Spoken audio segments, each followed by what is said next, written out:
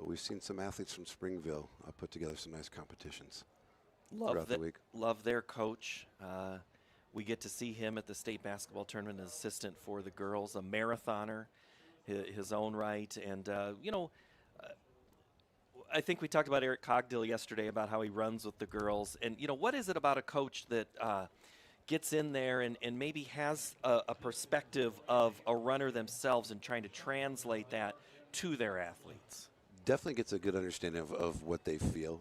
You asked me that question that, I wouldn't understand that, but I had a bike and a car that could get to where I need to be for my Or a golf cart athletes. if you needed to. Now, Ellen, when you talk to her, she'd have a great perspective on that a little bit. So, but yes, the golf cart was a vital tool to how I got to where I needed to be. So I need to be effective with my tongue, not my legs when it came to that.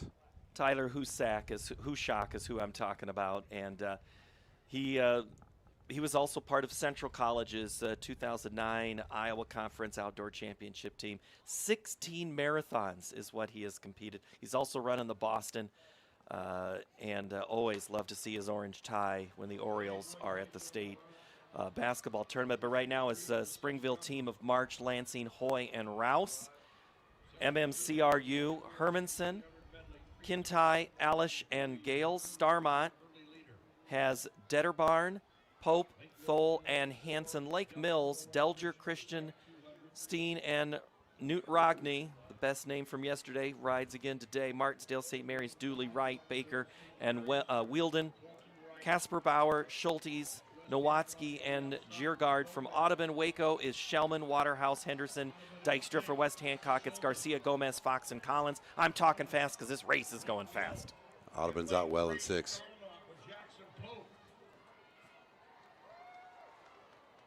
Springville in lane 1. They got a good carry from Lansing. They're running Mason Hoy on the 400.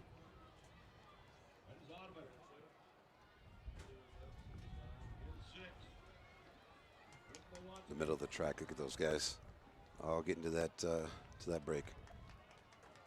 All right, let's look at shot put if we could here, Tim DeBrink.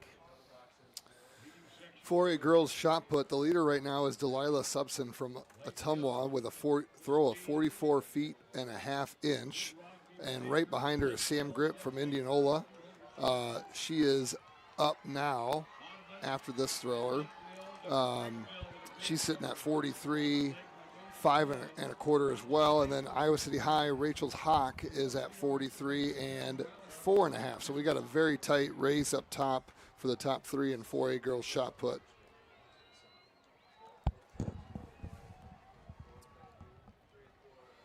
There's another look at that double box shot put again, trying to get as many of those athletes in. And again, if you're just watching and not listening, which means you're not hearing what I'm about to say, Tim has given us all sorts of updates of all of things that are going on. So you might not see it on the screen, but we are trying to talk about as many of those athletes that we can. And the athletes that are on the track right now, Tim, as we are coming into the final stretch of this 800. Top 6 teams here within 10 meters of each other, going to the last 500 meters. Springville, Martindale, St. Mary's, Lake Mills in 3rd. Look at Starmont and Audubon running chest for chest. This is probably the best bunch we've had. It's been a great heat, absolutely.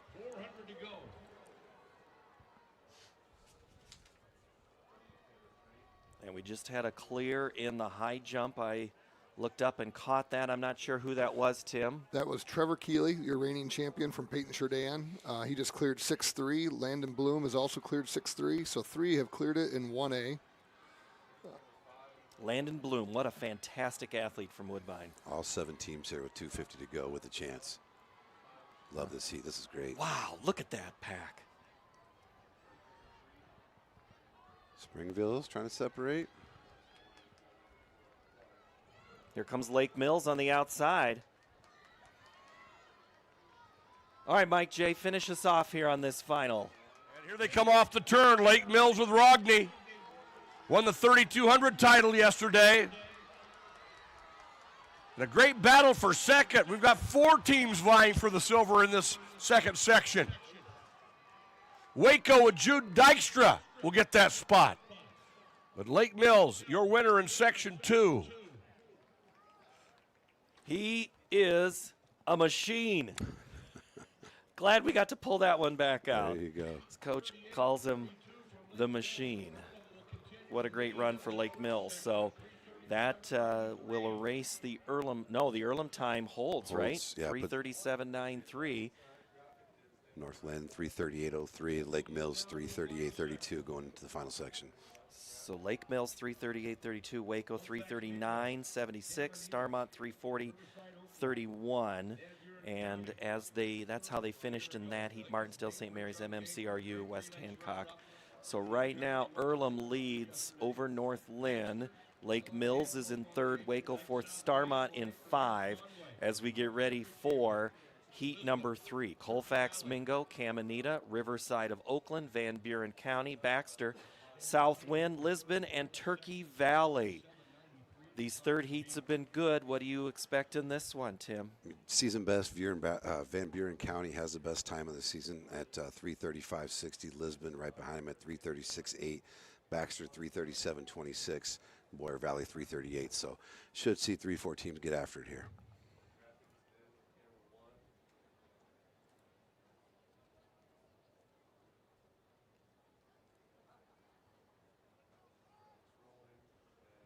A lot of pride in that Lisbon track program. Those boys, they put a lot of time and effort into their craft. They had a very good qualifying meet last week already. So for the 1A boys, Lisbon and Riverside of Oakland are tied for the overall team lead with 15 points. Lake Mills will now vault ahead of that, right? With they had 13 coming in. Depending on how this goes between, if Lisbon and Riverside, if they can beat that time of Lake Mills, that would at least keep the team race continuity at least in the same. Just the points will change. Grove, McKee, Jepson, Duncan, Mergen, Bullerman, McFarland, and Franzen go 1 through 8.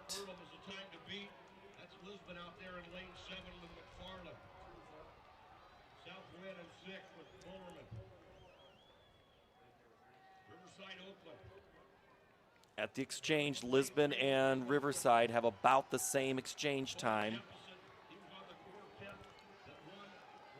Got one group with crazy hair, and the other with headbands. So that's Lisbon's Stone and Riverside's Gordon. And Riverside gets to the baton first to the 400. Oh, Lisbon has a disaster.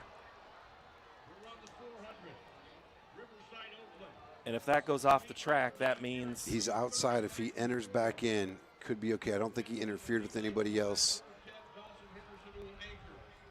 White flag.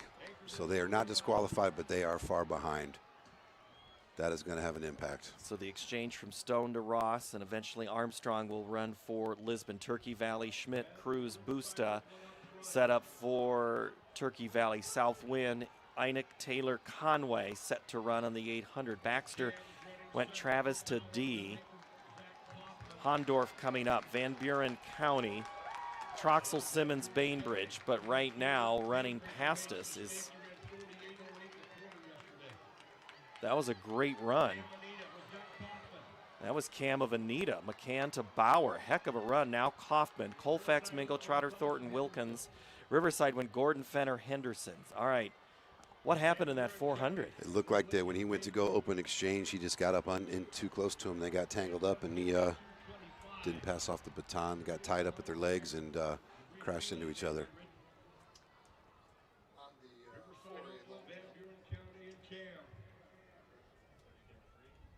4A long jump right now. We got Josh Goslin from Cedar Rapids Kennedy just jumped.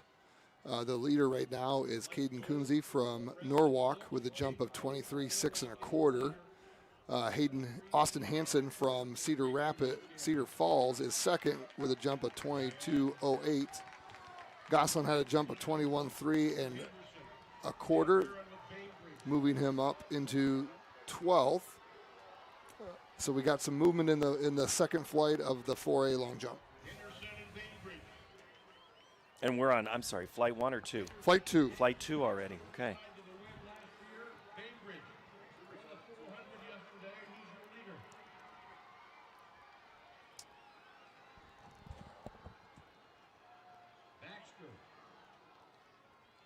third with Handorf, who's the runner-up in the 3200.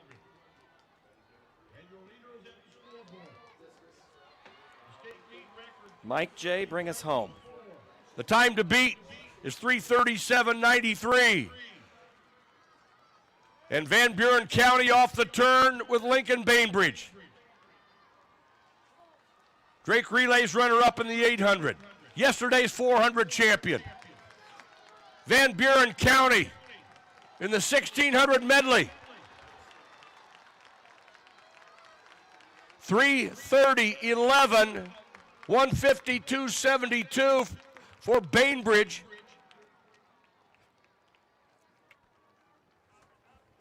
And meet record number 15.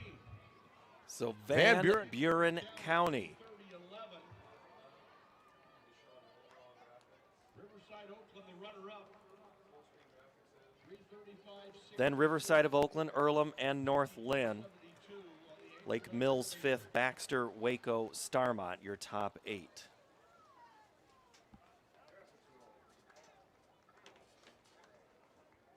So that was your 1A distance medley. Now we're going to do the 4A distance medley for the boys. So if Tim, if you want to give me an overview of this class and what you expect. Yeah, so I mean, 4A is just so much depth in the all across the board in the sprints and the middle distance, or some call the long sprints. I think it'll be a bloodbath when we get to that third section here. But you know, the thing about this, again, because of that state qualifying meet that we mentioned earlier, that lineup is so much different that, you know, coaches that have depth in their lineups can switch kids in and out. Some guy might bump from a 4 to a 2, and you know, because the way the 4x2 and the medley are in that meet and how they set up here, it's sometimes too quick of a turnaround to have the same guys in there, or maybe one guy can do it, one guy can't. So a little bit of the gamesmanship and the strategy, and you know, training guys up to be able to handle those loads in those short amount of time. So you can see teams from the first section find a way to score if they've got that hammer anchor 800 runner. Well, there's a look at Waterloo West's Allen getting ready into the blocks. For Lewis Central, it's Doss. Linmar has Castor, Kennedy, Walton. Winslow for Norwalk. Willoughby Wright for Ames. Kay for Southeast Polk and Roosevelt's Wold. And we're off.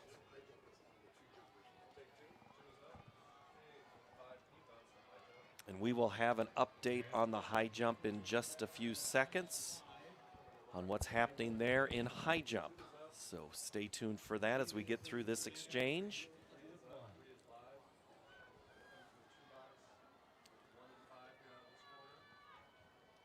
Right there, middle of the track, looking pretty good, but Yeah, Norwalk out great. so that would be Geisman, Simmons for Ames, Phelps for Kennedy, Linmar, White.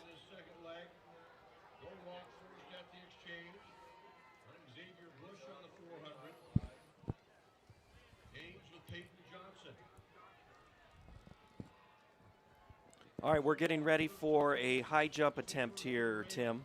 Yep, here we go. In 1A boys high jump, Trevor Keeley from Peyton Trudhan is about to set up and go over the bar. It is set at 6'6". It is a two-person competition between him and Landon Bloom from Woodbine. These two were first and second a year ago, with Keeley winning it and Bloom getting second. Bloom has a season best, clearing 6'5" as well, so we got a really tight race here at the top for first and second. As we do here, first and second on the exchange from the 400 to the 800 between Norwalk and Ames. Got a little bumping and shoving here back here for 4th and 5th, Southeast Polk. Coach Jason Nolting, I know he doesn't shy away from those guys sharpening elbows a little bit.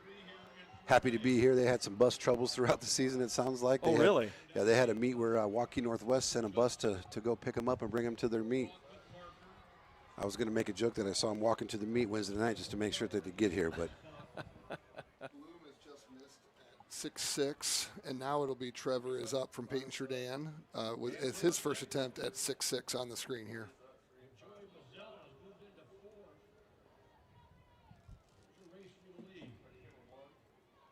Coach Nolting said they got some young guys, and he cleared it. He clears it. Keeley clears it from Peyton Jourdan. He is in at 6'6". So now the pressure falls to Bloom, right? Correct. He has one more jump? Yes. No, he's got two He more got two attempts more at jumps. this. Okay. So here he is on the screen. He knows what he has to do, and he's got to get himself ready to go here. We will keep up this this race or this event. Tell you a little bit about Landon Bloom. Mentioned his athletic ability in the state championship game last year for Woodbine. Just an all-out gutsy effort. The high ceiling for him and the offers that he is receiving for football are numerous.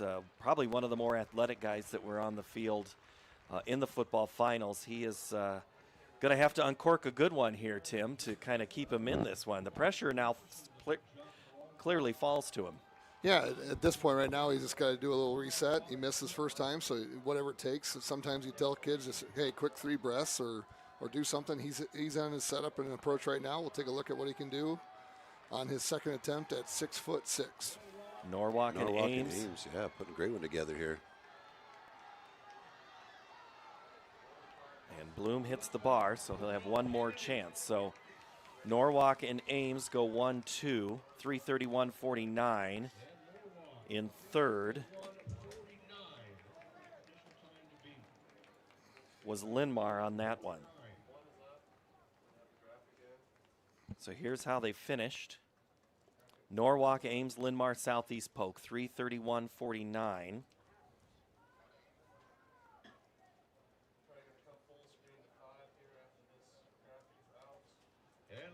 So now it's Class 4A Section 2. Dowling Catholic, Waukee, then Northwest, Dallas Center Grimes, Johnston, Ankeny, Iowa City Liberty, and Pleasant Valley. So you have lanes 1 through 6 separated by no more than 15 miles from one another. So Liberty and Valley throwing off the curve there a little bit. It would have been an all CIML type final. But what do you like in 2? Because these are teams that have A, seen each other a lot, B, lots of switching and strategizing going on. Sure. Yeah, I mean, I think Waukee Northwest has a great squad here. They're all the separation, their season best.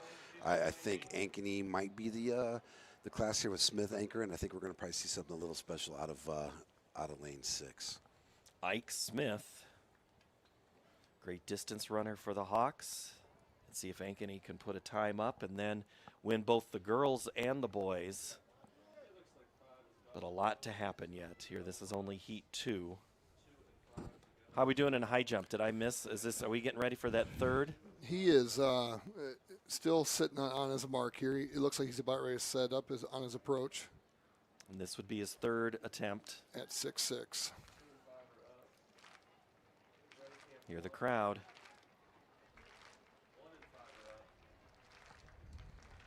Oh. Yep, I think. Yep, he is out. So he will be a runner-up for the second year in a row at 6'5", and your winner will be Trevor Keeley from Peyton Jourdan. Will be your champion. He'll decide at what height he wants to go to next. So fun when you have the 1-2, just not if you're the 2 both times. I feel, that's always a tough thing to do, but you know that you were in on the final round, always exciting there. So we'll see. We'll keep an eye on that. Height, anything else going on in field event land? You bet. Over in 4A boys long jump, right now the leader is still Caden Kunze from Norwalk at 23.6 1/4. Austin Hansen from Cedar Falls is right behind him at 22.8 1/4. And then Kamarian Owens from Cedar Rapids Jefferson has moved up into third with a jump of 22.6 3/4. So those are your top 3 out of flight as flight 2 is about to finish up here. So good there. And then the next time we have time, we'll talk about 4A girl shot put.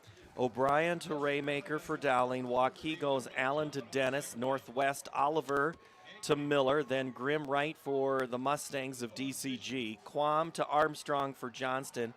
It was Fisher from McClure for the Hawks. Liberty, Schweitzer to Baldwin. And then Zuderveen to Tillman for Pleasant Valley. Now onto the 400 leg.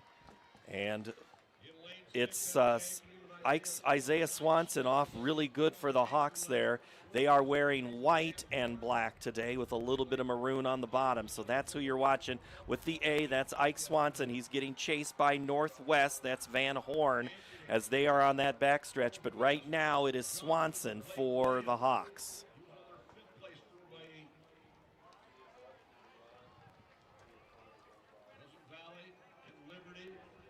Johnson always has some great half-milers coming up on the anchor. Williams will anchor for them. Swanson, great. Johnston now running second. Here goes Pleasant Valley on with the move. Grandin, Pleasant Valley moving. Here comes Ike Smith for the Hawks. It's been a couple of times this year watching Ike run that he is just, that's the Ike Smith that many people thought could be, but he is in a dogfight right there with Johnston as Williams is absolutely on his tail, in fact, trying to get past him.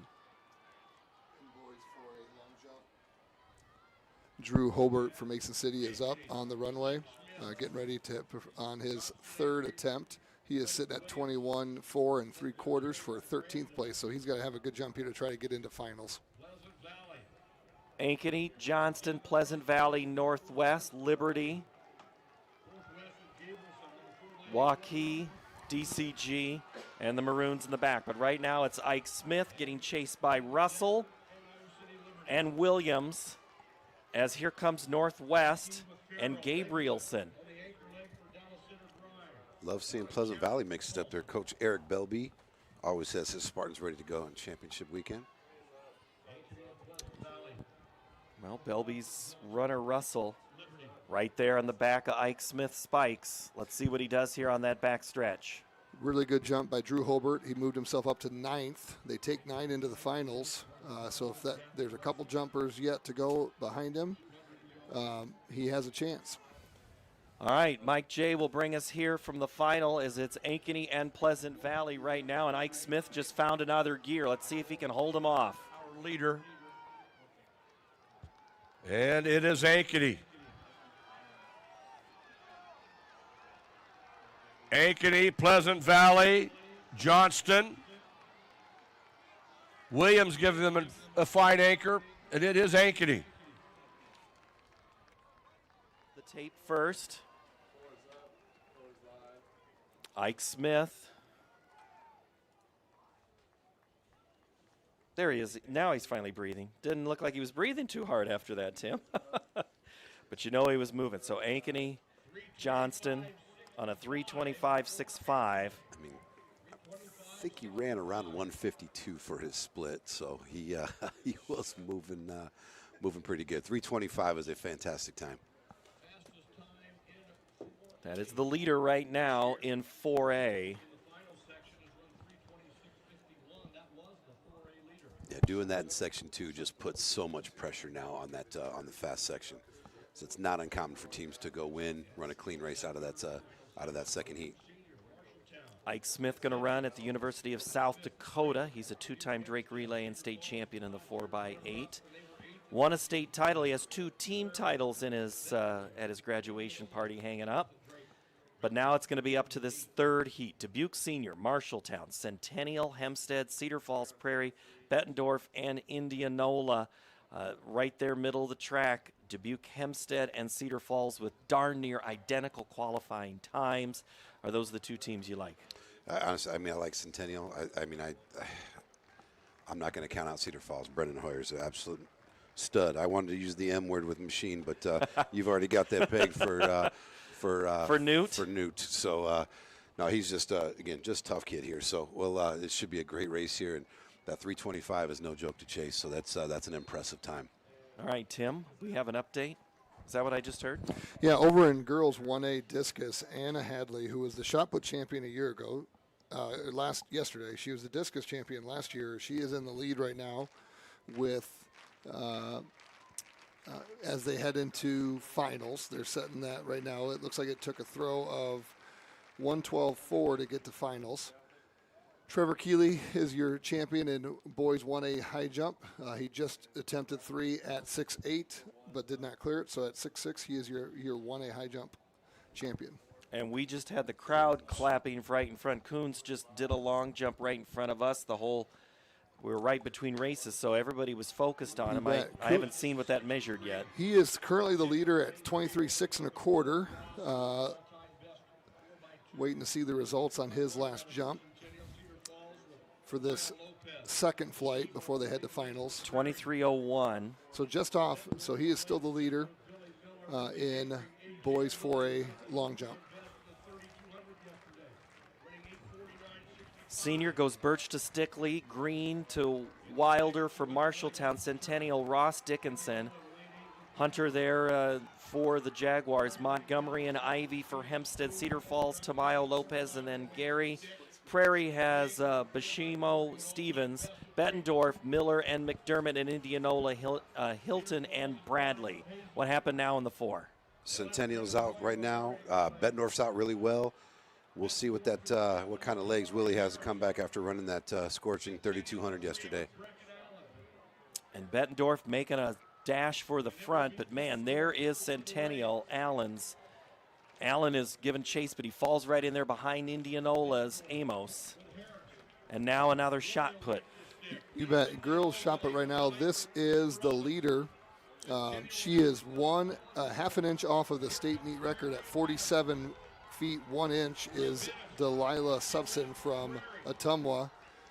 Second place is Rachel Hawk from Iowa City High, 44.9, and third place is Sam Grip from Indianola with a throw of 43.5 1/4. So those are your top 3 in 4A.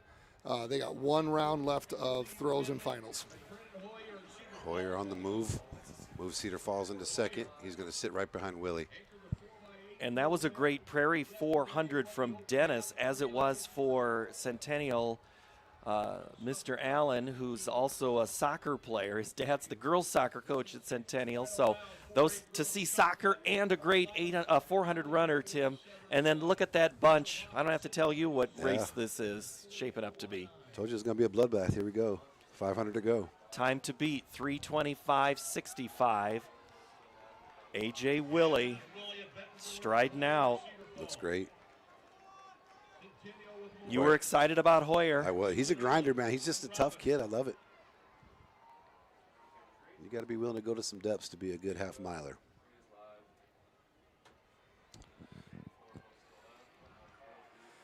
For a shot put, Anna Cassidy just fouled. I know there's a school record on the line here for Bettendorf Bulldogs too, so they look like they're in a good spot. Well, the 4A record is 3:24.39, held by Linmar in 2014.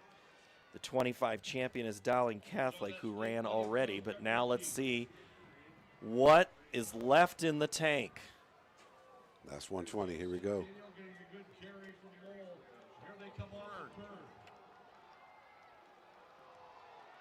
It is Bettendorf and Indianola, Centennial. Dubuque Hempstead with Micah Fern. And it is Bettendorf. 3:24.85 for Bettendorf, just shy of a state meet record. And A.J. Willie picks up his second gold of the weekend. So not only was Linmar's record, it was also the all-time, or the state meet record, that is. Right, Sorry, yep. Let me get that right. So now it is Bettendorf 3:24.85, Indianola 3:25.27. Hempstead will get third, Ankeny will get fourth, 3:25.65. So the Hawks win the second heat, but fall to the first or the third heat to win. So we need to step away for a moment. We'll update you on field events, and guess what they're doing now? They're wheeling out the hurdles as we get ready for the 110, the 100 and the 110 highs when we come back. We're not just lighting a stadium. We're creating lasting memories. We're not just installing a mini pitch. We're empowering youth to learn and grow. We're not just retrofitting an airport. We're creating an environment where workers can feel safer. This is why, whether it's a game down the street, professional stadiums around the world, or treasured monuments and landmarks, you always know when it's must go.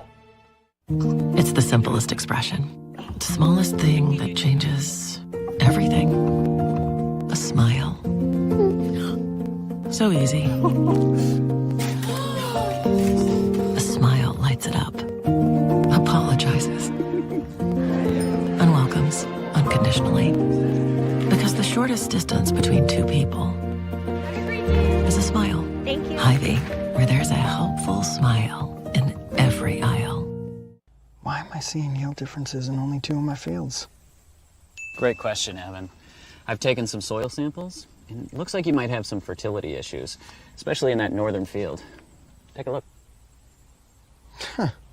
Nothing gets past you, Rick. Hey, how long you been back there? An agronomist never tells. From personalized insights to year-round support, Channel agronomists always show up. Channel, all in, all season. Something exciting is growing on Iowa farms these days. Innovation. From tractors that seed, weed, and harvest with data-driven precision to drones that scout or plant cover crops to protect soil and water. Even our animals live in smart homes with round-the-clock care. Technology keeps your food safer, water cleaner, and makes us more sustainable. Because what we do here benefits everyone here. Life on the farm makes everyone's life better. All right, over here in 4A girls shot put, there is one throw left in the competition. It is Delilah Subson from Ottumwa. She is in the lead with a throw of 47 feet 1 inch, which is a ½ an inch off of the state meet record, and she is on the screen right now. She's got a good mark. Her hands are up. Wait on the measurement here. She will be your 4A girls state champion in shot put. From Ottumwa. From Ottumwa. So the Bulldogs get a win there. And was that that was the last throw, right? That was her last throw. It Yep. wasn't her best one, but still a really good series. I'm looking at her 6 throws right now. All of them were 43 feet or higher. That's a very good throw progression for her. Second place was Rachel Hawk out of Iowa City High. Third place will be Sam Grip from Indianola. Fourth place, Tatum Johnson from Urbandale. That was a star-studded group from last year. All 4 of those were state placers a year ago, and they all are state placers again this year. And it looks like maybe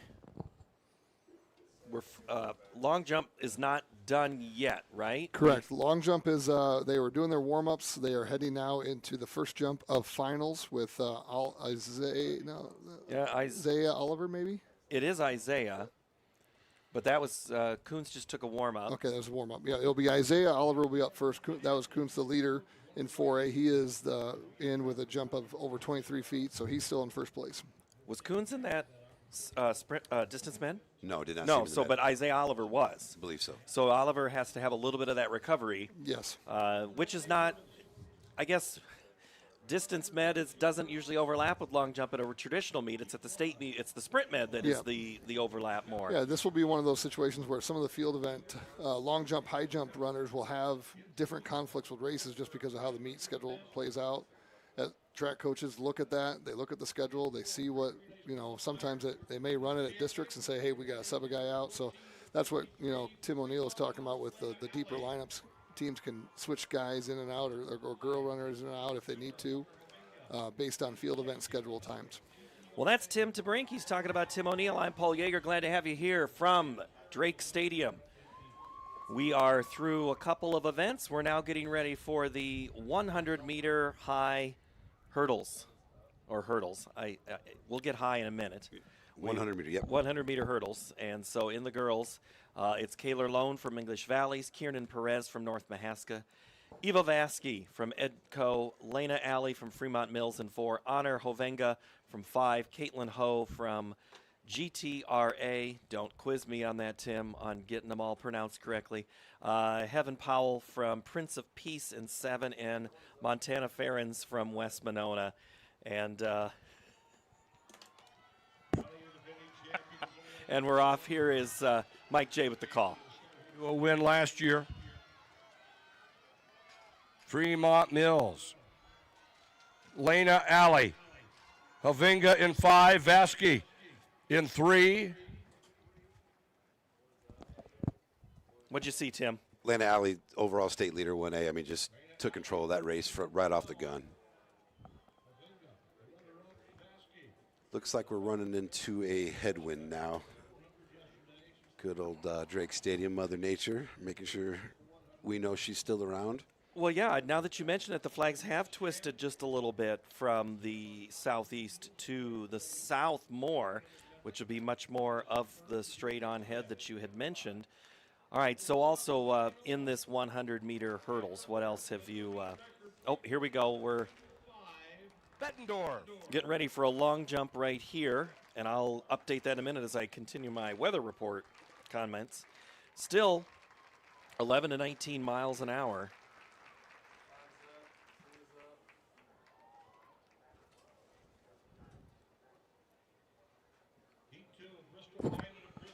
Here's the introduction for Heat 2. In 2, Kennedy Brand of Gladbrook Rhinebeck in 3. Two-time medalist from Griswold, Junior Carson Adams in 4. Ada Hansen, 7th in the Drake Relays final, 4th at last year's state meet for Cam, and she's in 5. Brooklyn Weldon of Fremont Mills in 6. Emerson Meinert of BGM in 7. Alexis Rose of North Butler in lane 8.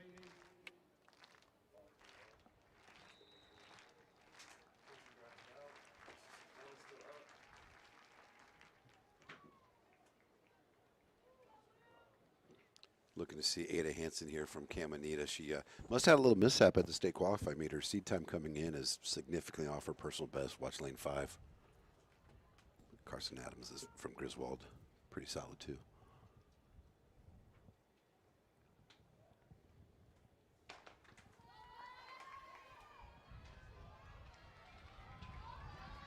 And here comes your field.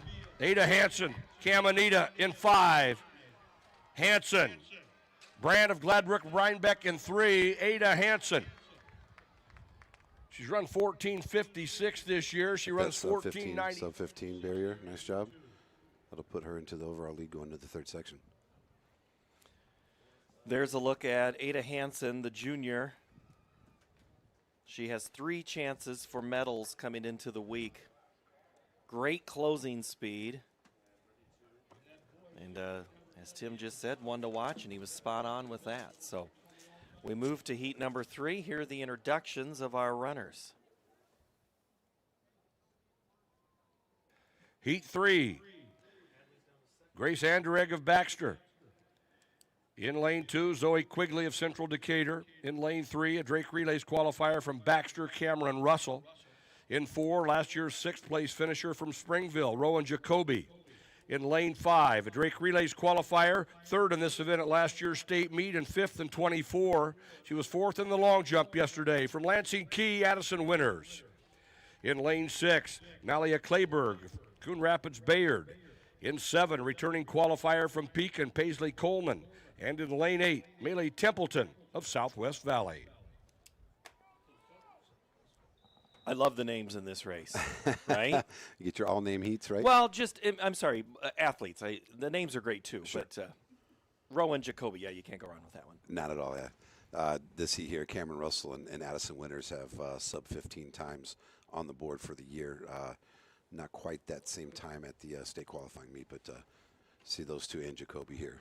Kennedy Brandt, who ran 2nd in the previous heat, is going to Wartburg, as is Addison Winters, but different sports for the two in their next career. So here we're off. Here's Mike J. Jacoby in 4, Winters in 5. Jacoby and Winters. Russell and Clayberg.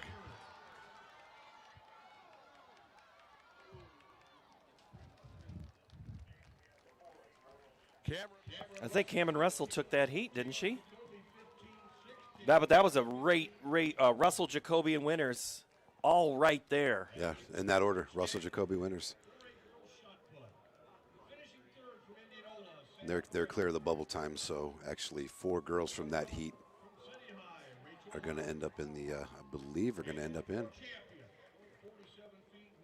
All right, so that's a look at 1A. Before we get to 4A 100-meter hurdles, Tim DeBrink is going to keep us up because I know before I get to him, I need to let you know that Cookies They have epic sauces and bold seasonings. Remember, smart cookies use cookies. And the Iowa Farm Bureau, they're the proud title sponsor of the IHSAA and the IGHSAU. And they all champion youth through sports and education.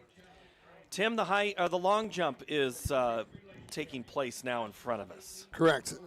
This is the first round of 4A finals. Right now you have Cedar Falls. Austin Hansen is jumping with a good mark. We'll see on his measurement. He is sitting in second currently after the first round of finals.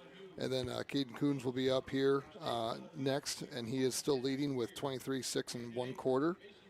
Measurement is coming up for Austin here.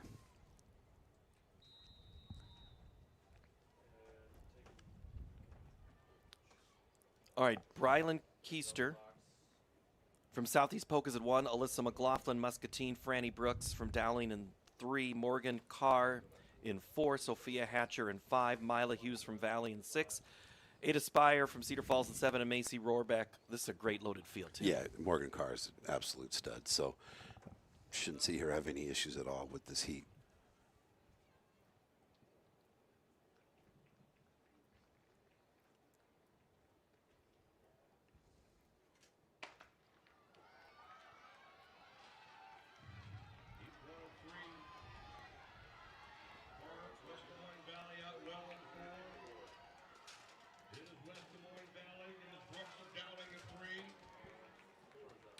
Her teammate closed well there too, Mila Hughes.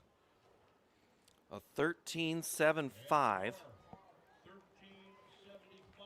That is that is knocking on the door of the 4A record of 13.62, held by a Valley Tiger. So 13.75, and Hughes runs second in that race. Yeah, Hughes and Brooks tied there. Had to go to the 1,000th of a second to separate them.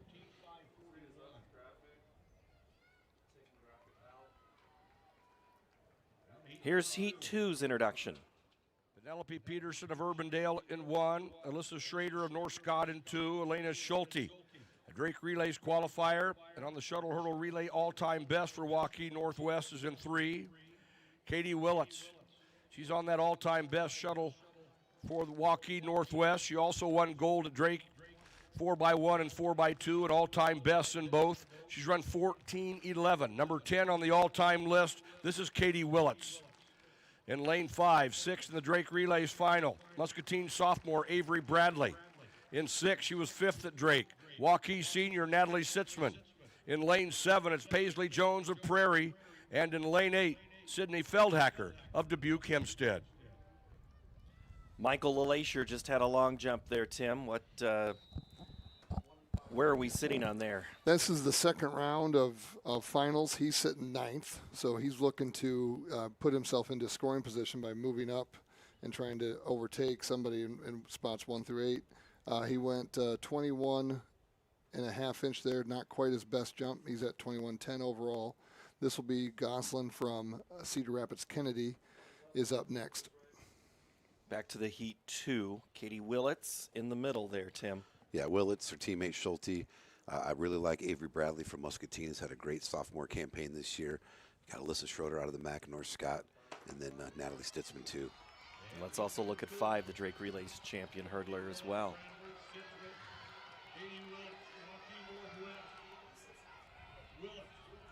Schulte in 3, Bradley of Muscatine in 5.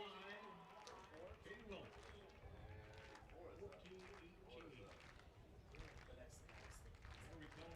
14-18. Katie Willits had a very good Drake relay. She's having a pretty good state meet as well.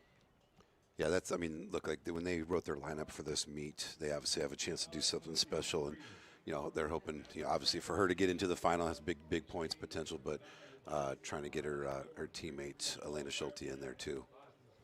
Now back to the long jump.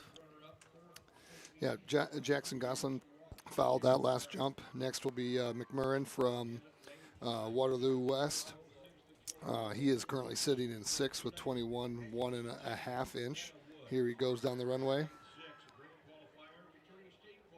It'll be a measurable throw. Looks like he was a little bit off of the toe board there. He wasn't quite His steps weren't perfect, but it's still going to get measured.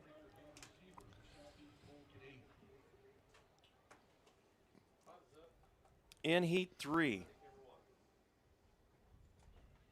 coming up here on the track, it's going to be Madeline Fraga, Elsie Kane, Natalie Lord, Jane Amari, Anna Woods for Centennial, Berkey Wasco for Cedar Falls, Atumwa's Jordan Mason, and Gabby Sievers from Southeast Polk. Yeah, Mahari of Waukee has a little separation between Woods and Natalie Lord here. Davenport North product. Father, schoolmate of mine back in the day, the old Assumption days in the 90s.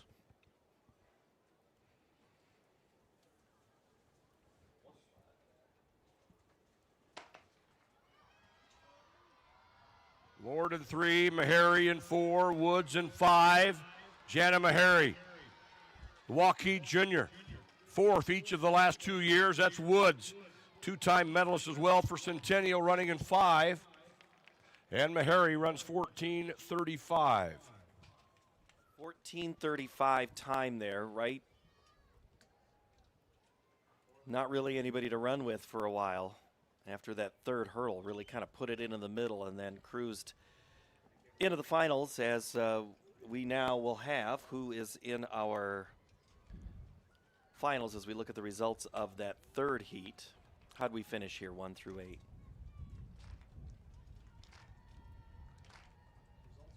So there's the Heat 3. Mahari, Woods, Wasco go 1, 2, 3.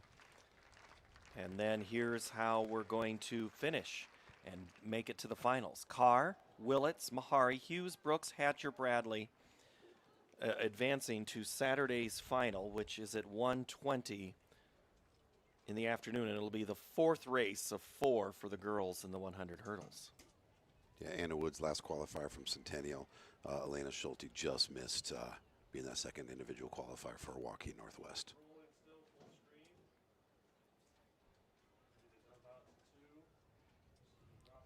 We move over to the boys. We'll step away for just a moment here from the state track meet from Farm Bureau as we get ready to go to the boys' 100 highs. As they readjust the heights, we have a moment to pause in the action. We'll return to the state track meet right after this. Whether you volunteer or hang with friends, play pickleball, read or follow trends.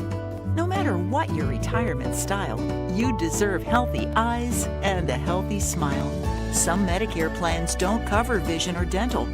With Delta Dental, you can save on what's essential. Get coverage and take care of your health. It's peace of mind, so treat yourself. It's more affordable than you might think. Give us a call or visit this link. In our hometown, connections are personal, and trust is important. At Northwest Bank, we're more than just your bank. We're your neighbors. We're proud to give back to the communities we call home, supporting local businesses, schools, and the causes that matter most to you. Founded on integrity and honesty, we focus on relationships rooted in trust and care. Northwest Bank. We are commitment you can bank on. Welcome back to the state track meet in Des Moines, Iowa at Drake Stadium. It's the Iowa Girls High School Athletic Union and the Iowa High School Athletic Association. The union and the association put on a party, and it's a pretty good one. 13,000 yesterday. We're starting to fill in. Not many empty seats here on the near side and on the far side. Right now, we are getting ready for the boys' high hurdles because it's time to get high hurdles onto the track. See, I'm aware of what I've done. Thank you. My apologies. Michael LeLacher just jumped, I think, Tim. Yeah, he did, and now we got Adam Hansen. He is currently sitting second. This is his 5th attempt. We got white flag is out. He'll have a measurable mark here. He is sitting in second with a jump of 22, 8 1/4.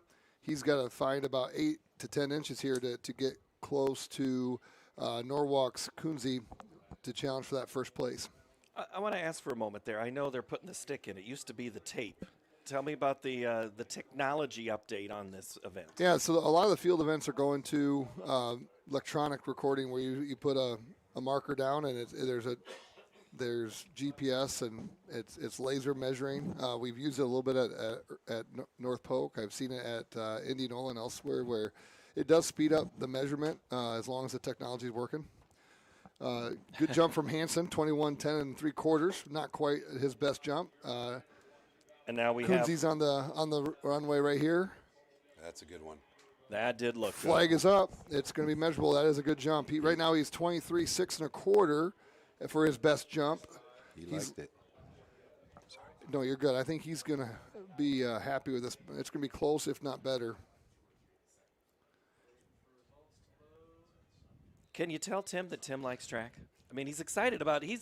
He's wanting to get in on the field events and help you out with those. Heck yeah. No, it takes a team to do it. So Kunze will stay. Yeah, there you go. Oh, 23 8 1/4. That's his best jump of the day. We'll start in with the last jumps of 4A finals for long jump. Isaiah Oliver jumping right now for Northwest.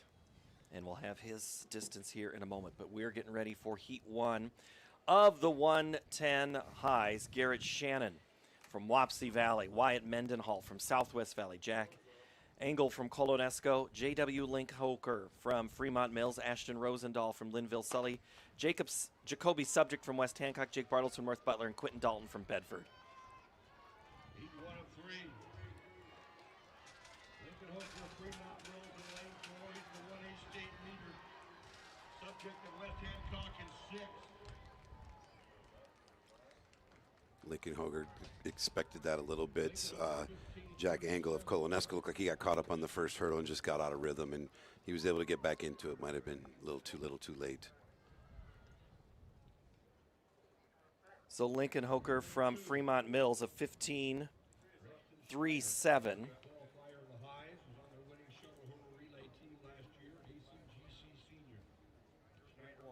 In two, it's Cameron Bartles of North Butler. Dawson Evans of Lennox. In lane 4, he was 7th in 2024. He was a state qualifier last year, a Drake Relays qualifier this year. Riverside, Oakland, Jackson Gordon. In lane 5, it's Nolan Kriegel of Iowa Valley. In 6, Connor Deal of Linville Sully. In 7, Wyatt Silk of Griswold. And in lane 8, Jace March of Springville. All right, so there's our introductions of our heat. Walk me through some of the runners here a little more, Tim. Yeah, you got 3 guys in here that have gone sub 15. You've got Dawson Evans, Jackson Gordon, and Nolan Kriegel. Nolan from Iowa Valley, Jackson from Riverside, and Dawson from Lennox. So I anticipate Jackson Gordon handling business in this heat with the other 2 having a chance to get into the final.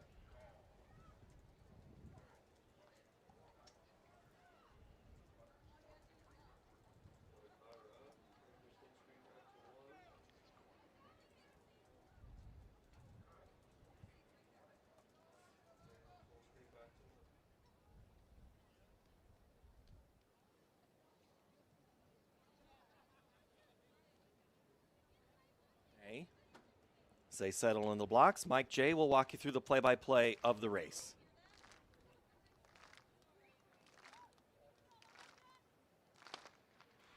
And a clean start here in Heat 2. Armstrong up in the long jump. Gordon out well in lane 4. Jackson Gordon on the inside. It's Schneider. Gordon and Schneider. Evans of Lennox closing well in 3. Schneider pulling together there on the inside.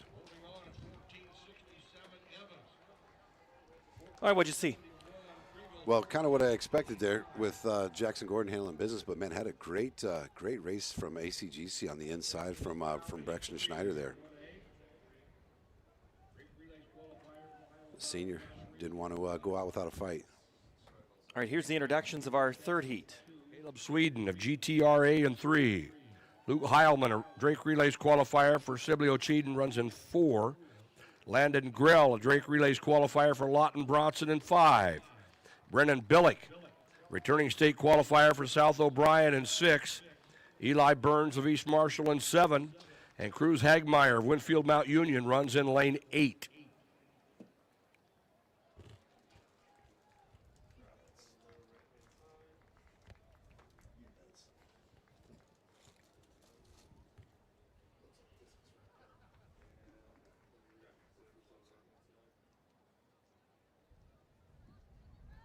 as they get settled in for Heat 3.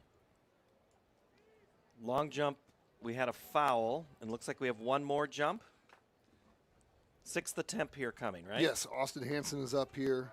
We've had a couple jumps that have been fouled off, but McMurrin from Waterloo West did jump his best on that last jump. Here goes Hansen from Cedar Falls. White flag is up. That'll get measured. He's currently in at 22, 8 1/4, but he's got to find a full foot in order to catch Kunze from Norwalk.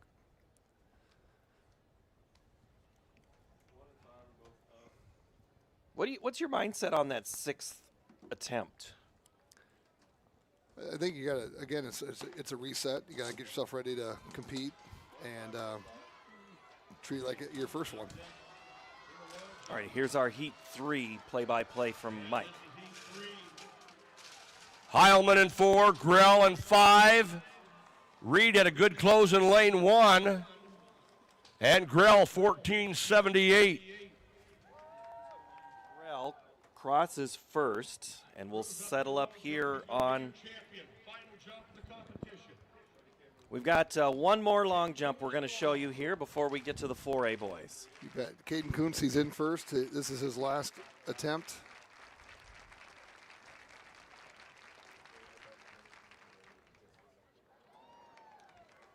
Should be measurable. White flag is up. He will be your 4A state long jump champion. I think he liked it, but he didn't love it. Usually you know right away when those jumpers, they know where they look in that sand, they know where they're at. They got their own GPS. And I think we also have other field events. That's just what's right in front of us. I know there's more happening, right? Yeah, so 1A girls discus is wrapping up and has gone final. Anna Hadley, the champion from a year ago and the state champion in shot put yesterday, is going to get second from Pekin. She threw 145.7. The state champion was third a year ago, Lindsay Cruz from St. Agar. She had a throw in the 5th round that put her into first with a throw of 148.6, and she will be your 1A girls discus champion. All right, they qualified. We have their finalists for 1A. For 1A in the hurdles, it took 15-13 to make the final. And so Jackson Gordon qualifies with a 14.67 as the best heat or the best time. Dawson Evans, Landon Grell from Lawton Bronson, Nolan Kriegel from Iowa Valley, Brennan Billick from South O'Brien, Brexter Snyder, ACGC, Luke Heilman, and Josh Reed from Iowa Valley in that 15-13. We're getting ready for 4A. Handicap this one for me. Well, looking at the middle of the track is obviously how they're seated 4, 5, 3, and 6. A lot of upperclassmen, so a couple young guys, but season best. Braden Peck of Cedar Rapids Kennedy, as I mentioned earlier yesterday, that Cedar Rapids Kennedy. This is something that they do is in the hurdles. And here's the play-by-play of the race. Carlson of Ankeny is out well. Carlson in 5. That's Peck of Cedar Rapids Kennedy in 4. Wright of Davenport Central in 3. Hayden Carlson. Crosses first. He won the Drake Relays title, and if you haven't watched that video 17 times, I don't know what you're doing, because I know I have. Braden Peck, second. KJ Wright from Davenport Central, third. Gino Scurrieta.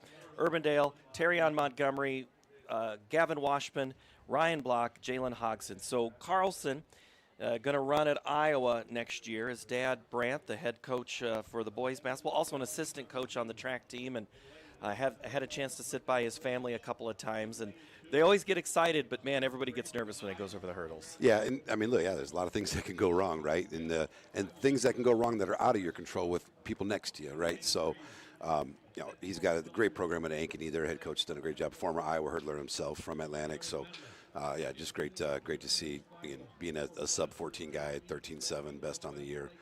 Fantastic. I'm sure Jordan Mullen's wearing shorts today. Probably. Some things don't change. So moving on here to Heat 2. Make sure I have my proper rundown here. Yep, I do. Okay, so Brendan Gorsch from Linmar, Eli Smock from Iowa City West is in 2. Billy Miller from Bettendorf In 3, Blake Ludwig from Northwest. In 4, in 5 is Darian Walker from Dallas Center Grimes. Iowa City West, Ryder Gorsh. Easton McGraw from Indianola, and Ramsey Meinert from Waterloo West. Blake Ludwig, clear favorite here. Had a phenomenal race going at the Drake Relays, and you want to talk about a kid that's fearless. He will crash and burn. So that's one of those things as a coach. You kind of hold your ears in your head because you never know what you're going to get here. You know what you're going to expect, but he's not afraid to go after it. Love watching him compete. That'll be in lane 4.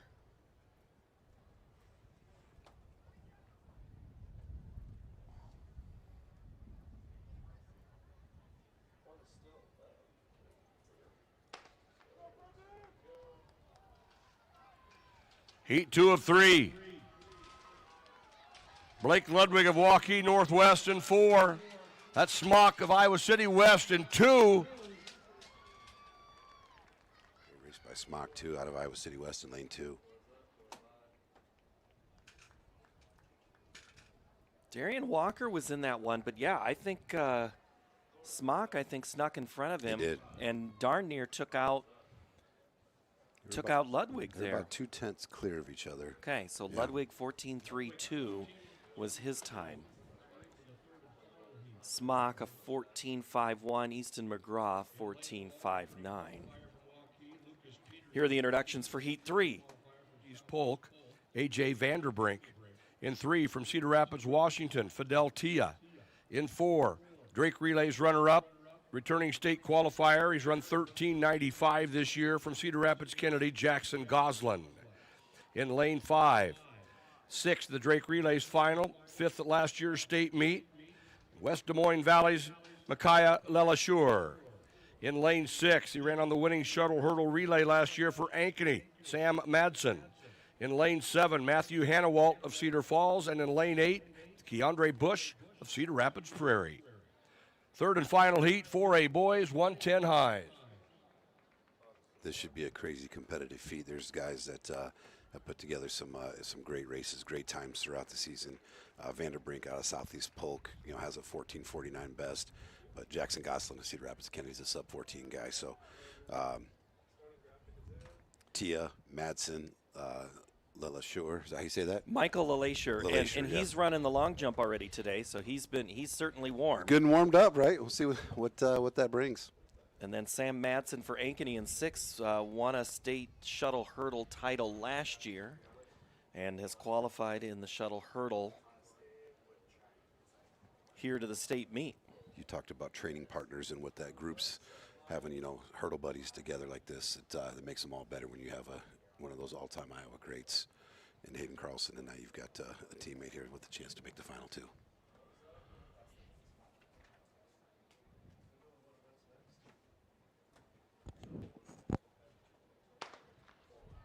Here's Mike J's call. 4, Lelashur running in lane 5. Running well in 3 is Tia of Cedar Rapids, Washington. That's Vanderbrink in 2.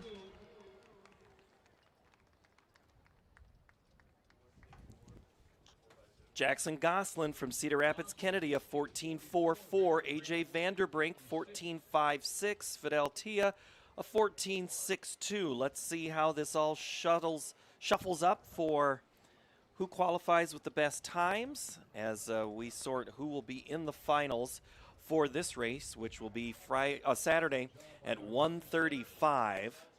So Hayden Carlson with a 13.90 will be in the middle of the track. Blake Ludwig from Northwest at a 14.32. Jackson Goslin and Braden Peck for the Cougars of Kennedy, 14.44 and 14.48. Eli Smock, A.J. Vanderbrink, Easton McGraw, and Darian Walker sneaks into the finals. This is the one I've been looking forward to the most. I don't know about you. Yeah, look, there's just so much volatility, right? And yes, so much carnage that can happen. I guess we'll probably see more of that in the shuttle hurdle relay final on Saturday. All right, when we come back, we will clear the hurdles and we will get going with the 4x2. This is the final when we return to the Blue Oval in Des Moines on the Iowa Farm Bureau State Track. What does commitment mean to protect what's important, to invest in the future. It means providing peace of mind. It's what reliable people do. It's what local banks do. Banking in Iowa goes beyond transactions. Banks work to help people and small businesses succeed. And Iowa banks are proud to be trusted partners in building confident banking relationships. Iowa Banks, your partner through it all.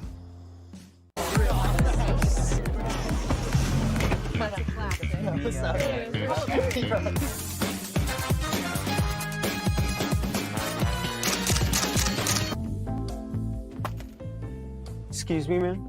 You dropped this.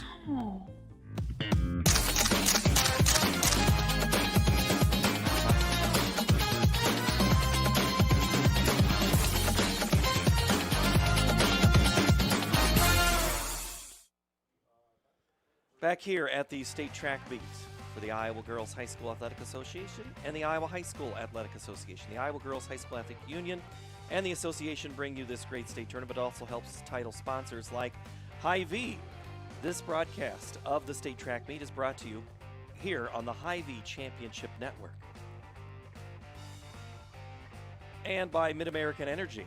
This broadcast of the Iowa Girls High School Athletic Union State Track Meet is brought to you on the digital network powered by Mid-American Energy. Our thanks to both of those sponsors making this happen. As we get ready for the 4x2, we clear the hurdles away. Tim DeBrink's going to help clean up anything that we've had so far. They did a presentation right almost in the middle of that third heat of the 110 highs. We didn't get a chance to talk too much about that long jump. You'd already told us who had won, but that was an impressive field. It was. Caden Kunze wins it from Norwalk. Austin Hansen gets second. Elijah Armstrong, we never had a chance. It seemed like every time he was jumping, they were getting ready for a race. We never had a chance to talk about him. He was able to get third, and then Kamari Owens from Cedar Rapids Jefferson is fourth. It was a tight pack there for second, third, fourth, and even fifth with McMurrin out of Waterloo West. Close competition all the way through, so fun to see that. We talked about the 1A boys high jump with Trevor Keeley winning it from Peyton Sheridan with a jump of 6'6". The 1A girls discus we hit on. Cruz from St. Angar was third a year ago, and she moves into being the state title winner this year. And then Lauren Dvorak from Madrid was second a year ago, and she was third again she was third this year. And then finally, the girls 4A shot put, Delilah Subson from Atumwa. She was a half an inch off of the state meet record at 47 and 1 inch. Rachel Hawk was second from Iowa City High, and Sam Grip third from Indianola. All right, Tim, thank you very much. A little bit of a break here for about half an hour before field events kick back up, but he'll keep us updated, so thank you very much, Tim. Along with Tim DeBrink, Tim O'Neill, Paul Yeager with you as we get ready now for the 4x2. All right, Tim O'Neill, we'll start with 1A here, and walk me through a little bit of the mentality of setting up the 4x2 in relationship to this meet in particular. So, being that it's a short sprint event, but it's a final only, it's one of those, like, there's a lot of points for the taking out there, and how it relates to your medley, your 4x1, your 4x4. It's a great combination of those short sprinters that are those 60, 100, 200, and then those longer 200, 400 type sprinters, and how you're going to kind of spread that out amongst those events. A lot of people, for whatever reason, you'll see in multiple classes, this is the event that they love. It's a staple in their programs. I would say the 2A, 3A port, you'll see that later. Dubuque-Wahlert is always that team that they never will not run the 4x2. That's just what they do. Went head-to-head with those guys for years, and they do it very, very well. So excited to see what these teams, this first heat, we got a lot of teams that are paired very, very closely. None of them have shown that they've broken that 150 barrier yet, which is always that first big one. Once you get under that, then you'll start seeing, when you get up to 4A, those teams that are breaking the 140 barrier, like Waukee Northwest and some of those others. So, again, the bar has been raised so high in the sprints here in Iowa. This 4x2, the one thing about this race is you think when you're starting, once I get through the turns, I'm almost done with my leg. But you get to that far turn, and it is a long way down. What's the mental state then of these runners, specifically that first and second? Well, yeah, early on, because it's you start on a curve and then you're finishing on a curve, so it's just it's a weird feeling, especially when you're in those outside lanes. You just feel like you just don't get there, and then you just got to be calm, stay patient, and then just trust that your outgoing runner is going to bring you and pull you through the zone.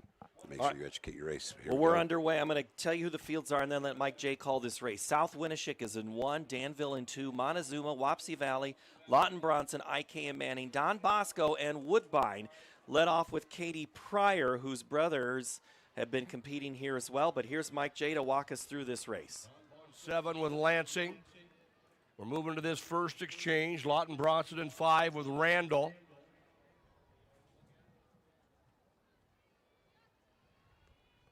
In lane 5, Lawton Bronson, Bree Jessen. In 7, Don Bosco with McMahon. IKM Manning in 6. They opened up with Macy Rasmussen. They're running Kaylee Rasmussen on the second leg. They're first to make the exchange. For those of you new to the sport, 4x200s are lanes all the way. IKM Manning in 6. That's Don Bosco in 7. Lawton Bronson in 5 with Mosman. They'll anchor Nelson.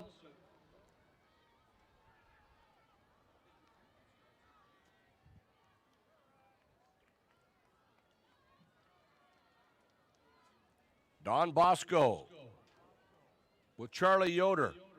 Don Bosco running 2 sophomores and 2 freshmen here today. IKM Manning and Lawton Bronson. Lawton Bronson with Laney Nelson. In lane 2, it's Danville with Newberry. Out in lane 7, Don Bosco.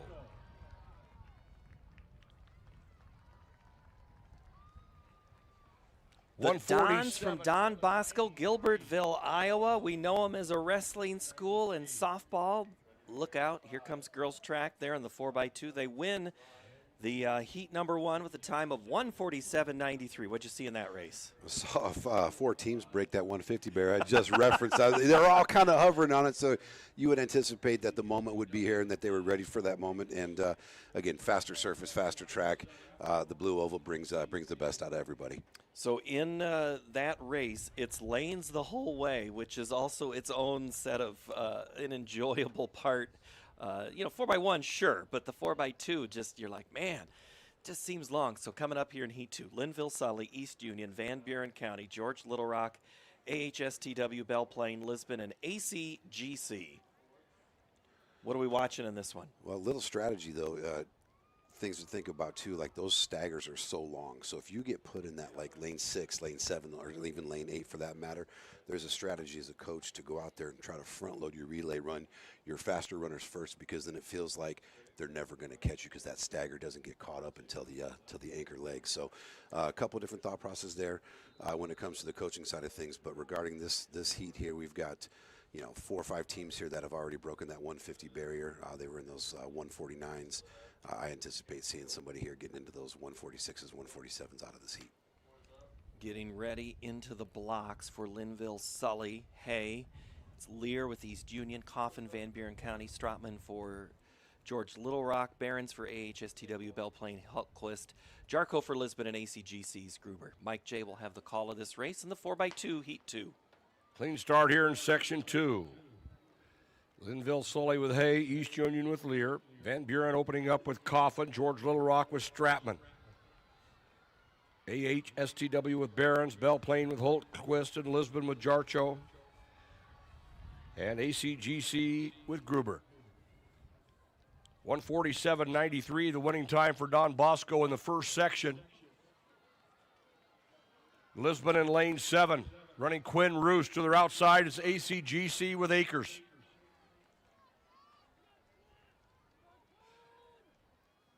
AHSTW with Brockhoff in lane 5. Belle Plaine running well in 6.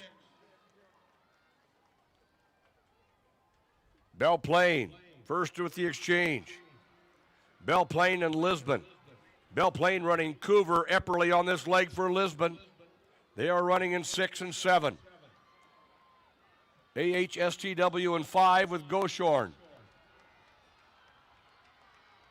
Lisbon in 7. Belle Plaine in 6.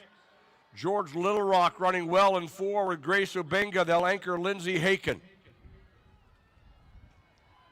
Lisbon with Brindley Patterson. Lisbon running 4 sophomores. Patterson on the anchor. Lisbon in 7. AHSTW in 5 with Wyman. That's Linville Sully on the inside with Bria Lowry. Lisbon and Linville Sully.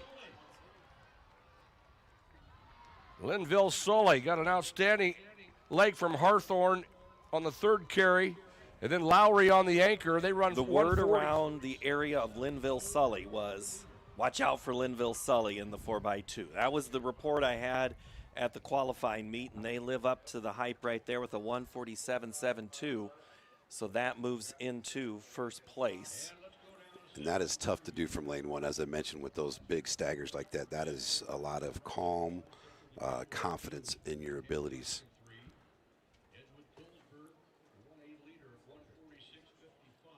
So now it's on to Heat 3, and this is where the names we're going to hear and see some very familiar ones so far. St. Albert is in 1. Right now they're scheduled to go Denton, Laramie, Sims, and Livingston. Central Decatur with Mundy, Smith, Leahy, and Lindsay. West Hancock is in lane 3. It's Ava Kuiper, and then it's Weiland, Madison, and Nieto Mendez, Edgewood, Colesburg, Atkinson, Bereski, Hahn, and Dugan. Wayne is Pruitt, Murphy, Peck, and Whitney, West Fork, Wood, Duff, Hilt, Susan, Pomeran for West Fork. And then Lake Mills, it's Sauer, Budock, Eastfold, Reed, Kraft, Burbage, and Paris. What do you like in this one? Edgewood Colesburg has the best time on the season here. I don't know. I think that they're going to be the clear favorite here, is what it looks like. But you've got a couple other teams in West Hancock and Wayne of Corden that could be right there nipping at their heels. The time to beat, Linville Sully's 147.72. They're in the blocks. They're ready to go. Here's Mike J with the call of the Heat 3 of the 4x2.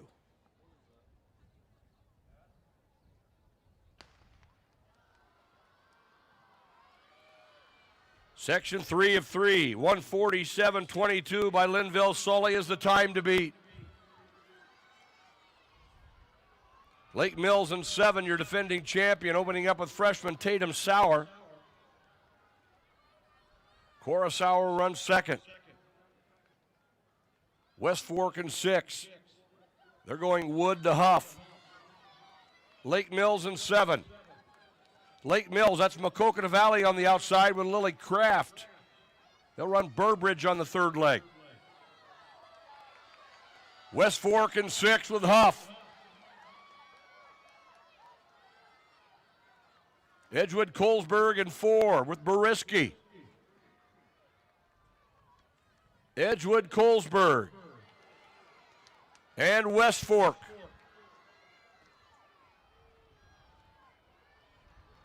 Edgewood Colesburg in lane 4 with Caitlin Hahn. Faith Dugan will anchor. West Fork in 6 with Hitsusen. They'll anchor freshman Talia Pomerane.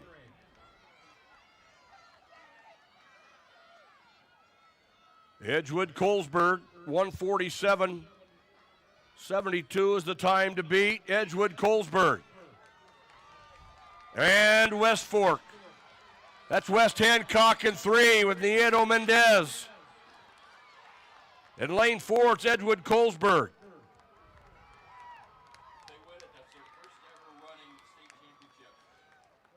Edgewood Colesburg, 144.43. Their first state title ever in a running event. Edgewood Colesburg, 1A 4x2 champions.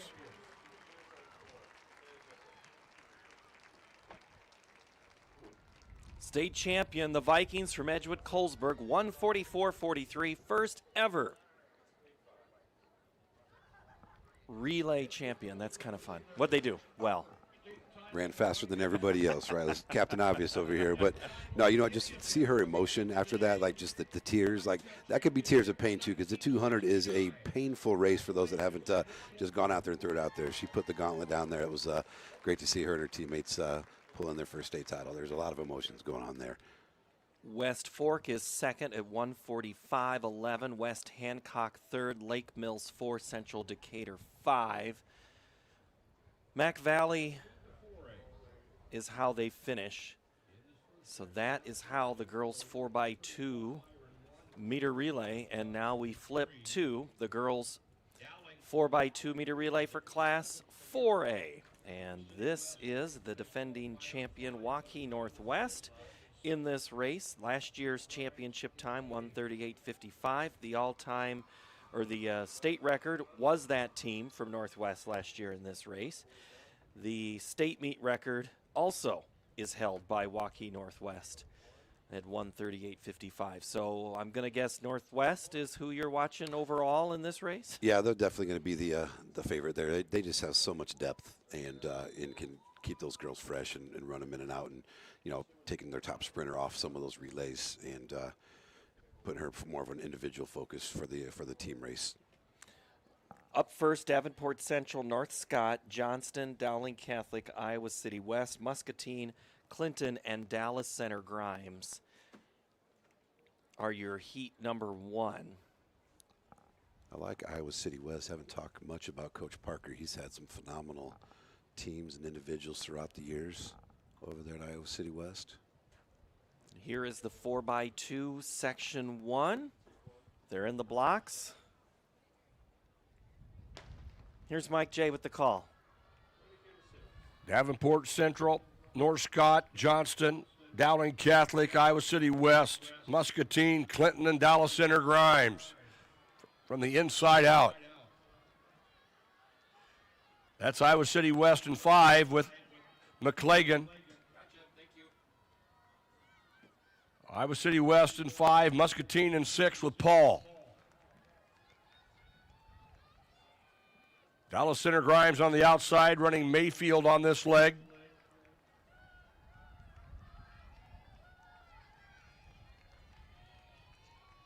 Dowling Catholic running well in 4 with Ellie Mead. They'll run Nagel third.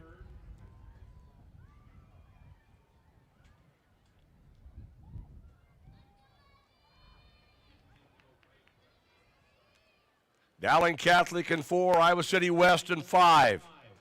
Cornish running for the women of Troy in 5. Dowling Catholic with Nagel, Muscatine with Carver. They're running in lane 6. North Scott in 2 with Ranson. And we're moving to the anchor.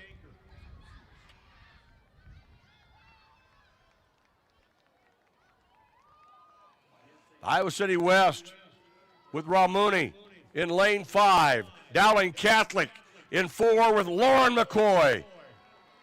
North Scott in 2 with Nwachuk. Iowa City West, Dowling Catholic, Johnston. Iowa City West, 144.28. Dowling Catholic, the runner-up, 144.68.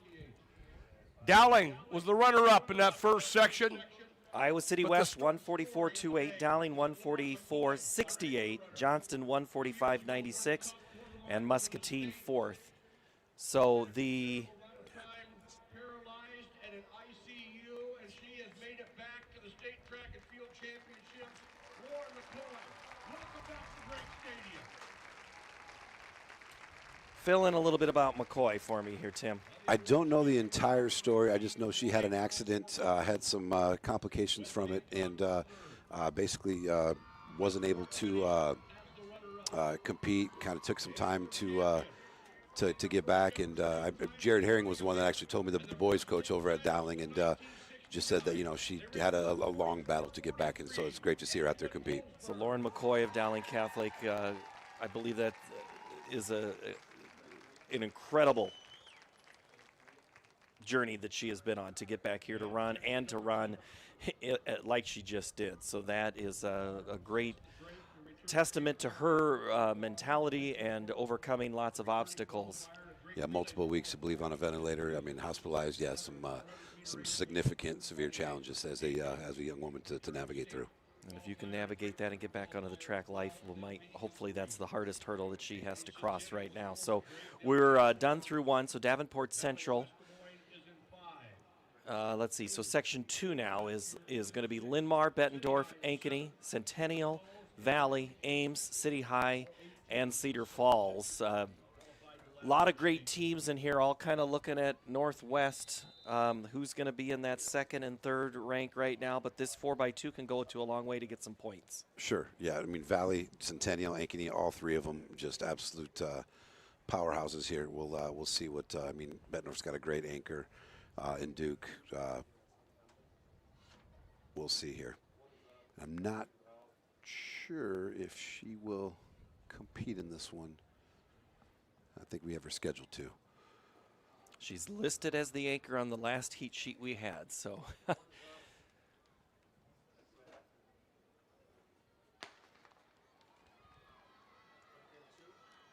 wouldn't count out Ames either. Here's Mike J with the call of the race. Balashitis on the lead leg. Kaiser opening it up for Valley. Ames with Johnson.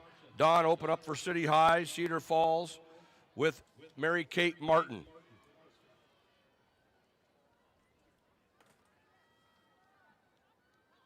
And we move to the first exchange. That's West Des Moines Valley in 5, running Garrison on the second leg. Centennial to their inside with Ava Barton. City High in 7. Cedar Falls in 8. Cedar Falls running Trage. West Des Moines Valley with Maggie Garrison, Sydney Small will run the third leg. West Des Moines Valley in 5. Centennial in 4 with Belisha Bush. West Des Moines Valley and Centennial. Ames in 6 with Negrete.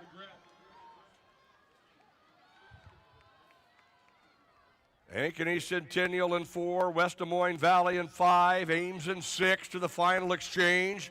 Centennial with Anna Woods, their outstanding hurdler. Brooklyn Brown on the anchor for Valley. Ames with Coles. Bettendorf in 2 with Haley Duke. 5th in the open quarter. But here they come off the turn. It is Centennial with Woods. Valley with Brown. Ankeny with Buckley in lane 3 with an outstanding leg. I did Duke for Bettendorf in 2. And Centennial, 141.77. So there is your time to beat going to the third and final section, 141. So Valley girls head track coach Keith Bornis told me, he goes, hey, our goal is to never have that baton slow down. That's exactly what you have to do in this 4x2 is just you need to keep it moving. But talk about the close there in that race by Centennial. Yeah, I mean, Anna Woods. I mean, just there's some talented young women out there, right? And that was great. Valley's relay, fantastic. They look the close. You talk about the relay zone and that baton. It should speed up. Unfortunately, when you have one athlete decelerating and another accelerating, there is a tricky balance to it. You see different styles of open exchanges, closed exchanges. Talk to 10 different coaches, you're going to get 10 different variations of the same answer to achieve what they're looking for. I know my old sprint coach, I'd want to wring his neck a couple times because we didn't practice it. We practiced on getting faster. Some way, somehow, we put it together at the championship level meets. With a couple catastrophes in there, but that's part of it when you're running fast. So Centennial a 141.77, Valley a 141.95. Ankeny, nice close there, 142.11. On to Heat 3, Urbandale, Prairie, Pleasant Valley, Northwest, Southeast Polk, Waukee, Kennedy, and Hempstead. I know you like this race too. Yeah, I mean, this would be one of those races that I think Pleasant Valley was putting together here to try to get themselves on the board and establish themselves in the team race. Waukee Northwest, that team going sub 140, but got some different kids switched in and out here, but they're tough to beat. And I never count out Southeast Polk. They're 200, 400, 800 runners always come to compete. Goldsberry's an absolute stud, multiple-time championship level competitor, and I'm sure she's gonna throw it down. And yeah, Maharia of Waukee out there too, anchoring for the Warriors. They are on the track getting ready to start Heat 3. The best time right now is 1:41.77. We're off. Here's Mike J. Northwest in 4, opening up with Jorgensen. Southeast Polk with Leo in 5. That's Waukee in 6 with Sitzman. McDermott on the opener for Pleasant Valley in 3. Capaya opening up for Prairie in 2. And we move to that first exchange. Waukee Northwest running Avery Vogt.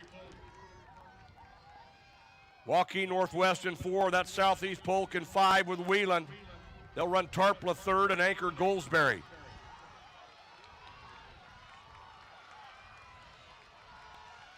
Waukee in 6 with Williams. We're going to the 3rd leg. Northwest with the exchange running Logan Vogt. They'll anchor Kazia Caldwell. It's Northwest and Southeast Polk. Southeast Polk with Tarpla. Goldsberry will be on the anchor leg. That's Waukee in 6 with Chance. And they'll anchor Meharry.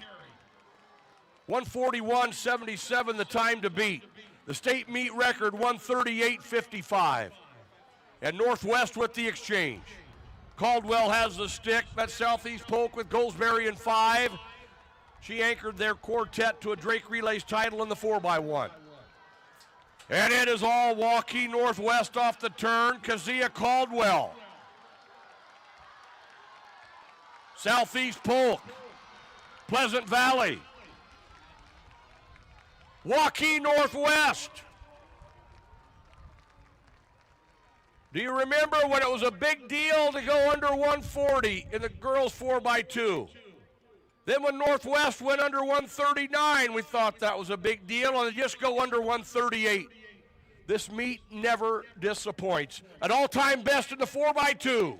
Waukee Northwest, 137.77.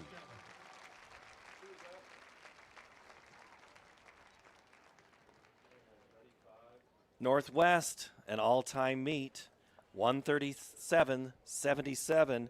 Breaks the record held for about 364 days by Waukee Northwest of 138.55.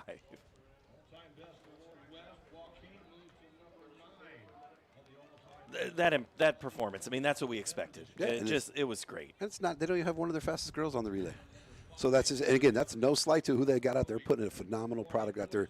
The depth, like on a big 4A school like that with a large roster, like. You have 7, 8, 9. There's girls on their roster that we haven't talked about or seen on this track that would be a number 1 or number 2 on probably 90% of the teams in the state. So kudos to what they're doing. They got incredible training groups, coaching staffs. They got a good thing going right now. We'll move over to the boys here in a moment, but step away for just a half a second. When we come back, we'll look at some team scores as we're scoring points here, and it's moving day from the state track meet.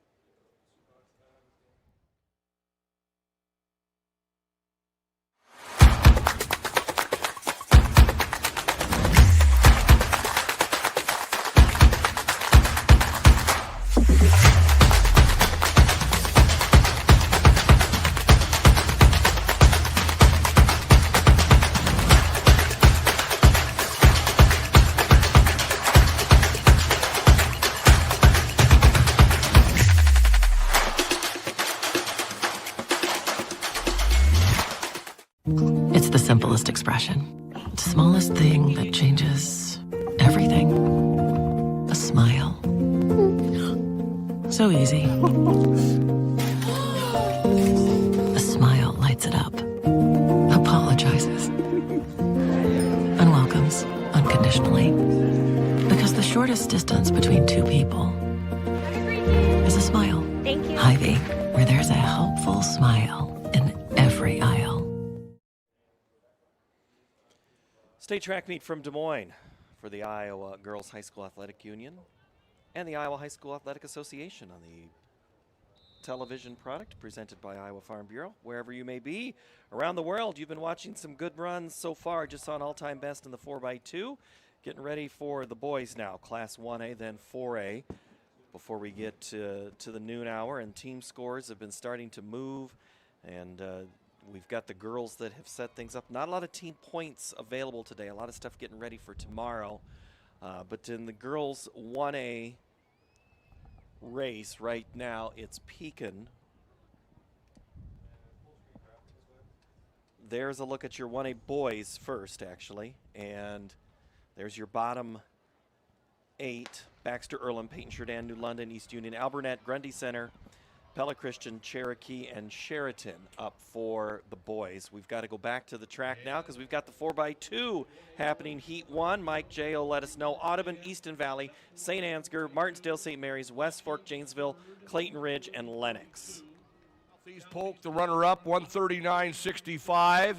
And a new all-time best in the 4x2, Waukee Northwest, 137.77.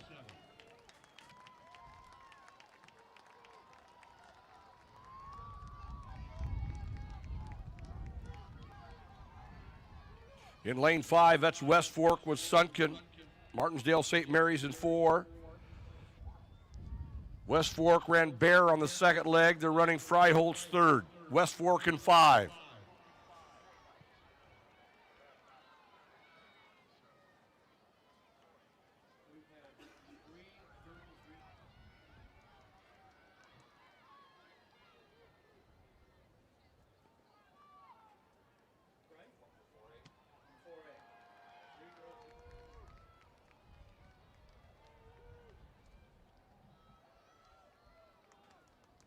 And here they come off the turn. Lane 5 is West Fork. Dornkamp on the anchor leg at St. Ansgar in 3 with Muhlenbach. And West Fork.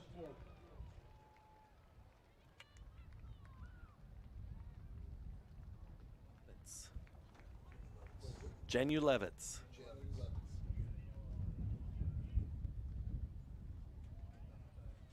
All right, we're getting ready for some field events here. Sorry, you might have heard me working on a pronunciation there when we came back. My apologies on that one. But that first race right there, it was in the good 4x2, it was West Fork. I thought that's what they said. So that was Sunken, Bear, Freiholtz, and Dorenkamp finishing there in that race.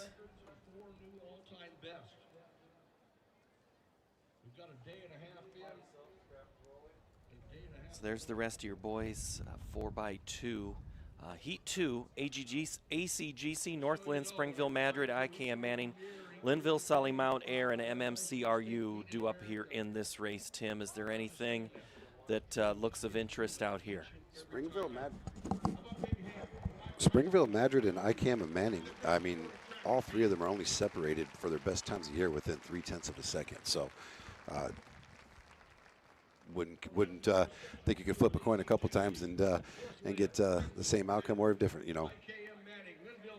All right, so Tim DeBrink is back to work here now. That break was short. We're getting ready here, warming up for our field event starting about 11:30. You bet. We got our second round of 1A, 4A field events. In girls 4A long jump, Abby Mecklenburg from Linmar was a champion in 2025, and she's looking to repeat. She has the best state mark in 4A at 20 feet, 5.5 inches. In girls 1A high jump, we have a couple state placers returning from a year ago. Aubrey Shields from Mount Ayr is looking to improve on her third place finish from last year, as well as Rowan Jacoby. She was also tied for third place a year ago, is looking to improve there. And then I'll hit you with the next 2 after this race gets going. 4x2, ACGC, Northland, Springville, Madrid, IKM Manning, Linville, Sully, Mount Ayr, and MMCRU on the track, in the blocks, and just about ready to start.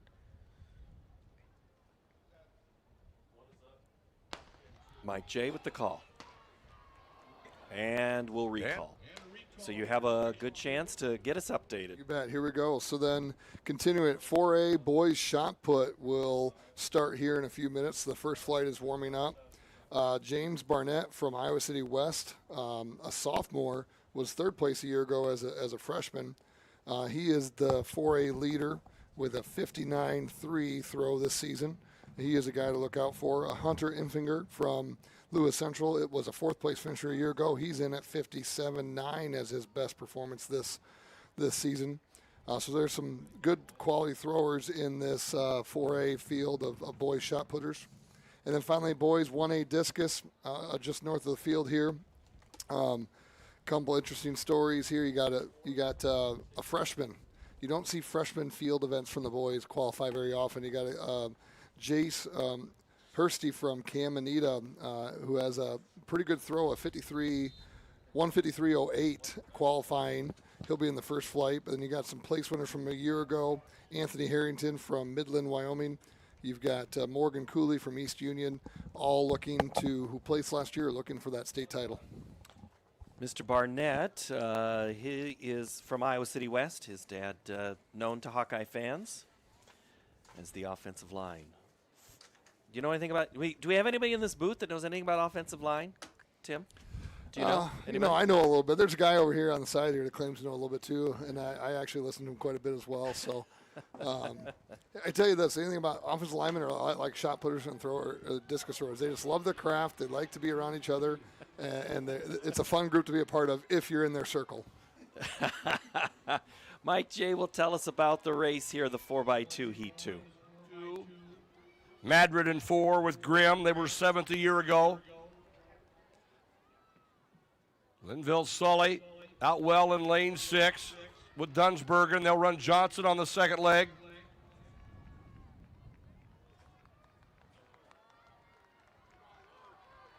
Mount Air in lane 7 with Calvin Main.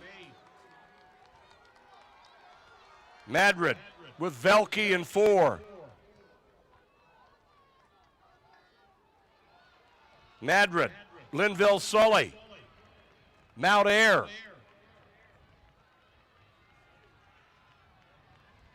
Mount Air with Dugan, they'll anchor Ruggles. Mount Air in 7, Linville Sully, Madrid, IKM Manning.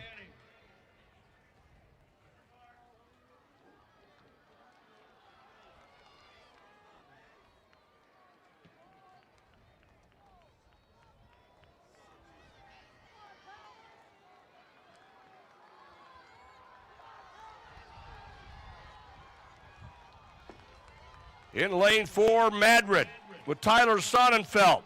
He was on that quartet that was 7th last year.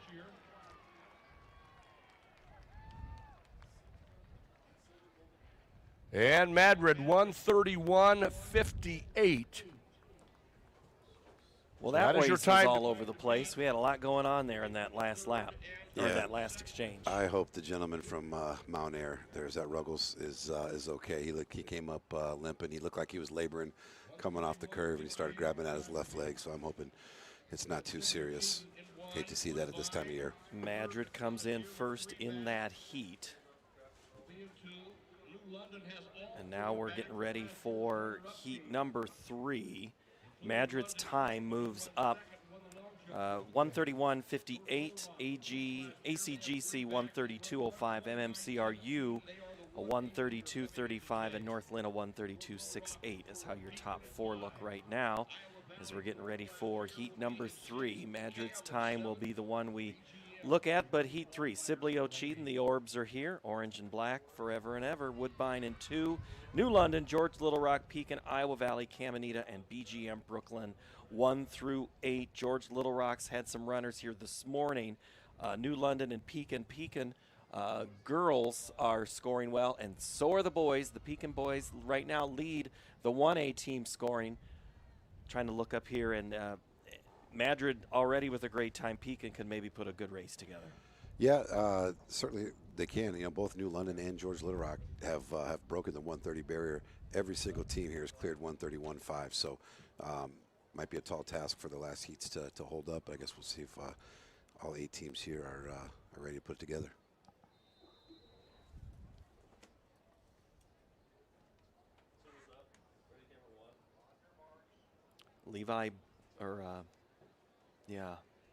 Pryor, leaders, Reed and Bloom for Woodbine. Porter, Franklin, Westerback from New London, as long as Strawhacker and George Little Rock. Sanbulti, Anderson, Bruns, and Minter, Pekin, Brock, Glick, Smith, and Brock due to run here. That's the middle of the track to watch here as we get ready for the 1A boys 4x2 section 3 heat 3 on the track now.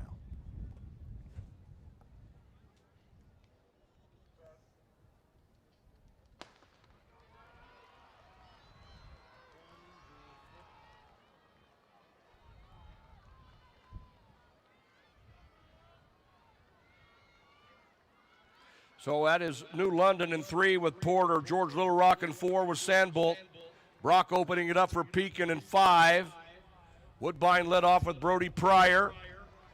And New London, London Franklin, the long jump champion, has the stick for the Tigers. New London, last year's runner-up, all 4 back here today. Iowa Valley in 6 with Josh Reed, their outstanding hurdler. Pekin with Glick. Franklin with an outstanding leg for New London, and they make the exchange with the lead. New London in 3 with K.L. Westerbeck. They'll anchor Strawhacker.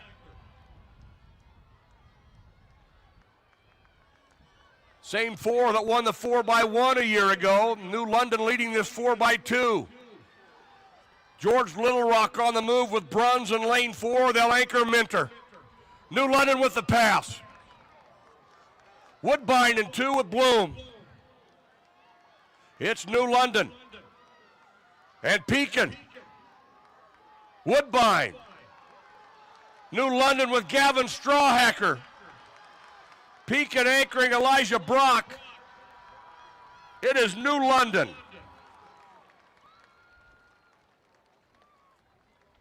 New London 1:28.61 for the win. 1A boys 4x200. That's Porter, Franklin, Westerbeck, and Strawhacker. New London, your 1A 4x2 meter relay champion. Yeah, they led great race. George Little Rock got back in and then had some trouble on the last exchange and kind of took him out of it in their anchor, brought him back to 3rd. But yeah, New London nonetheless under sub 129 at 1:28.61. Fantastic race for those young men. And so Pekin right there in the neighborhood. So Pekin's going to put some points on their team efforts because that is, let's see here, so 129, Pekin ahead of Madrid. So that'll be a team race mover right there to kind of extend Pekin just a little bit in that 1A team race. And now it's time for the 4A 4x2. 3 heats of this as well. Jefferson, Ames, Mason City, Northwest, Southeast Polk, Lewis Central, Dallas Center, Grimes, and Norwalk here in the first heat. What's the overall outlook on this 4x2 for 4A? Overall outlook is that you can run 128 in this race and probably not score. It's 4A boys 4x2 has been ridiculously fast this year, and it just continues to get better and better every single year. And yeah, it's one of those things. There's going to be a team here that's going to put up a great time. They're just going to sit there and watch the clock and all these other heats. Hopefully some of them can stand up to keep it interesting, but just looking at the kind of firepower we have in all 3 of these heats, it's going to be a 125, 126 to win this thing. All right, so after this first heat, we have field events that have started, so we'll be able to give you an early look. I see the girls long jump class 4A. They were just doing their final meeting during that race, but Mike J is going to tell us about heat 1, and then we'll update field events after that.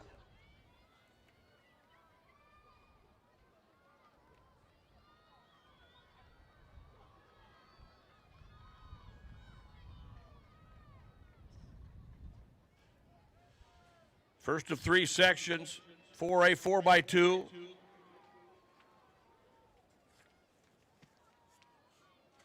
Norwalk on the outside with Welch.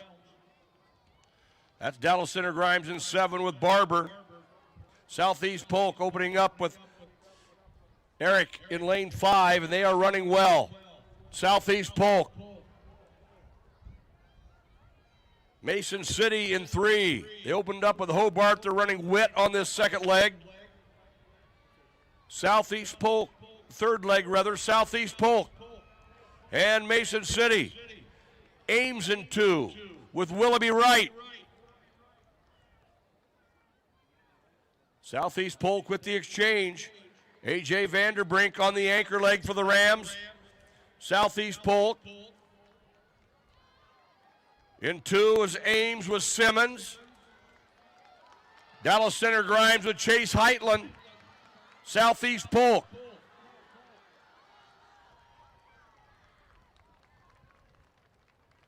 And Southeast Polk with the win in that first section, 128-32. All right, so the opener here of the 4x2. And there's our times, 128.32 for Southeast Polk, GCD G128 as well, but just a tick slower. Ames, Norwalk, Jefferson, Mason City, Northwest, and then Lewis Central. Here in Heat 2, City High, Cedar Falls, Johnston, Centennial, Fort Dodge, Kennedy, Davenport Central, and Pleasant Valley. We're into the 4A field events in a couple as well as 1A, Tim DeBrink. Yeah, boys 4A shot put has gotten going. They're already into their second throws of the first flight. Joel Yankun from Southeast Polk is the leader right now, 52.10 and a quarter.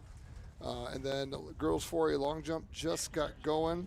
Jayla Parker is Edie Collins is now the leader at 16.7 and 3/4. Again, these are just the first starting throws.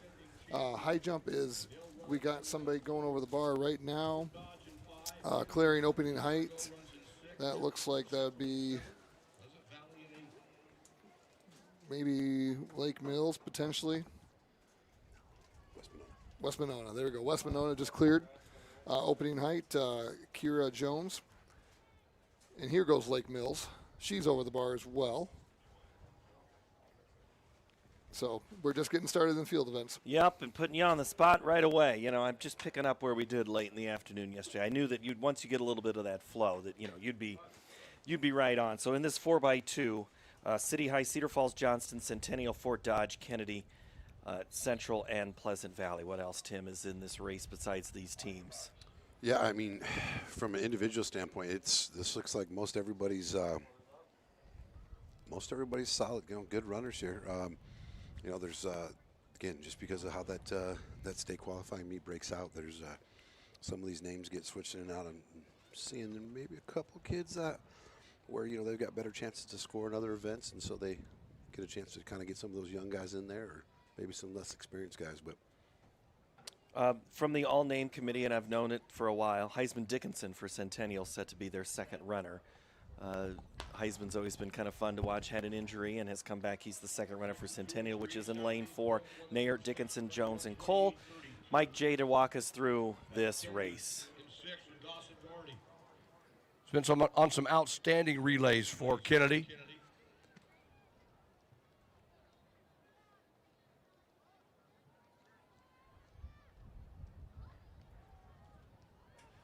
Fort Dodge running Jones on the second leg.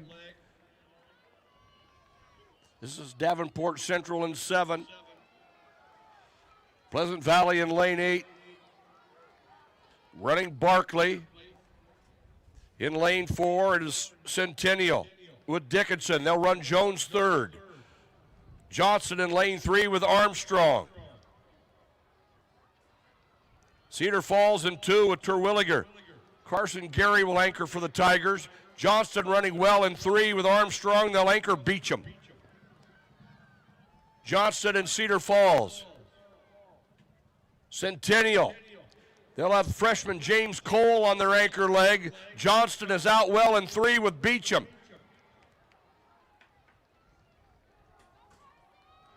Johnson and Cedar Falls. Johnson and Cedar Falls. Cedar Falls with Carson Gary.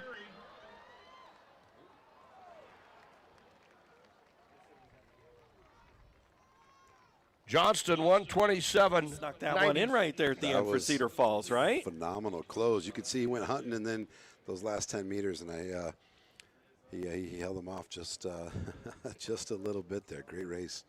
Saw the young man from Kennedy pulled up in that first leg. Hate to see that again. Yeah, so that would have been Doherty, and you know everybody's given their all out effort here in the state meet, but you also want to you gotta stay healthy as best you can.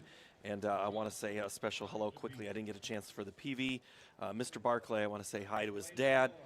Marty, who's watching and cheering, and wanted to make sure that I said hello as best I could. So kind of fun to see how this shakes out, because now it all gets down to this Heat 3. You've been talking about the 128. So Johnson a 127.96, Cedar Falls a 128.05, 127.96. That's 127 is the best qualifying times, but if anything's going to hold, is 126 possible? Yeah, every team here has run sub 127.9. Yeah. In this heat. So, tough for Valley here. Valley stuck in lane 1, but they've got a season best of 126.29.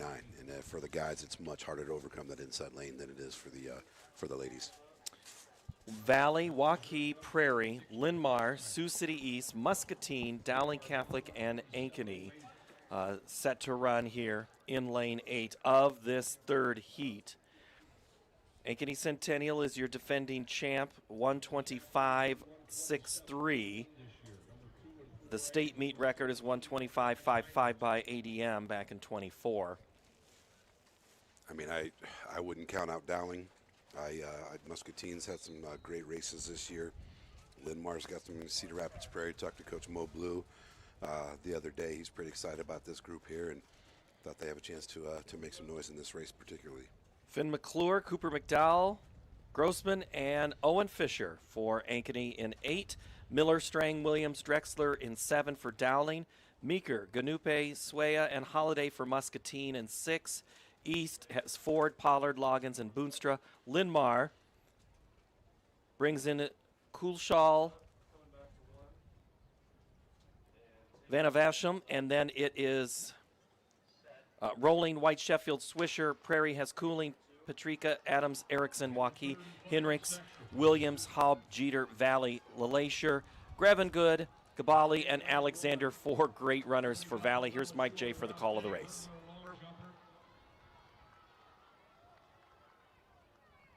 On that quartet that won the Drake Relays and ran 126.29. That's Prairie in lane 3, running Paterka on the second leg. Linmar in 4 with Rolling.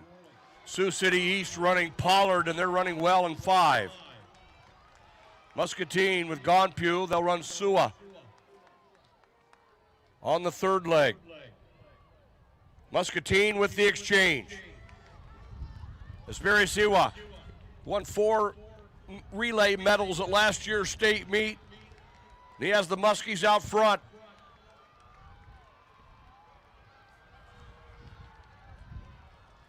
$127.96 the time to beat.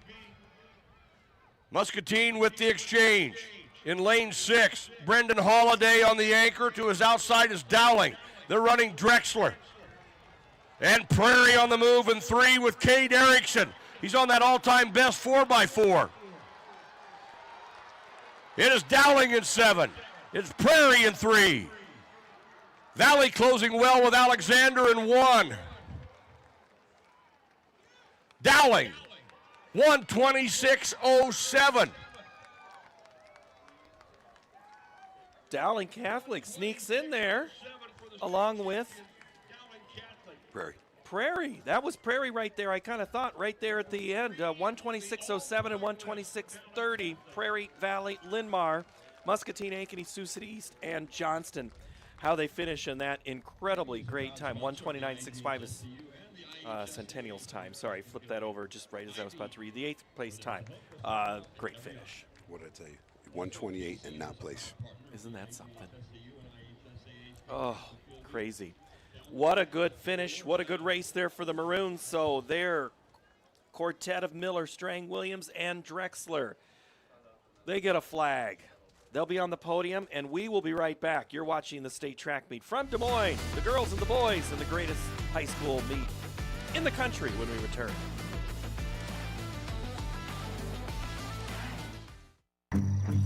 What does commitment mean?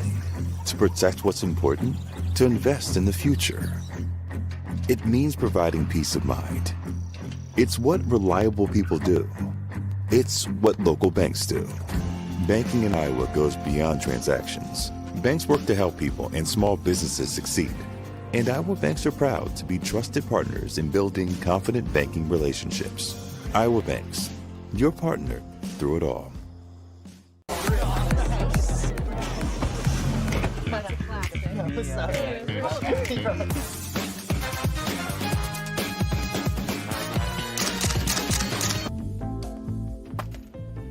Excuse me, man. You dropped this.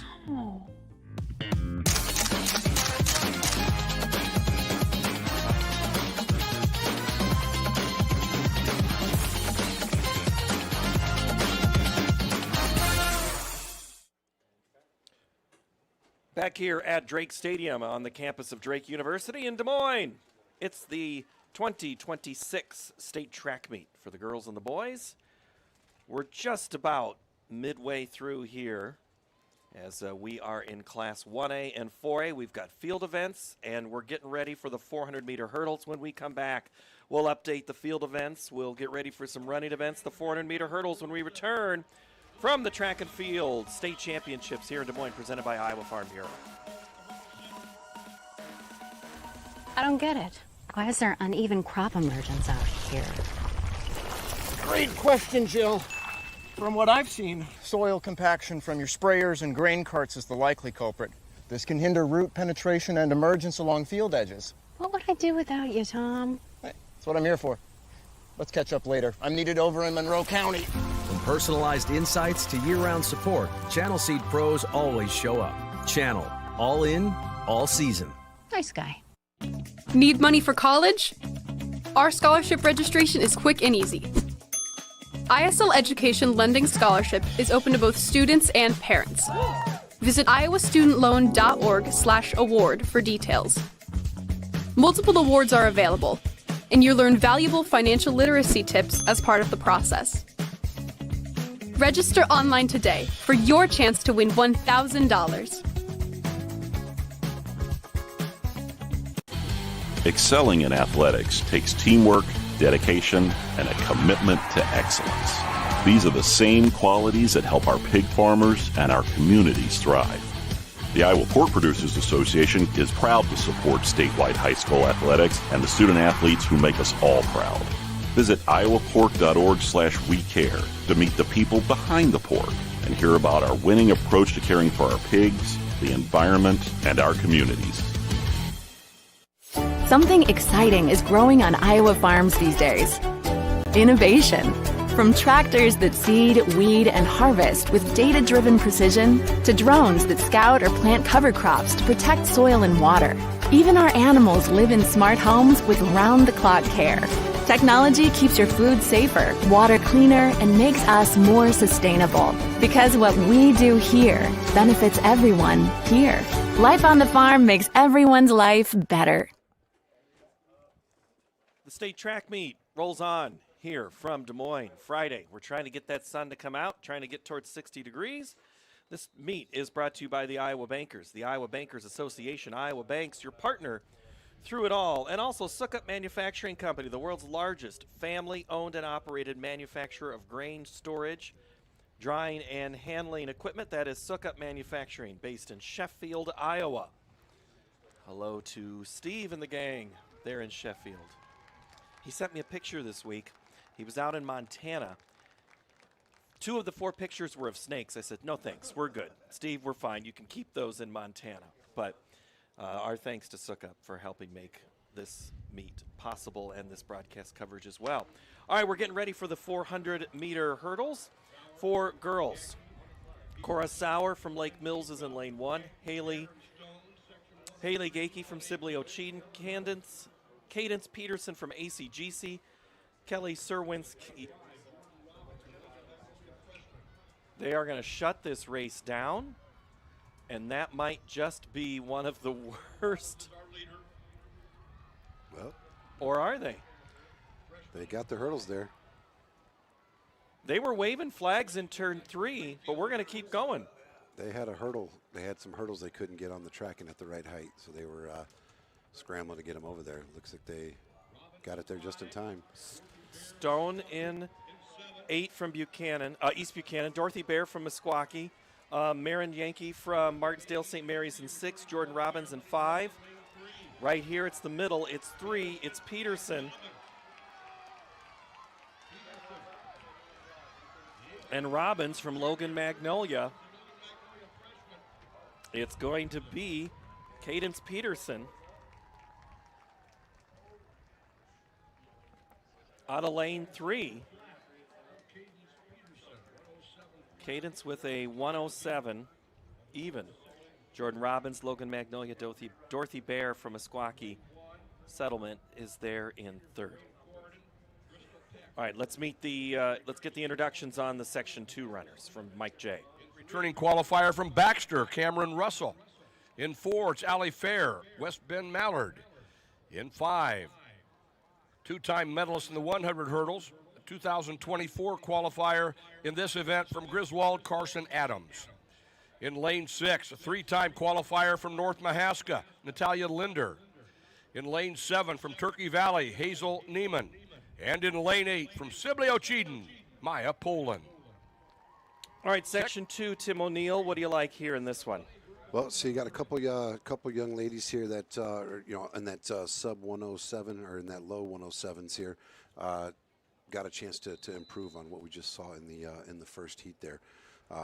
It's crazy to see like some of the seat times from the state qualifying meet and then see when they get here at the championship level how much faster they go and they run here. So looks like we're set to go, and I love what I'm seeing in the middle of the track here with Allie Fair of West Bend Mallard and then Cameron Russell of Baxter. We know we've called her name a couple times here already this weekend, so very, very talented young lady. Same with Carson Adams. I mean, she's very versatile as well, and having the coaches are just raving at how she can handle so much, but she is in 5, Fair in 4, Russell in 3, Mike J to walk us through this race.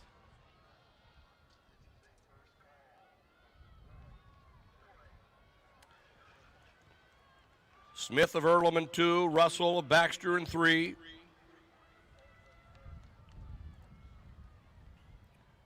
Natalia Linder of North Mahaska in lane 6.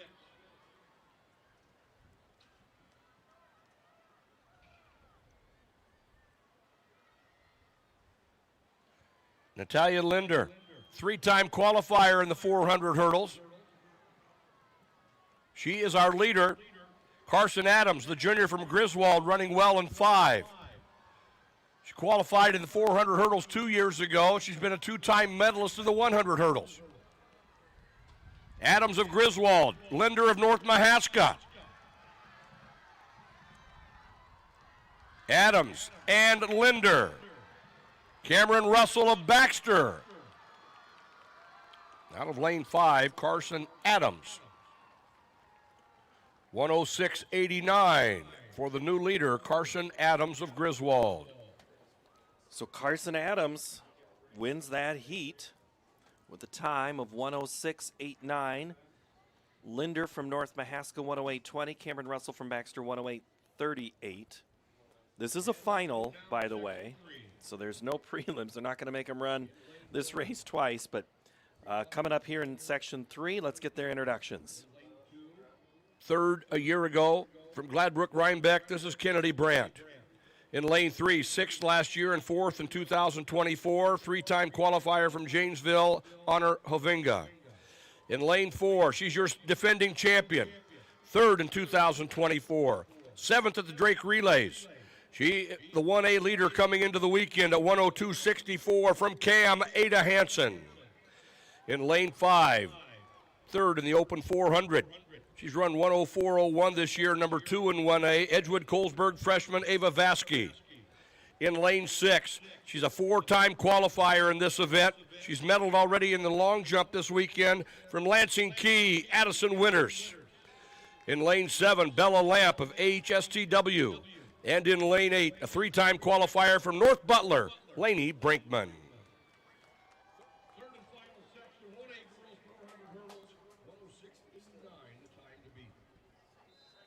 I think we've talked about nearly everybody in this race at one point this morning, haven't we? Hey, they get 4 events. They're going to make sure they get every ounce out of these young ladies. This is the race. Ada Hansen, Cam of Anita. Qualified in the 100 and the 400.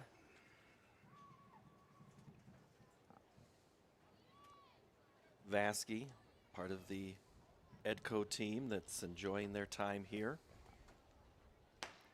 Ada was a Drake Relays place winner too, so heavy favorite here. And Addison Winters in 6. Let's watch the rest of this race and hear about it from Mike J. Ada Hansen, a junior from Camanita. She won it last year. She was 3rd as a freshman, and she is your leader on the backstretch. Havenga of Janesville, 2-time medalist, running well in 3. Hansen and Havenga.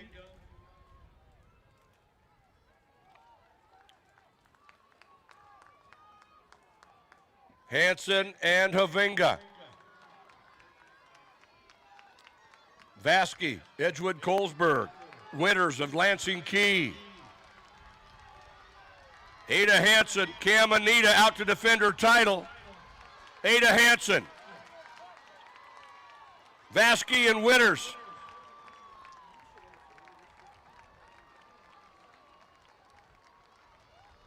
Ada Hansen, 1:01:28 to add a 400 hurdle title to the 400-meter crown she won yesterday. Ada Hansen.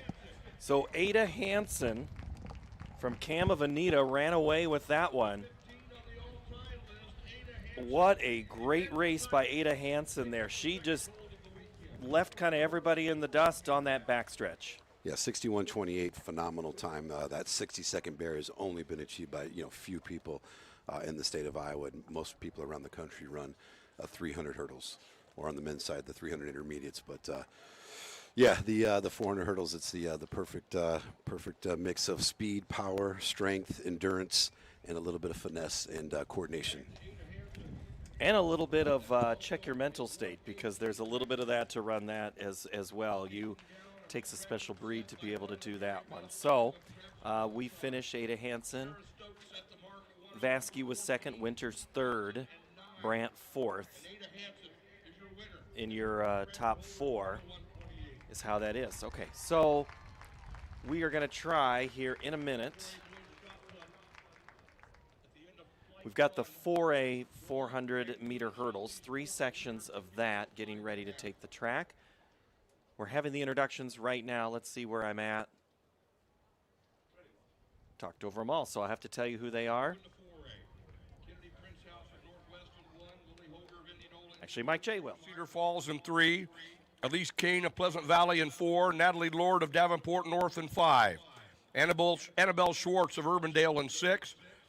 Josephine Smith of Southeast Polk in 7. And Aubrielle Tuzzi of Johnston in lane 8. All right, what do you see in that one? Not one senior, so a lot of younger talent here. Ladies here getting some of them returners, but a few that getting their first chance here in the 400 hurdles on the blue oval.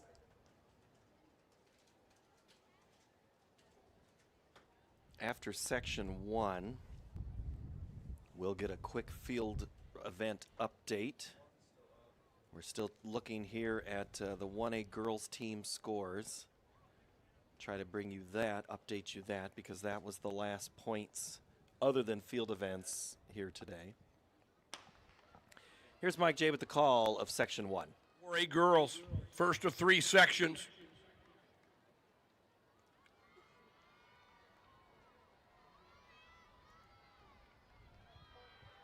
As they move down the backstretch, Shea Meyer, the freshman from Cedar Falls, in lane 3.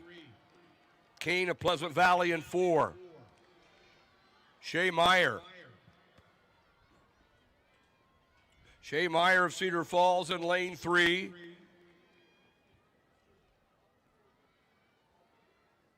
Gabrielle Tuzzi of Johnston running well in 8. In 7, that's Smith of Southeast Polk. But the leader is in 3, Shea Meyer.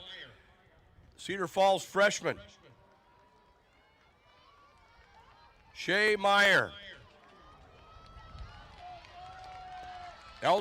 Elise Kane of Pleasant Valley. Meyer and Kane. Meyer and Kane.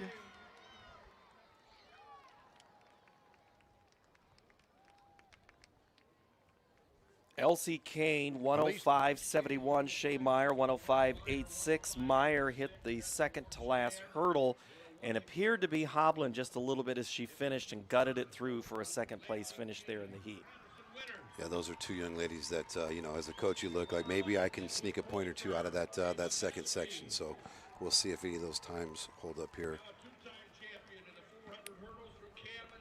Section 2, we'll get to in a minute, but let's check in with field events and Tim DeBrink. Yep, here we go. For girls 1A high jump, the bar is at 5 foot right now. There are 4 girls that are in that have cleared the height. Currently on right now is Newton from Lawton Bronson. Calvig from Notasha Plainfield is cleared. Newton clears the bar as well. She is over. She is the 5th now. Over in shot put, we're warming up flight 2. Joel Yankun from Southeast Polk is the leader at 54.5.5. 1A discus is in the halfway point as well. Henry Reiling from Lisbon is leading out of flight 1, 165 flat. That is the mark to beat coming out of flight 1. And in the long jump, we're warming up flight 2 as well. The leader in long jump for 4A girls is Lena Bruning from Ankeny with a foot of 18 flat.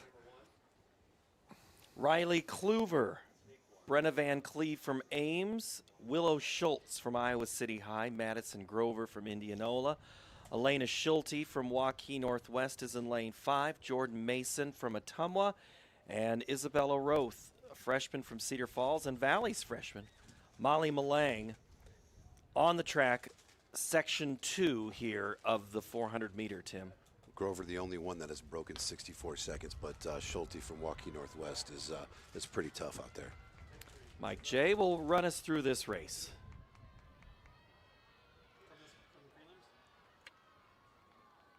Grover of Indianola in 4, Schulte, Waukee Northwest in 5.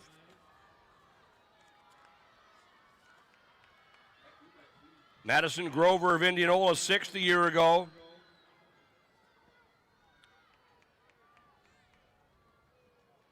Madison Grover in 4, Schulte in 5.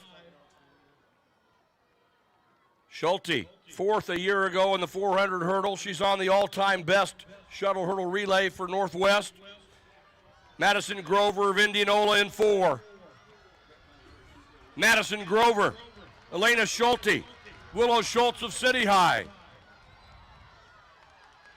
Madison Grover, Elena Schulte, Schultz.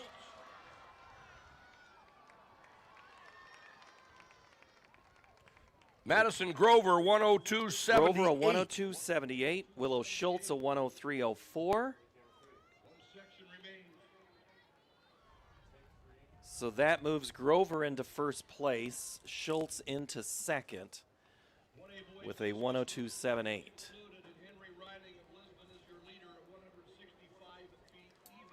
1,000th of a second separating Schultz and Schulte from City High and Waukee Northwest. And those are great times. A lot of Eastern Iowa flavor here, though, coming up in the final section. Absolutely. So here's what we'll have in section 3.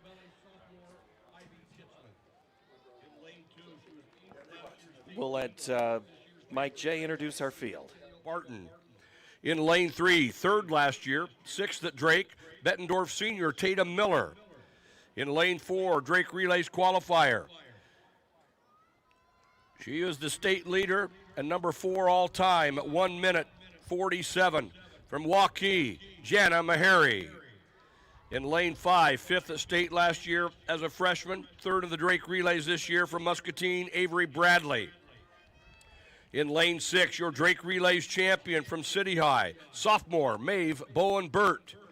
In lane 7, last year's state runner-up, this year's Drake Relays runner-up from Ames, Angelica Attinger.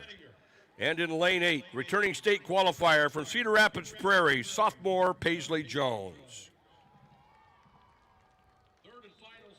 All right, so here we go. Third and final section of the 4A 400-meter hurdles, the toughest race in the whole meet, in my opinion. I would kind of agree. That and the 800, definitely you can go back and forth. But Ivy Kitzman out of PV, I know Kenny Wheeler's excited about her. Ava Barton, be a South Dakota State Jackrabbit. Yeah, absolutely. So I talked to her coach, Eric Hannenberger, excited to have her. And then we've got Mahari, who's got a chance here to go sub 60, one of the few ladies to do that. So very, very exciting race coming up. The time to beat is Grover's 102.78 from Indianola.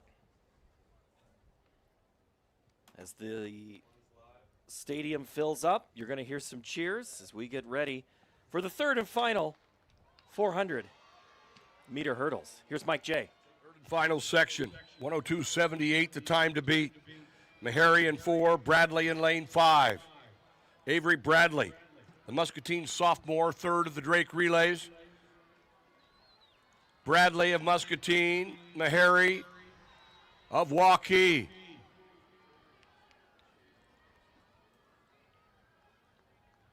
Jana Meharry, state leader at 1 minute 47.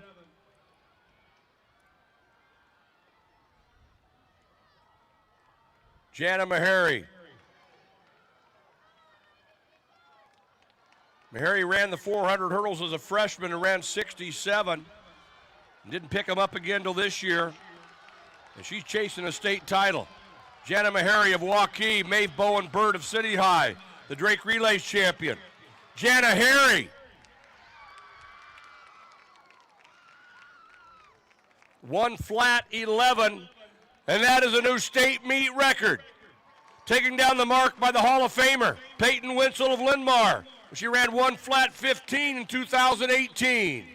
Jana Meharry of Waukee, state champion, state meet record holder. Great effort by her, but I was going to say that she actually stumbled going into hurdle number 1.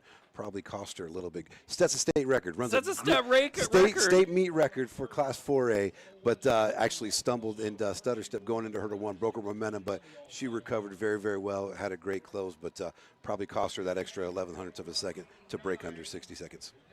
What a race by Jana Meharry. She's had a busy morning as we tick past noon here in Middle America. Glad to have you here in Iowa at the state track meet. Back in a moment from Drake Stadium. We're not just lighting a stadium. We're creating lasting memories. We're not just installing a mini pitch. We're empowering youth to learn and grow. We're not just retrofitting an airport. We're creating an environment where workers can feel safer.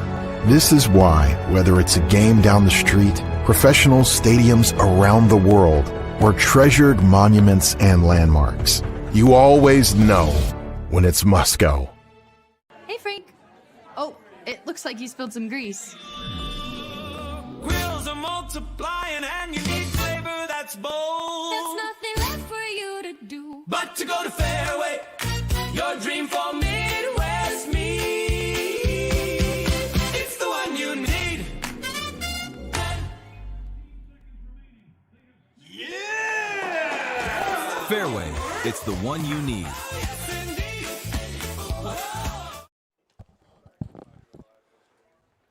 All right, we got girls 1A high jump.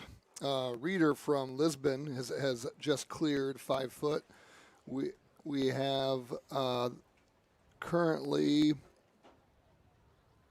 7 girls that have cleared this height.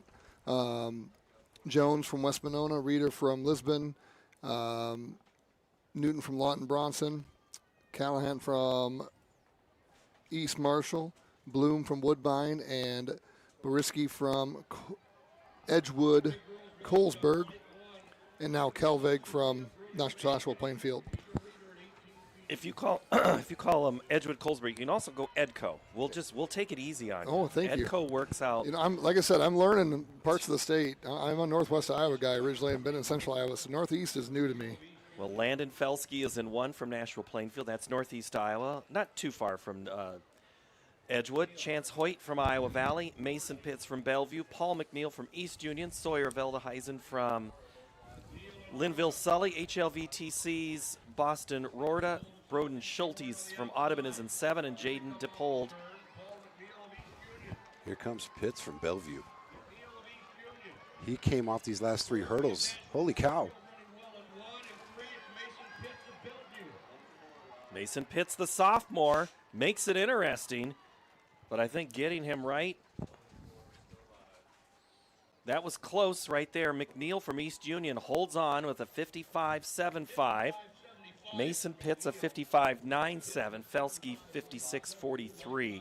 Go your top 3. So Paul McNeil puts the first time on the board, and we're over back to shot put.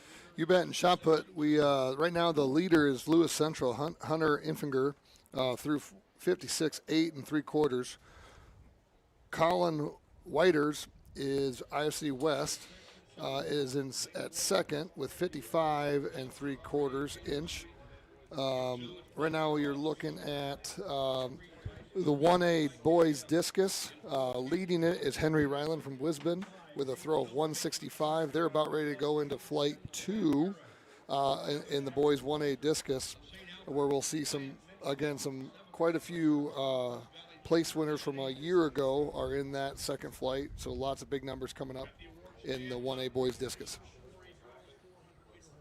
And of course, for the boys, when they start throwing the discus, the wind starts to calm back down. Not that it really matters for them, but yeah, the wind can provide you an advantage. Right to left if you're a right-handed thrower is nice, but down here it's usually pretty dead down there in that corner. You can see the flags moving a little bit out north of the track, so a little bit of a headwind. Maybe if you can throw a nice tight spinner, it's going to cut through the air a little bit better, and you're going to get a good throw. But these guys are good. Period. They're going to figure out a way to get big numbers. Caleb Sweden from GTRA is in lane 1 of the heat number 2 for the 4A, and there is a look at Blake Newroth from East Marshall, IKM Manning's Tyson Smith in 3, Caden Kaufman from Lennox in 4, Jaden Miller in 5 from Edco, Van Buren County's Caden Simmons is in 6, St. Albert's Jackson Walter in 7, and Wyatt Mendenhall from Southeast Valley.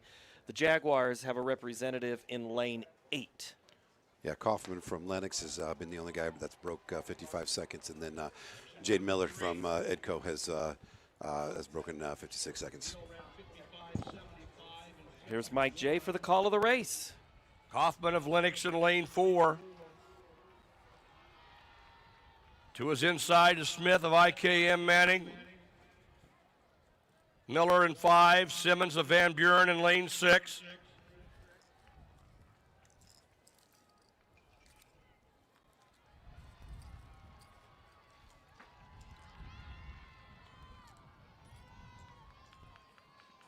And here they come off the turn. Simmons of Van Buren County in 6. Kaufman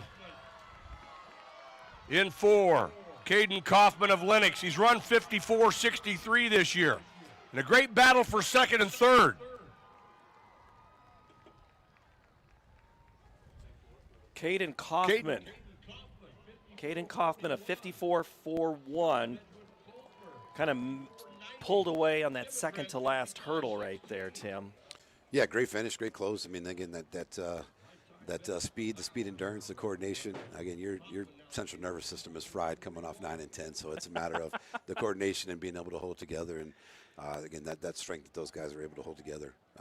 Great race by both those two, Kaufman and Miller. Kaufman also on the Lennox Shuttle Hurdle Relay team, Lennox, Iowa, home of O.K. Henderson. Always proud to represent. That's not a reference to the orange and black. That's a reference to Radio Iowa's the great reporter and host of many, many great conversations over the years. All right, Heat 3, Hudson Clark, Gladbrook Rhinebeck, Jack Engel from Colonesco. Van Buren County's Jace Duncan is in lane 3. Lane 4 is Tate Marco from the Orb from Sibley, Ocheeden, Gage Johnson of MMCRU. Keenan Kilberg from Bellevue, Quinton Dalton from Bedford, and Earlham's Josh Winnie is in lane 8. Heat 3 usually been pretty fast. What do you see out of this one? One guy, Tate Marco from Sibley, Ocheeden, has broke 54 seconds. I did talk to Scott Jess from Bellevue, and he said that Keenan Kilberg could be that dark horse to might upset the favorite. So he was pretty excited about him. He was also excited about his first guy, Pitts, that ran really, really well in that first section. Have you been making friends or enemies this week talking about these teams and coaches and all these different relationships you have? Well, I'll tell you what. I walked out into Tent City out there where all the warm-up area was, and I had a coach from a particular team that said, "Hey, you gave my assistant coaches all the love and didn't talk anything about me." So I said I can't. I got so many bullets in the chamber, I can only use them. I told them they kept giving me the hot mic button. So I'll try to throw something in for some of those guys to give them some love here the rest of the weekend. And I've been saying the Orbs of Sibley Ocheeden, they're the generals. Sheldon is the Orbs. Sibley Ocheeden is the generals. I know that too. I know their colors. When I'm in Northwest Iowa territory, that's when he just kind of gives me the side eye and look. I'll get it right eventually, right? It's a team effort here. We got to work together to make sure everything gets the right call. I think what was the number? 4,000 athletes we had to kind of get ready for over the 3-day period. So it does take a team. So thanks to our production crew, thanks to the Iowa Girls High School Athletic Union and the Iowa High School Athletic Association for making it seem like we know what we're doing here, helping us out with so many things and running a great track meet. Heat 3, Mike J. will have the call of this one. We'll talk about it on the backside.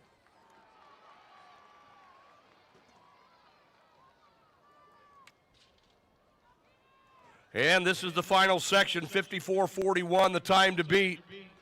Tate Marco of Sibley Ocheeden. He was third last year, and he leads the field on the backstretch.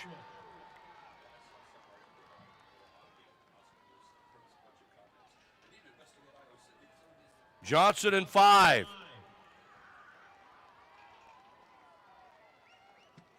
Kilberg of Bellevue running well in 6. Keenan Kilberg, Tate Marco, Gage Johnson,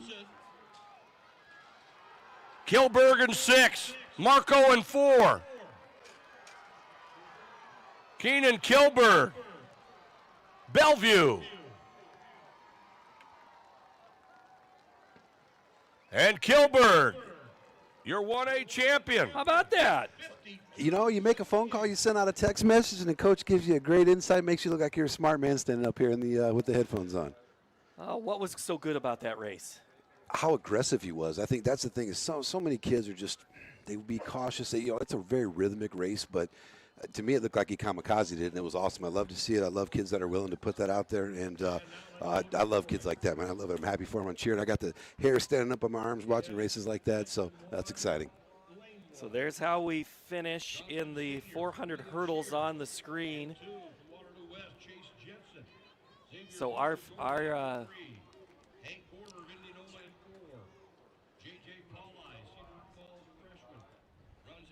So Kilberg from Bellevue, the state championship at 5.278. Tate Marco from Sibley Ocheeden, 53.79. And Gage Johnson, MMCRU the Royals, 53.98. So I want to talk, as we move to 4A, I want to give you just a quick rundown of the girls' team scorings. We're just going to quickly talk about Edco girls in the lead, Pekin, and then Cam. So Edco 31, Pekin 28, Cam 25. Spirit Lake in 2A with 23 points, Mid-Prairie with 21, Van Meter 18. Then in 3A, it's Pella with 38 points, Mount Vernon 26, Sioux Center 22, Waukee Northwest at 61.5, chasing that 126 from Assumption for an all-time team score. Cedar Falls at 38.5, and City High at 38 points. That's a look at the girls. We'll update the boys here in a little bit after the 400 race. So we are now flipping, if we could.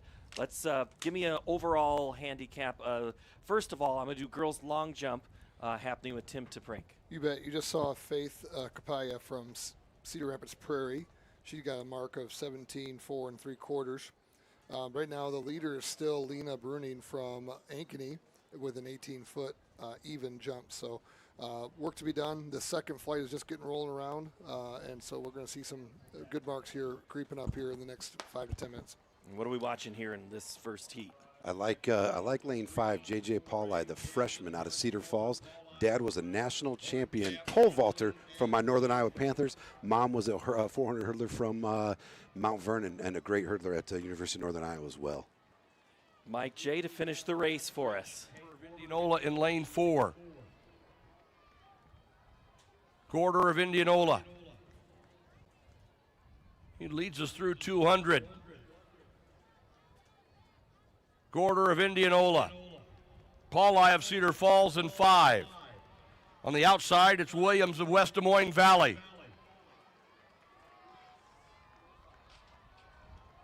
Smitherman of Marshalltown coming on strong in 7. It is Gorder and Smitherman. Pauli.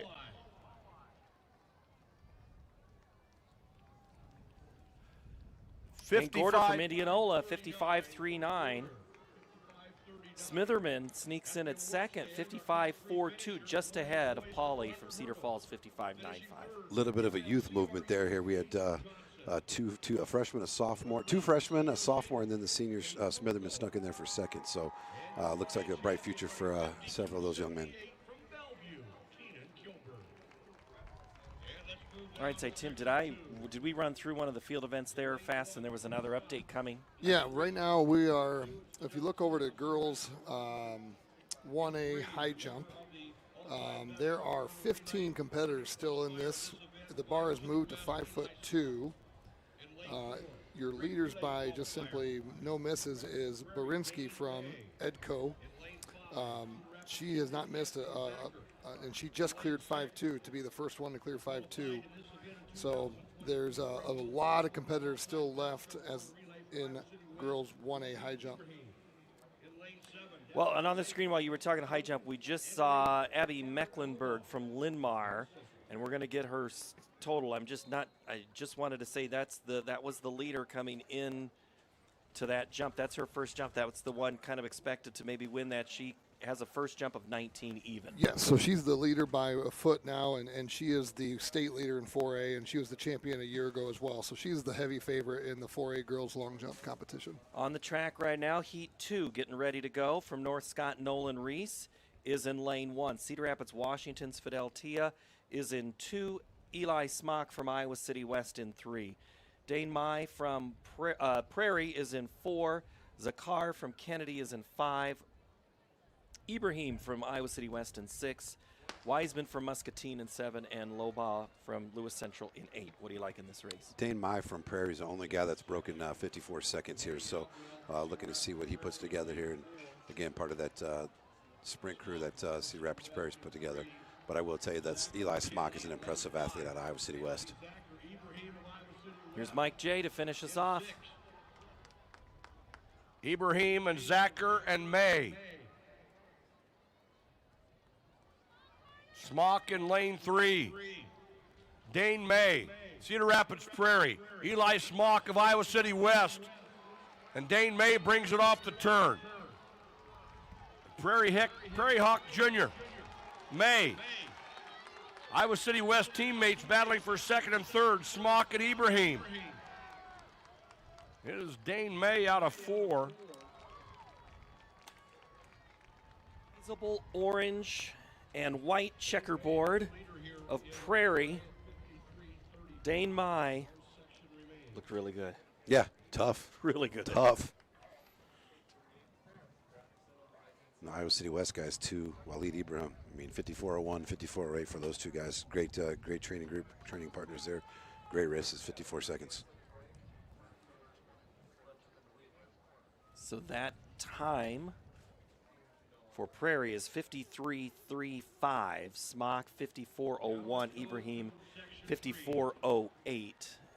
And then Zakar for Kennedy at 55.31. Such a tough race. And this is an incredible field. Heat 3, Austin Van Horn for Waukee Northwest. Easton McGraw from Indianola is in lane 2. Tavion White from Waukee. Jaden Jeter also from Waukee in 3 and 4. J.J. McDermott from Bettendorf, the Bulldog, is in 5. Another Pauli, this time it's Will from Cedar Falls. Gage Tucker from Bettendorf and Logan Miller from Waukee Northwest. So you have 4 from either Waukee or Northwest in this heat. I already told you about Mom and Dad out of lane 6, but J.J. McDermott from Bettendorf, Gage Tucker, lane 7, they're looking for some big points to give a chance to get that trophy on the boys' side. Waukee's got some fantastic hurdlers in Tavion White and Jaden Jeter. Tell me the difference for Tucker running hurdles, not hurdles on a 400. You just got to remember not to jump over anything. There's nothing in front of them. But, I mean, honestly, like the thing about it is, look, like the 200, 400 speed training makes you better for the 400 hurdles. The strength that you get from the 400 hurdles and that it takes a little bit more time to finish that helps you be a much smoother, more controlled runner in the 400. So they do go hand in hand. But they are totally different races. And the bear jumps out at different spots. And, I mean, the 400 without the hurdles, absolute sprint. The 400 with the hurdles, that's where the animals are just waiting there to get you. Yeah, the event's hard enough alone, then go throw 10 barriers in the way and make it more of a challenge. So, all right, so our third and final heat, the time to beat is a 53.35, turned in by Prairie. We're on the track here, and this is the final heat of the 400-meter hurdles, Class 4A.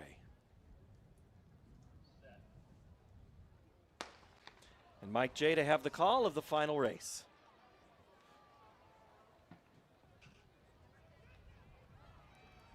(53.35) the time to beat. This final section moves down the backstretch.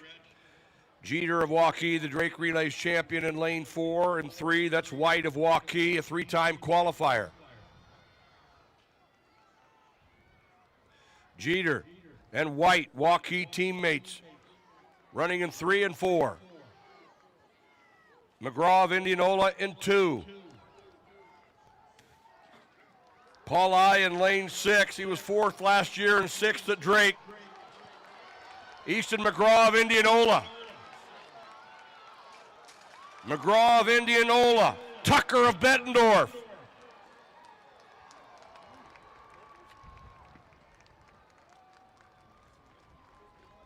(51.92) for Gage Tucker. For the Bettendorf senior, Gage Tucker, 51.92. We kind of hinted about Tucker going into that one, and it's out of your favorite lane, lane 7. It's some about that magic lane out there. I'll tell you right now, though. Dave Tarana's head coach at Bettendorf, Adam Hinders, and Sean Graves, 2 assistants. I wish I was over there celebrating with them right now because I know how hyped they're getting right now, excited for those guys. Probably one of the best races we've seen the entire state track meet so far. Look at those times. Those are incredible. Yeah, and I think 51.92 to 50. Yeah, just an incredible. Easton McGraw 2nd, J.J. McDermott, Will Pauley 4th, Logan Miller 5th, Jaden Jeter, Dane May, and Eli Smock finish number 8 there. So everybody getting personal bests except for J.J. McDermott, but it doesn't matter because his teammate Gage Tucker wins the state championship in the 400-meter hurdles at the time of 51.92. We've got field events to update. We also have some house cleaning to do here. We got to get rid of these hurdles off the field when we come back to the state tournament and the state meet here in Des Moines. Need money for college? Our scholarship registration is quick and easy. ISL Education Lending Scholarship is open to both students and parents. Visit iowastudentloan.org/award for details. Multiple awards are available, and you learn valuable financial literacy tips as part of the process. Register online today for your chance to win $1,000.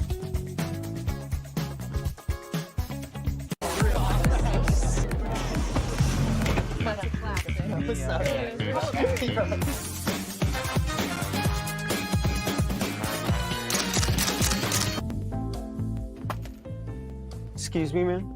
You dropped this. Oh.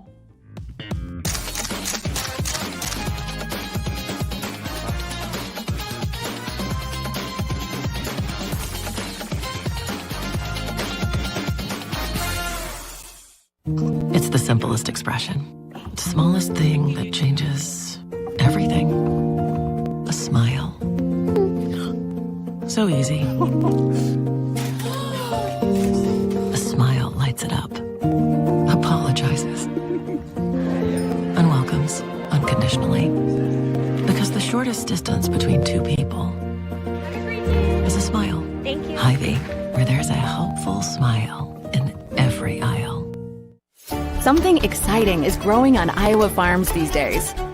Innovation. From tractors that seed, weed, and harvest with data-driven precision to drones that scout or plant cover crops to protect soil and water. Even our animals live in smart homes with round-the-clock care. Technology keeps your food safer, water cleaner, and makes us more sustainable. Because what we do here benefits everyone here. Life on the farm makes everyone's life better.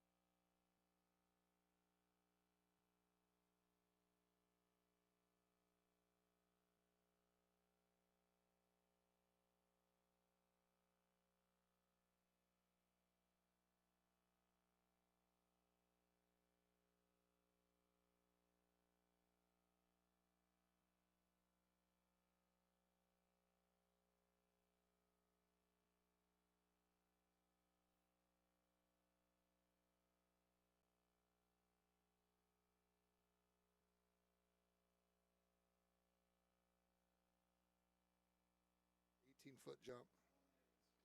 All right, it's time for the 4x1. We're going to go girls. We've got prelims to get into the finals on Saturday. Let's talk strategy, the 4x1, Tim O'Neill. 4x1 strategy is whether you're going to put your fastest athlete on the second leg where they carry the stick the longest, or if you're going to wait and put them on the anchor. Typically, your first leg is someone that's your best starter, typically a hurdler or a short hurdler if you have one. Those are the people that get the most practice coming out of the blocks.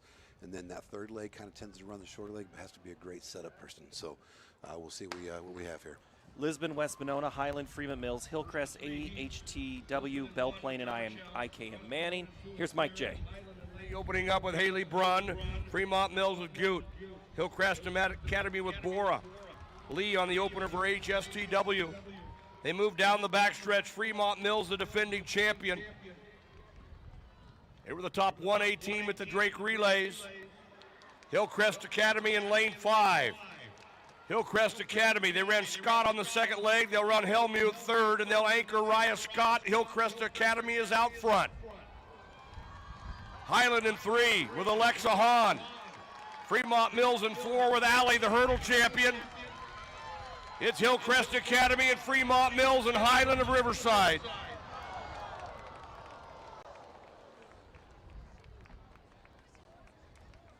And what a finish in that first heat. Hillcrest Academy goes 49. 4x1, Jiminy Christmas. Saw what happened there. Hillcrest put the pressure on the defending champs from Fremont Mills. Has a faster seat time here. Sub 50 for in this class will definitely get him in the final. I was thinking that cutoff might be around that 50.4, 50.5. I mean, heck, even Highland came in there at a 50.45. So, yeah, we got some fireworks already there. Great finish. Hillcrest Academy listed as out of Kelowna, Iowa, if you want to have a little geography lesson there on where everything might be. We're getting ready now. Things are going to move quickly in this 4x1, so we're now into heat number 2. West Fork, North Butler, Central Decatur, Linville, Sully, Maquoketa Valley, George Little Rock, Lawton, Bronson, and Montezuma. Your 2025 champ has already run, and we're getting ready now for heat number 2. What do you see here, Tim? Central Decatur, Linville, Sully have both been under that 51 second barrier. Maquoketa Valley was right there at 51.02 at their season's best time. Looks like they ran that at the state qualifier too. So definitely attention to the center of the track with Central Decatur and Linville, Sully.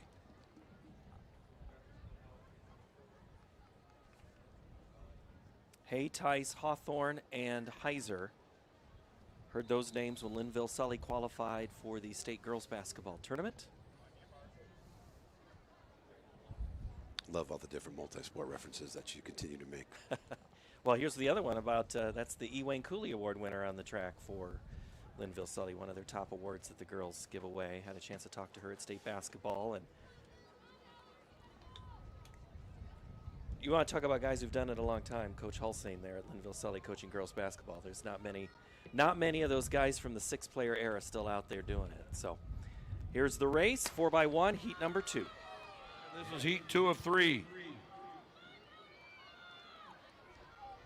Coconut Valley in lane 5, opening up with freshman Ambundo. They'll run Lily Kraft on the second leg. She's been on the 2 teams that have been finalists each of the last 2 years. That's Linville Sully in 4 with Brylan Trice. Tice and Linville Sully, they'll run Hawthorne on the third leg. And anchor Tatum Heiser. Coconut Valley in 5 with Burbridge. They'll be anchoring Paris. Coconut Valley and Linville Sully. Paris and Heiser. Coconut Valley and Linville Sully. An outstanding anchor leg by Tatum Heiser. 50.20. I think that's going to be one of those hundredths of seconds difference there between those two. My 2 word. hundredths of a second, yes. Coconut Valley, Linville Sully, Heiser and Paris. What a finish there. How were the sticks for both of those? They had to be good to set them up. Pretty solid. Right? I didn't see anything too shaky there. Actually, early on, Linville Sully had a little bit of a hiccup, it looked like, but not terrible. This happened out of Hunter Infinger from Lewis Central on his 4th throw of the finals. Just put a pretty good mark out there. He's sitting at 59, 7.5, and this one was 59, 5 and 3/4. So really consistent throwing out of him right now, leading the 4A shot put. Flight 2? Flight 2, finals. Finals. Okay, thank you for that update. And high jump, we're getting ready here. Looks like for another attempt. What's our height at for high jump? For high jump, we have clearances at 5.2. Okay. We have a couple people alive yet. They're on their second or third. They're on their second attempt and moving into their third. We should have Grace from AGWSR on her attempt here, if this is up to date.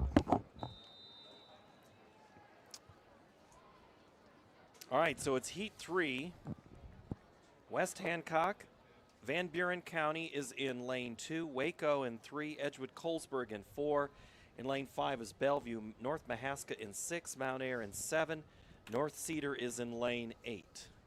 Time to beat, or I'm sorry, the bubble time is 51.26. Got 3 teams in this heat that have been under 51 seconds. Edco, Bellevue, and Mount Ayr. Mike J to take us through. Heat 3. Edgewood-Colesburg in 4, the runner-up last year, and they are out well with Atkinson. Edgewood-Colesburg, Waco with Wagler on this leg. They're running in 3. North Mahaska in 6 from Natalia Linder. Edgewood-Colesburg in 4 with Caitlin Hahn. Faith Dugan will anchor. Edgewood-Colesburg with the pass. Waco with the exchange. They're running Egley on the anchor leg. North Mahaska with Perez in 6. Coming on in 5 is Bellevue with Leah Lamb. Edgewood-Colesburg and Bellevue. Edgewood-Colesburg, Hahn and Dugan for Edgewood-Colesburg win that heat, but man, North Mahaska had the lead coming in towards the end, but man, Bellevue made it interesting and I think snuck ahead of them right there at the end. Yeah, they did. They're going to punch their ticket into the final with a 50.23. So those are the qualifiers right now in 4x1. So Edco will be in the middle of the track on Saturday. Hillcrest Academy with a great finish from that first heat. Fremont Mills, the defending champ. Linville Sully, who was so good in their race. Maquoketa Valley, Bellevue, North Mahaska, and Highland. Oh, that's going to be fun come Saturday. Thought 50.5 might be right around that cutoff. It took 50.45 was going to be that time to get in the final for 4. Did you buy your lottery ticket yesterday? I need to. Might call my wife, tell her to pick one up, maybe 2. All right.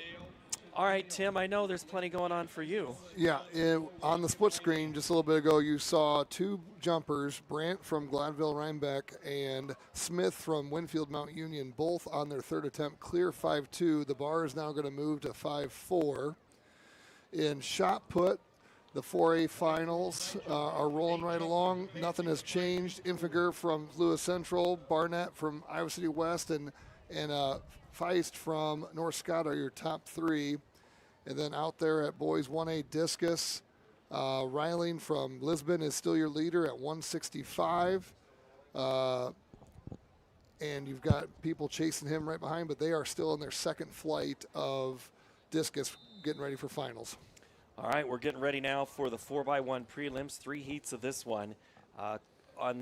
Before we get into this first heat here, Tim, this overall, again, Waukee Northwest is the obvious. Give me the 2nd and 3rd storyline to watch. I think Southeast Polk, Linmar definitely in there. Valley, Pleasant Valley, Prairie, Urbandale, Cedar Falls, Dubuque, Hempstead. I think it's definitely going to take a sub 49 seconds in the 4x1 to get in the final. All right, write that on the wall, sub 49 there. Andy Pollock is our spotter and statistician helping us out. Lewis Central is in 1, North Scott in 2, Linmar 3, Northwest is in 4, Urbandale 5, Centennial in 6, Indianola 7, Norwalk in 8. Mike J. the call. Sir Linmar with Brooklyn Guild. Linmar, Mecklenburg has the stick in 3. Abby Mecklenburg. That's Northwest in 4 with Katie Stahl. Urbandale in 5 with Mulligan. Northwest in 4, DiStefano. They'll anchor Caldwell.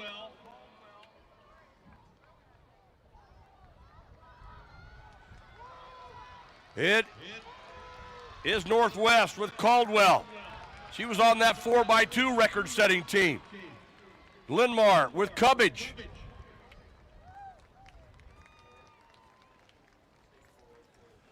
Waukee Northwest 47.07. That's a new meet record. Caldwell. And Willis isn't on it. And I want to go to the 3rd leg because I think the 3rd leg for Northwest was really where they may have won that. Great setup person. Yeah, she runs great. Lower center of gravity, runs that curve very, very well, attacks it. Gets out there, the stick was high. It was great. What was that time? 47.07. 47.07. Wow. Linmar, great, 48.53. Urbandale, 48.86. North Scott, 49.29.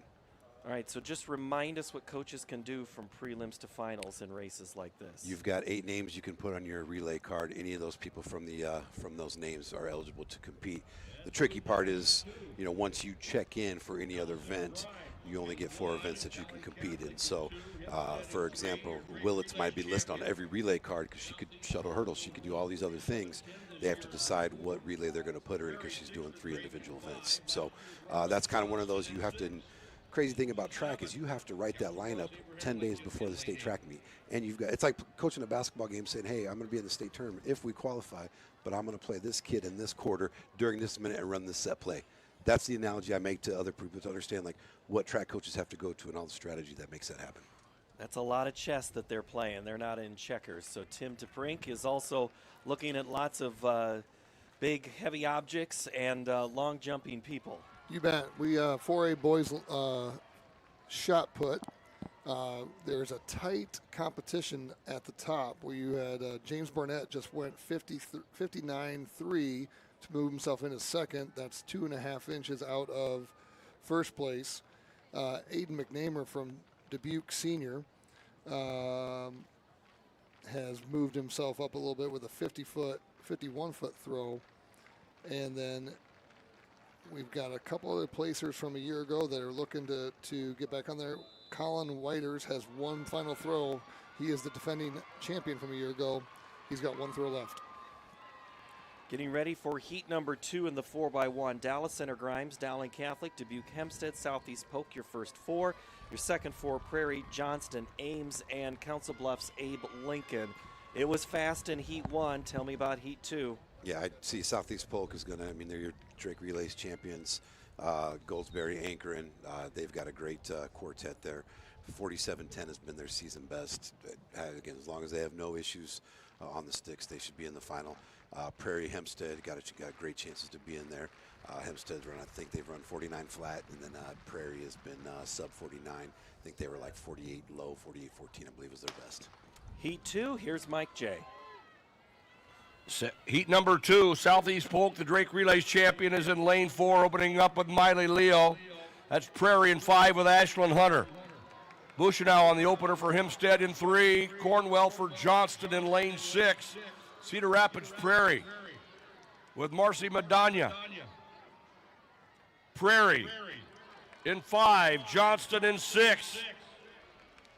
Southeast Polk with Tarpla in lane 4. They'll anchor Goldsberry, and she has the stick. It's Southeast Polk and Cedar Rapids Prairie. Goldsberry and Cooper. Southeast Polk and Prairie. Johnston in 6 with Shaw. Check.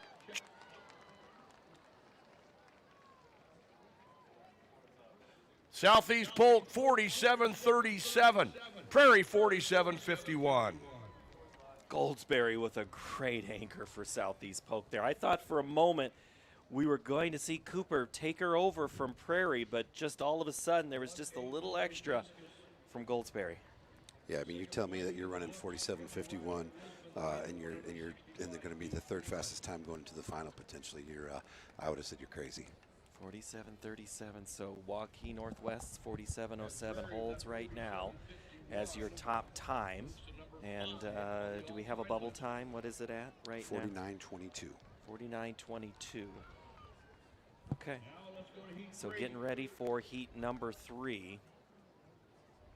And we'll get to heat 3 introductions in a moment, but first the discus. In boys 1A discus, it took 152.8 to make finals. They're on the screen right now. Ryling from Lisbon is leading it. And then you can see the remaining. It's a tight battle with a bunch of throws at 165, 164, 163, 162. Looking to be a really good competition heading into the finals of the 1A boys discus. And I see him clapping over in the shot right now. From Lewis Central, he will be the champion. He's not going to get that one measured, but it doesn't matter. He's got a 59-foot, 7-inch throw in. That is about a 3.5-foot personal best for him today. And the top 4 guys all had personal best in this meet, in this competition. That's impressive. All right, so I see Kennedy Brandt getting ready at the high jump, and she's been busy today. I think we've seen her in 2 different hurdle events. Right now the bar is at 5'4". You have one person that's cleared it. Mount Air, Shields from Mount Air has cleared it. And you have everybody else is trying to get over that height. Iowa City West, Kennedy, Cedar Falls, Pleasant Valley, Valley, Washington, Waukee and Bettendorf in heat 3. Here's Mike J. 2. West Des Moines Valley opened up with Kaiser. They're running Garrison, and they're running well in 5. Pleasant Valley in 4 with Rebro. Cedar Rapids, Washington with Thurman in lane 6. They'll run Mari Crittenden on the 3rd leg. West Des Moines Valley with the outstanding freshman hurdler Mila Hughes in 5. Pleasant Valley in 4 with Kitzman. Valley will anchor Morgan Carr. Pleasant Valley with McDermott. It is Pleasant Valley and West Des Moines Valley. And West Des Moines Valley with Carr on the anchor. They'll win that 3rd and final heat running 47.76. Pleasant Valley 47.86. Number 11 all time for Valley. So Valley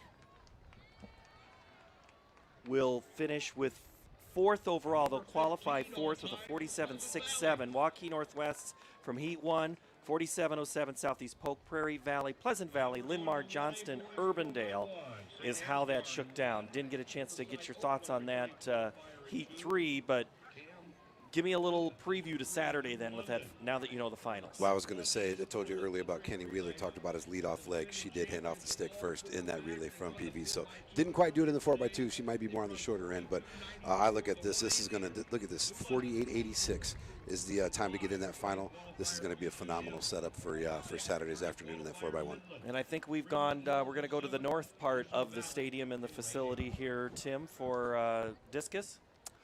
Or right shot. Now, we're going back to shot? Yeah, right now shot put is on the screen here. You can kind of see how everything played out from first to last. But on the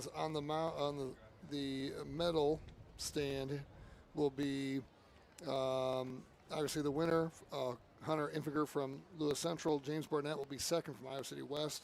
Brandon Johnson from Ames. He had a really nice throw, fifth, right after we got done talking about that, put him into third from Ames. And then Trey Feist from North Scott, fourth. And Colin Witters from Iowa City West will be in fifth. 1A boys 4x1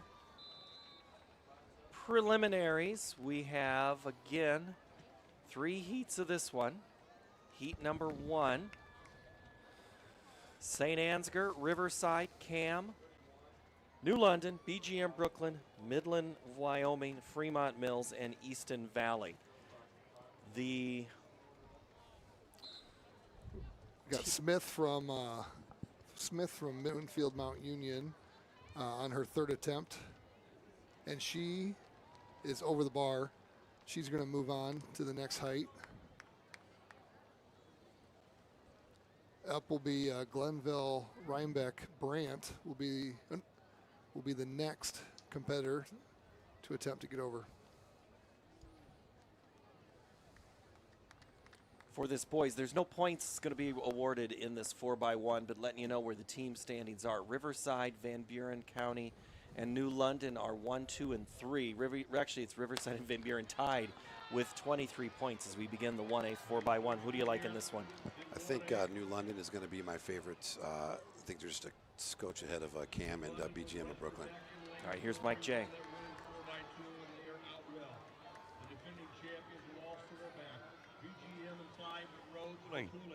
New London running straw hacker on the second leg. Porter will run third. It is New London. Fremont Mills with Forney. They're out there in lane 7. It is New London with London Franklin. He won the long jump. He anchored the 4x2. Anchoring the 4x1 to a Heat 1 win. And New London 42.92. It's a new season. Great performance for New London there. There's your headband. You get a chance to see New London's time of 42.92.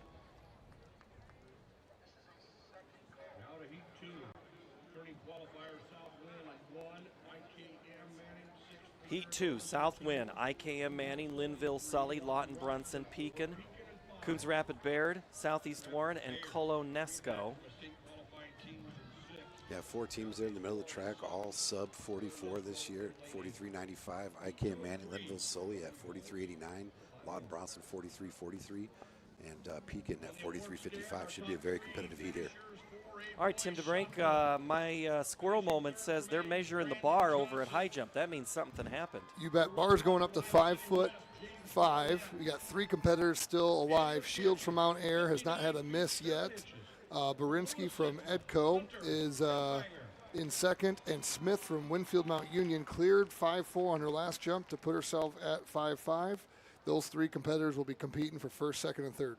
Okay, moving up the bar. It's when they get out the measuring sticks over there, I know what's something, they got to make sure everything is there and accurate. So here we go into Heat 2 for this 4x1.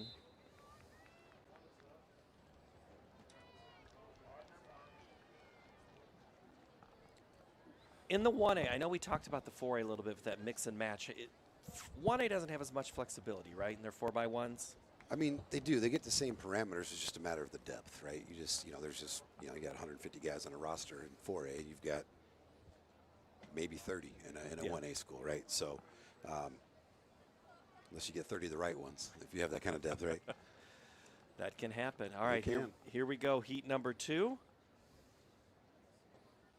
On the track now. The gun is up. They're in the, and they're off. Here's Mike J for the call. 2 of 3.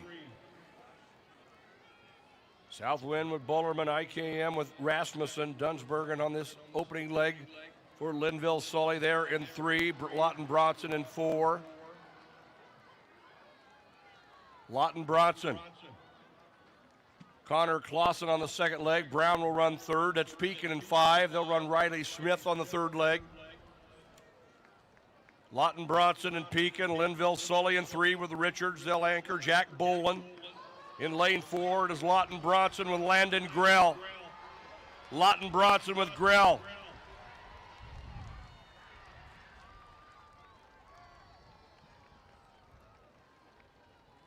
Lawton Bronson. 43-22. So Lawton Bronson, then Pekin, Coon Rapids Baird, and Linville Sully. So Lawton's 43-22, Pekin's 43-99. The bubble time right now is 44:50. So we're still under that right now. Our qualifying is going to be New London. We have 1 heat left so far. They're qualifying. You gotta run 1 more, but those 4 look really good. It's just what can happen here out of this final heat. And let's let you know who's in this final heat. It's going to be Bedford, Galen Catholic, Madrid, George Little Rock, Woodbine, ACGC, Wapsie Valley, and GTRA. 3 teams under 44 seconds here. We got another one in ACGC that's hovering right at 44 seconds. So all 4 of those have a legitimate chance to punch themselves a ticket into the final. In 4A girls high jump, Mecklenburg is still the leader at 19, but she's got some close competition. Sophia Thatcher from Ames jumped 18-11 and a quarter to be 3/4 of an inch behind her, but she's in second. Lena Bruning from Ankeny is still in third, and they are on their 5th jump of finals. And now Cedar Rapids Prairie, Faith Kapaya has moved herself into third with a jump of 18.6. So it's getting tight at the top, but Abby Mecklenburg from Linmar is still in the lead with a 19-foot jump. And I think, is Mecklenburg on the track right here in front of us right now? She has. So she's taken 2 passes because she's got the lead. There's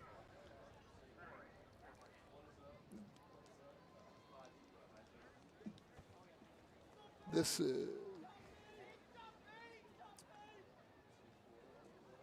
All right, there's a look at Galen Catholic's Kuntz, who's warming up or getting into the blocks. As we get ready for that race, we'll tell you what happens with this jump.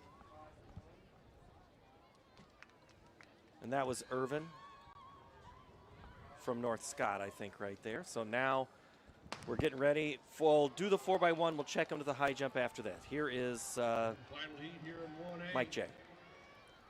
Our bubble time is 44:50.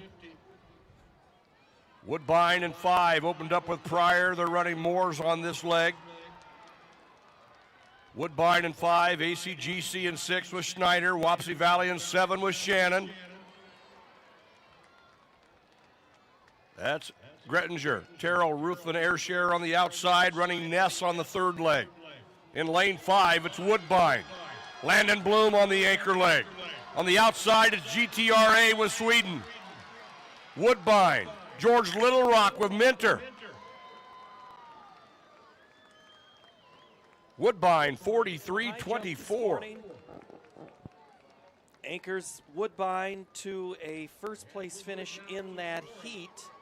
But let's check the time to see how it stacks up. It's a 43-24.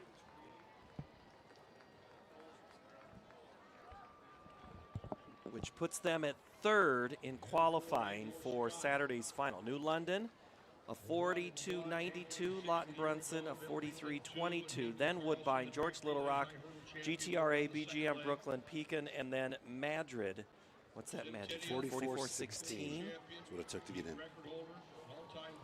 So they just edged Coon Rapids Bear by half a second. 5/500ths of a second. Yeah. Okay.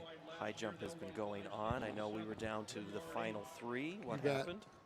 So the top three, Smith from Winfield Mount Union with a personal best this year. She'll be third place. She missed on 5.5. Boriski from Edco also missed at 5.5. She'll be the runner-up. And the champion will be Aubrey Shields from Mount Air. She's at 5.5. She'll have the choice on where to put the bar next for her to try to advance her jumps. Into the boys 4A, 4x1, and then this will be the last of the running events. We still have wheelchair and ambulatory coming up before this session is done for both girls and boys. North Scott, Ankeny, Centennial, Prairie, Cedar Falls, Indianola, Pleasant Valley, and Linn-Mar in this first heat, Tim. I like Prairie. Again, talking with Mo Blue and the sprint squad over there, he's excited about this group. I think we've seen some of those fireworks in some of the races. The 4x2, fantastic. They're 400 hurdlers. Expect everything out of them here. And then both Centennial and Cedar Falls here have got very, very strong teams. Kelsey for North Scott, McClure for Ankeny, Nayert for Centennial, Cooling for Prairie, Cedar Falls has Fuchman, Indianola has Heimbach, Pleasant Valley's Hatcher, and Schuett for Linn-Mar. Here's Mike J. Well, she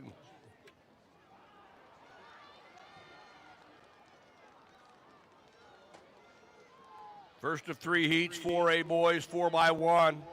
Cedar Rapids, Prairie in 4, Cedar Falls in 5. Prairie running Paterka on the third leg, Cedar Falls with Tamayo Lopez. Cedar Rapids, Prairie. Magnus Capon on the anchor leg, Cedar Falls with Will Rimmert. It is Prairie and Cedar Falls. Indianola in 6 with Hilton. And a good close by Ankeny in 2 with Fisher. Cedar Rapids, Prairie, 41. In there. I think they're going to end up getting third or fourth. Indianola is third, Cedar Falls second, and Prairie 41.63. I won't say cruise to that champion or that first place finish, but they ran a really good race, just like you thought. You blink in this race and you get beat. So in the high jump, Aubrey Shields moved the bar to 5.9 3/4 to try to best the state all-time record set last year by Emma Roberts from HLVTC. Here's her second attempt. She is the champion. She improves on her third place finish from last year.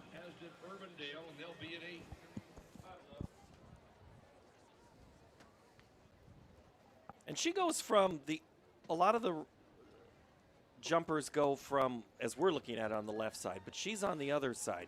What's the difference there? Just your power foot, your jump foot. It's all like if I'm jumping to do a layup, I'm jumping off my left, and I may not get off the ground very high, but that's my more powerful foot. And some are able to do both. I know there was an Iowa State jumper years ago that tore her ACL on one foot, and she just started jumping off the other. That takes a special athlete to do that.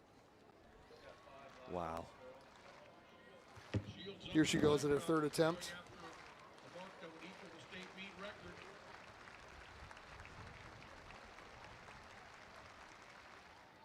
Get too into it. So she will be your 1A high jump champion, Aubrey Shields from Mount Air. How about that moment right there? They pause everything just so everybody can watch.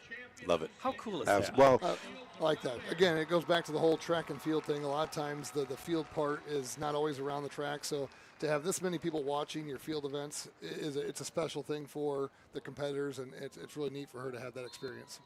Well, and you have the starter right there. We're at the start of the 4x1, so they don't want those extra movements. Guys jumping the gun here too. So, but yeah, absolutely, that's the moment that is more important. And the great starters, the red hats down there, are the ones that recognize that. All right, here we go. 4x1, Heat 2. Southeast Polk, Dubuque Senior, Johnston, Dowling Catholic in your first 4. Then it's Muscatine, Northwest, City High, and Urbandale. The Jayhawks in 8. Eric Birch, Tour, Strang, Gonpu, Ludwig, Pufal, and Thomas, your starters. Heard those Ludwig knees a couple times. Brother to brother here, the first 2 legs for Waukee Northwest. Then you have Oliver and Bosworth.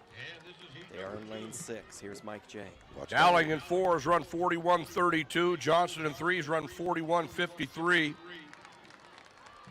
Northwest in 6s run 41.81. Dowling, Muscatine, Northwest, Dowling Catholic. Running Jackson Miller on the 3rd leg, the anchor freshman Bo Williams. Dowling Catholic. Waukee Northwest with Bosworth. Muscatine running well with Brendan Holliday. Dowling Catholic. 41.52. Strang, Dexler, Miller, and Williams. Wide receiver for the Maroons. Caught the baton and then took off. First place in that heat, 41.52. A 4.181 for Northwest. Muscatine, a 4.22. What's our bubble time here as we look towards the third? 42.55. So 42.55 would put right now at least those 3. Centennial is the one holding that 42.55. Ankeny right now clinging in at 42.28. So we'll see what comes out of this heat 3 in just a moment, because I think Tim DeBrink has, let's see, shot is done. High jump is done. They're taking the ceremonial photo. That leaves, I think. Yep, long jump. Long jump. 4A long jump. Abby Mecklenburg from Linmar jumped 19 foot on her first jump and was able to take passes for jumps 3 through 6, and she is your state champion. Sophia Hatcher from Ames will be the runner-up. Faith Kapaya from Cedar Rapids Prairie will finish 3rd. Lisa Bruning will be from Ankeny is going to be 4th. Kaylee Irvin from North Scott will be 5th. Jaden Woods from Sally's Polk will be 6th. So really good competition there. Abby Mecklenburg, she doubles up. She was the state champion a year ago in long jump, and she is the 2026 state champion in long jump as well. Heat 3 getting ready to go. Do we have time to squeeze in? Do we have any more? We have discus yet? Discus is live out there. Right now the leader is Elijah Ellie from Iowa Falls. You're going to have to help me out here. Or Iowa Valley. Iowa Valley. Iowa Valley. Yeah. He is the leader at 167 even. Henry Reiling from Lisbon is second. Oh, sorry. Go ahead. You got it. Yep. Perfect. Too many screens to look at up here. Got a lot going on. So, again, the top 5 competitors in this one have all thrown their personal best today. So they're doing a great job of peaking at the right time. Heat 3 getting ready in the 4x4. Lewis Central, Hempstead, Jefferson Valley, Sioux City East, Dallas Center Grimes, Waukee, and Fort Dodge getting ready to go in this one. Yeah, Jeff Valley, Sioux City East, all been sub 42 this year. That window's getting tighter and tighter though to qualify for the final. So we'll see how these boys throw it down here.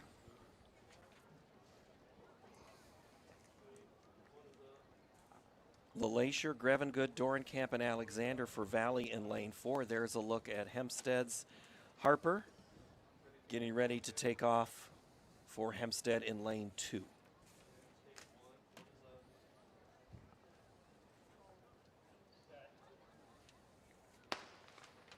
Mike J with the call. And this is the 3rd and final heat. Cedar Rapids Jefferson in lane 3. That's Valley in 4. They opened up with LeLacier. That's Sioux City East in 5. Dallas Center Grimes in 6. Running Heitland on the 2nd leg. West Des Moines Valley in 4. With Blake Dorenkamp. Alexander will be on the anchor leg. Sioux City East with Tanner Boonstra. West Des Moines Valley. Sioux City East 41. Sioux City East sneaks in with a 4.186. Valley 4.195. Jeff's going to be our last qualifier in the if 42-17. Yeah, it just all depends. Yeah, is the bubble 42-17? Valley was in a great spot, had a little mishap. Looked like third leg had a little misstep there going into the anchor, and cost him a little bit on the exchange. And we are in the finals of the 1A boys discus, round 4 complete. And let's recap who is going to run on Saturday in this final, which is at 3:55 p.m. Dowling with the best qualifying time. Prairie, Cedar Falls, Northwest, Sioux City, East Valley, Indianola, and Jefferson. So Muscatine, Ankeny, and Waukee just outside of running here on Saturday in that final. All right, we're getting ready. Couple more things to get you through. The 4x4 is warming up. Then we got a couple of other things when we return. This is the state track meet in Des Moines at Drake University for the Iowa Girls High School Athletic Union and the Iowa High School Athletic Association. We know you're watching all around the world, so come on back here from Des Moines.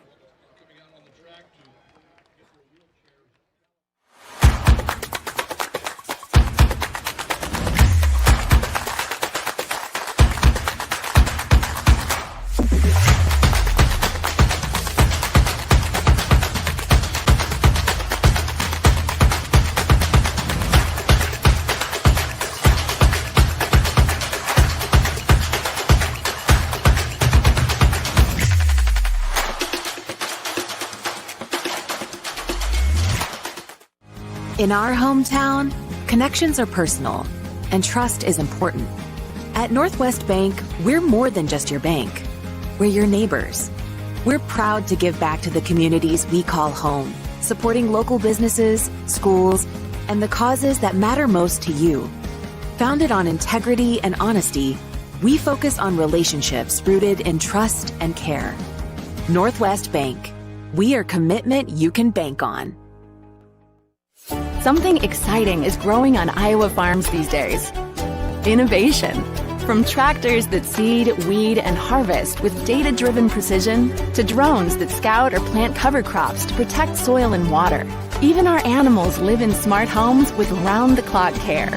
Technology keeps your food safer, water cleaner, and makes us more sustainable. Because what we do here benefits everyone here. Life on the farm makes everyone's life better. A new day means so many things. Possibility and potential. New opportunities and challenges. And when you're building something that matters, you need a partner who truly understands. Iowa banks get this. Their customer relationships are built on shared values and earned trust. From homeowners to small businesses, Iowa banks know what it means to invest in the future. Iowa Banks, your partner through it all.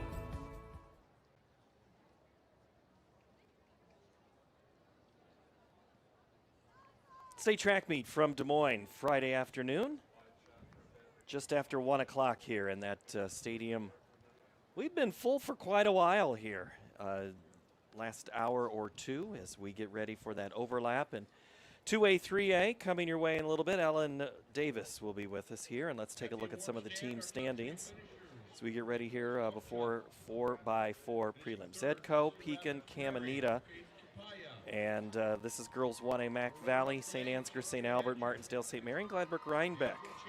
Close out your top 10. Then in 2A, Spirit Lake leads Mid-Prairie by 2. Van Meter, Tipton, and Pella Christian round out your top 5. For girls 2A team scores, Grundy Center, Trainer, Albia, Monticello, and Northeast Goose Lake. Let's keep the girls theme going, I think, and we're going to go 3A. Pella, the Dutch, getting ready to come out onto the track. They're up on Mount Vernon. Sioux Center, MOC, Floyd Valley, and Williamsburg round out your top 5. Burlington, Des Moines Christian, ADM, North Polk, and Decorah, your last 10. Or your up until 10. For 4A girls, Waukee Northwest 63.5. Cedar Falls 38.5, City High 38, Ames 35, and the Ankeny Hawks at 26 points. Waukee, Ottumwa, North Scott, Johnston, and Linmar, your final 5 of that top 10. So that's a look at your girls' score as we have flip over to the boys' team scores. As Cascade leads in the girls para category there with their 10 points from yesterday. Boys 1A, Riverside of Oakland and Van Buren County locked in a good one, tied up at 23. New London 20, Iowa Valley 17.5, and then it's Sibley, Ocheyedan, Lisbon, Woodbine, Baxter, and Bellevue. As we have 3 teams tied for 8 in those 13 points, and that's much more common in those smaller school scores.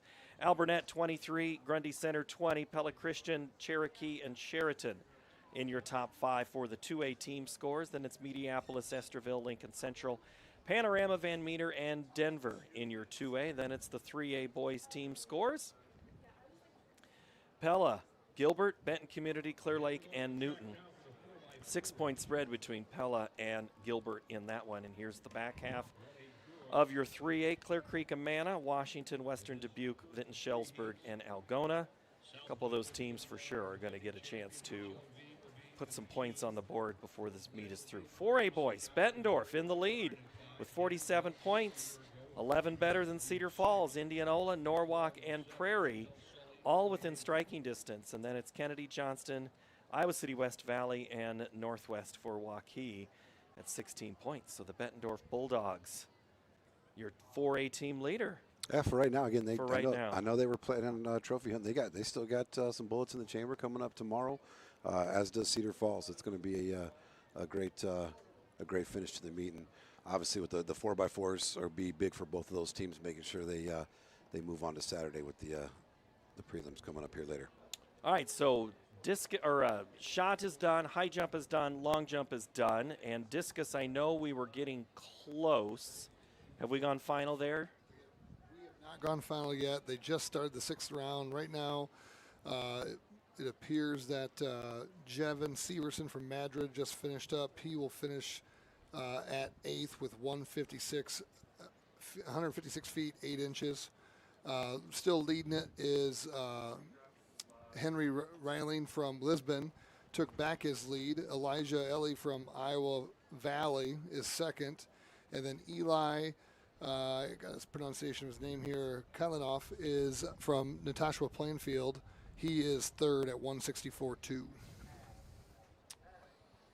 All right, thank you for the update there. The from Nashua Plainfield, that was the last. That what you just said. Now, okay, all right, okay.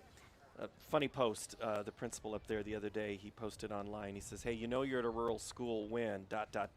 And there was a picture of not just a tractor in their school parking lot, but they had a cow and a bale of hay and some fencing up there, all for the FFA project up there. So that's all kind of fun. That is so Iowan it hurts. So we'll step away and get ready for the 4x4 when we come back. The prelims here will wrap up our 4A and 1A when we return to the Blue Oval in Des Moines for the state track meet sponsored by Iowa Farm Bureau. Yes, those are chicken tenders. And yes, they're on a plate with your favorite Pizza Ranch items. Which means, yes, chicken tenders are now available at Pizza Ranch buffets. Make it a buffet day at Pizza Ranch.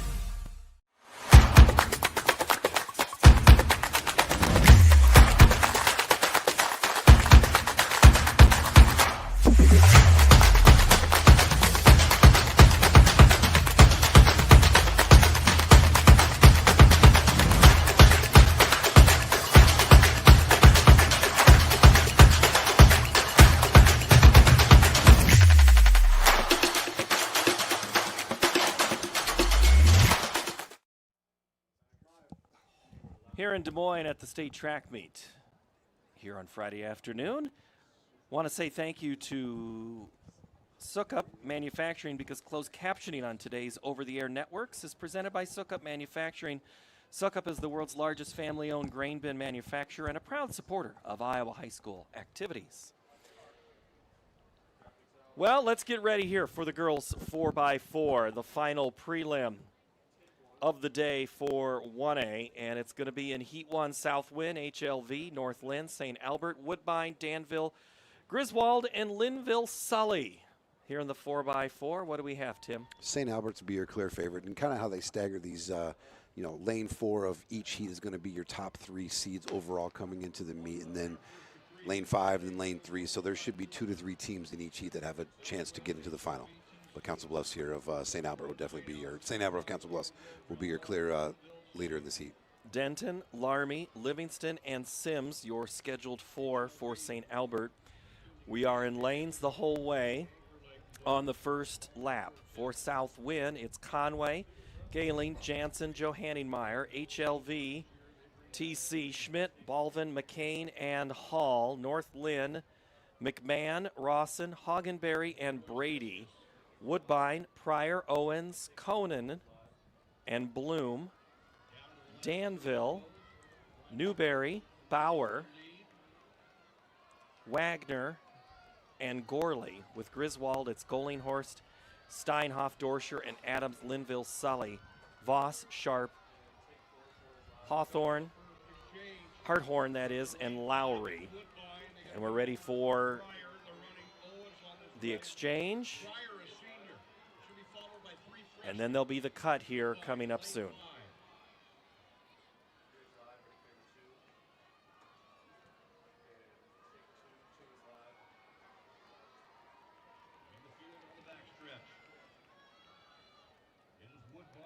Is geometry as big of a deal in this race, Tim? You know, just a little bit more.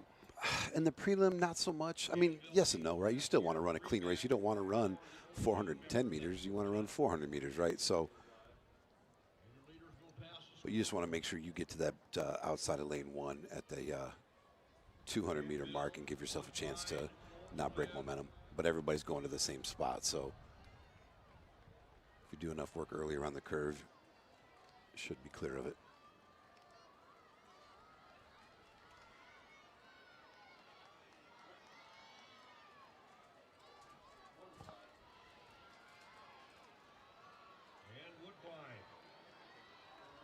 So Danville to the exchange first, then Woodbine, North Lynn, Griswold, Southwind, St. Albert, Linville, Sully, and HLVTC. Let's talk strategy here then now. Prelim versus finals in the 4x4. I mean, if you have the depth, you know, you can, I don't know if any of these teams have, you know, 5 or 6 girls that can go out there and, you know, switch in and out between prelim and final. It'd be nice if you did, right? Because then you can manage a state qualifying meet to the final here. So, but if not, I mean, it's a matter of just making sure that you're in contention going into that last lap within, you know, depending on how good your anchor leg is. Very fast young ladies that run sub 60 can make up a lot of ground pretty quickly. So Danville, second leg. For Danville, it's Newberry, then Bauer, and now it's going to be Wagner before we make way for Gorley. Let's get an update on discus while we're in the middle of this third lap. You bet.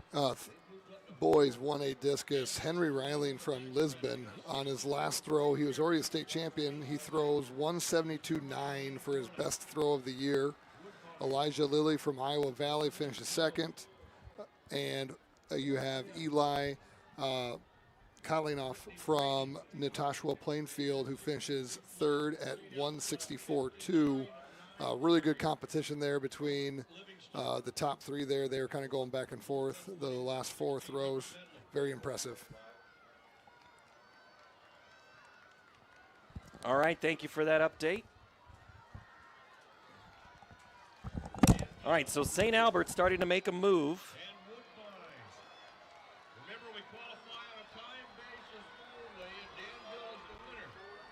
It's still Danville.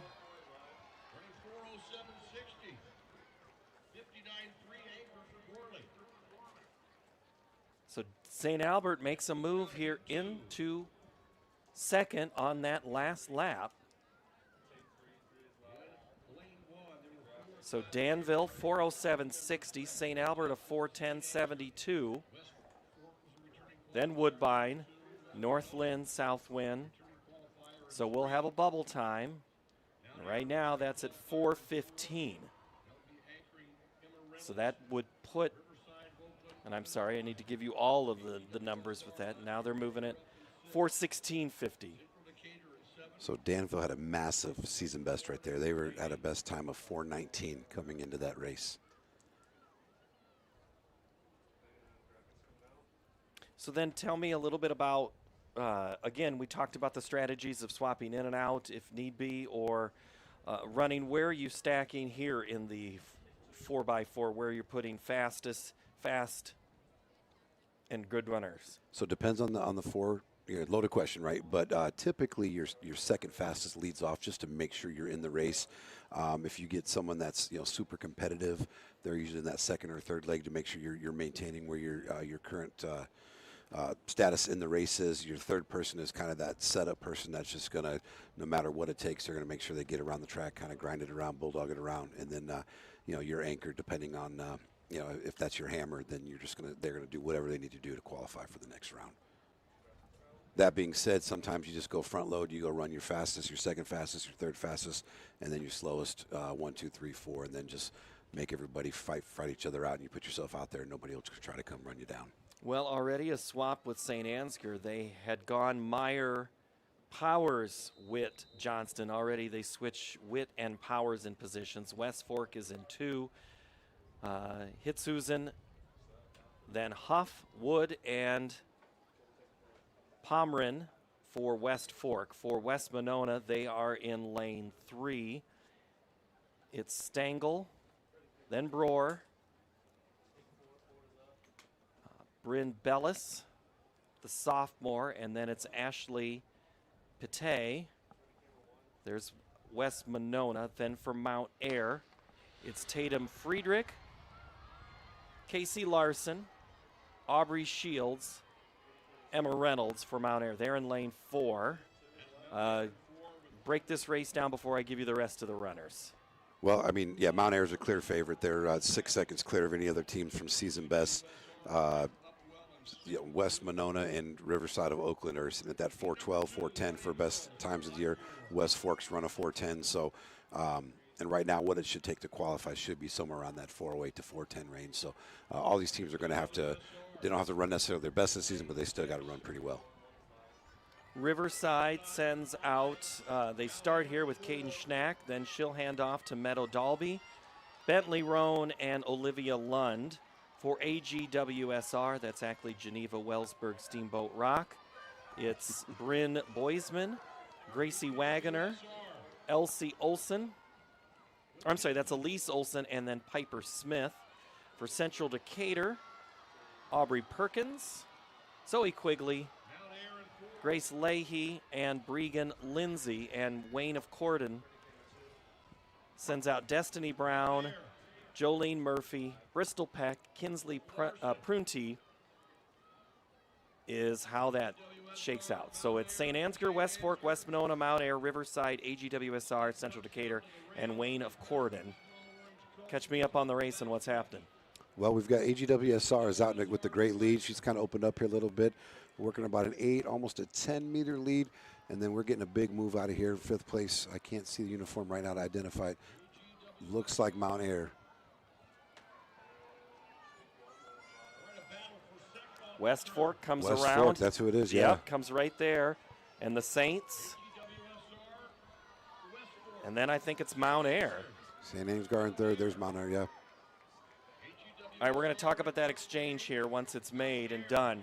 That gets kind of crazy. Talk about the shuffling that happens kind of mid-race as things change here in that last 50. Yeah, you've got to have your head on a swivel when you come around there. It's look like there's bodies coming off. You're supposed to go in a straight line, maintain it, and you've got to be the one to wave around it. Very difficult. Nobody really gets disqualified down there unless you are egregious with your intent, but hard to tell intent with. Well, so what would that mean? Disqualification. Well, I mean, I'm sorry. What would the egregiousness be? I mean, what would if you have to do? Yeah, step out, move. You see somebody come and literally try to block them and get in their way. Yeah, or knock a baton out of their hand intentionally, right? Because the baton has to finish with you at the finish, yeah, right? You could run 1,599 meters, and drop that baton, and it goes across the line without you.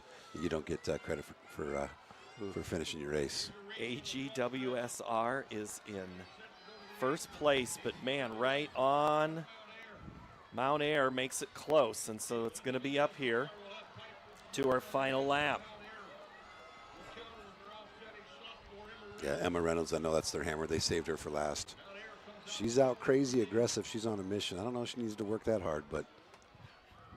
Well, she already qualified in the 200 and 400 for state, also in the high jump. West Fork now in 4th place, and we'll let Mike J. bring home the final part of this race. Pomerane on the anchor for West Fork. Mount Air. AGWSR.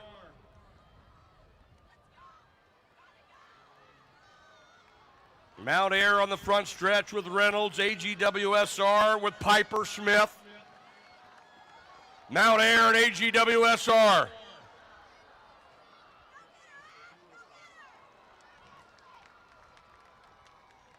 Mount Air, 4:02:36, 57:32 on the anchor for Reynolds, a 57:60 for Piper Smith of AGWSR.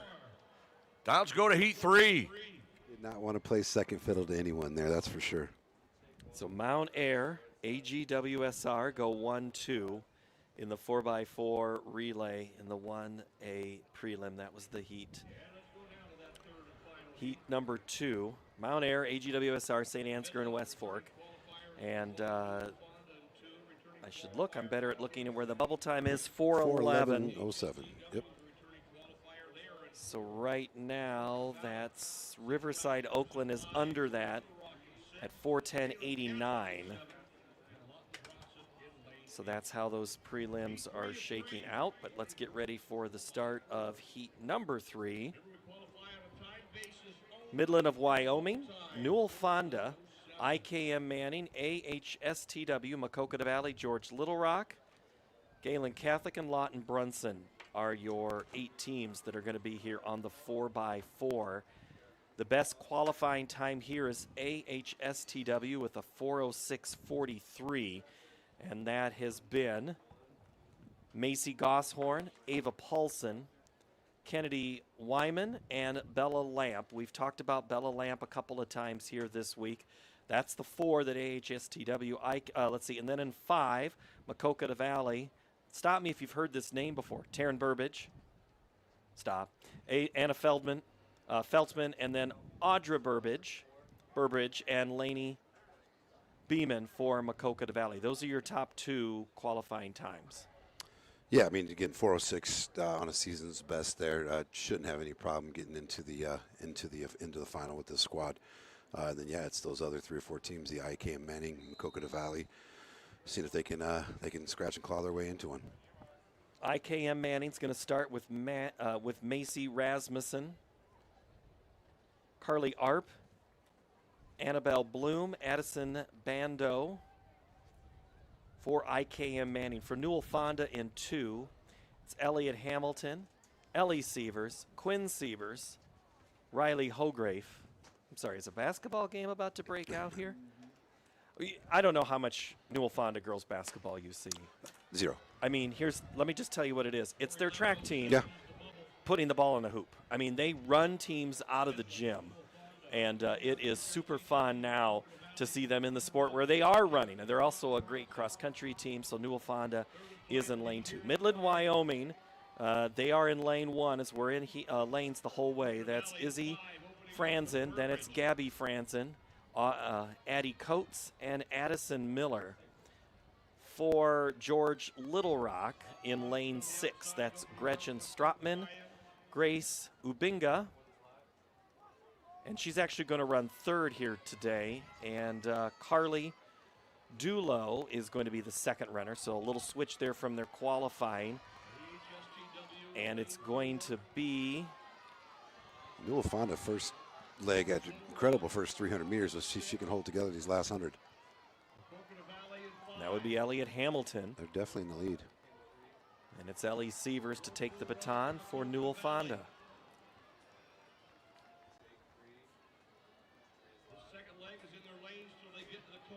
Ayla Schmidt to Ella Ruland. For Galen Catholic, then Emmy Castle and Delaney Kearns.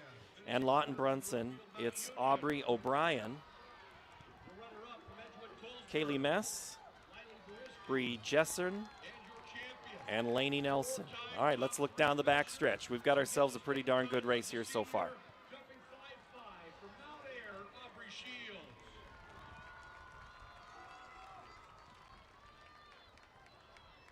big points in the high jump there for Mount Air.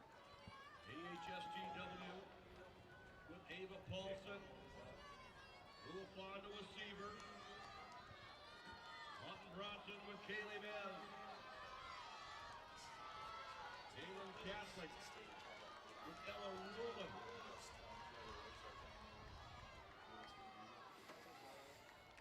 Rulon. ACW and Newell Fonda.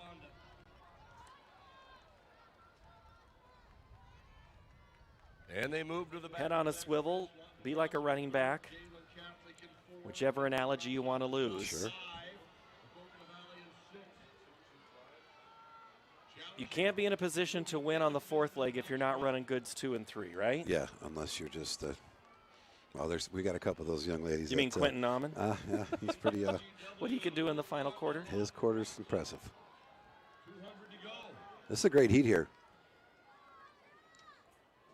I mean, 6 teams here still really in contention. Now they're starting to stretch out. Bubble time is 4:11:07 here on the third leg. HSTW. Yeah, she's finishing strong. Great close.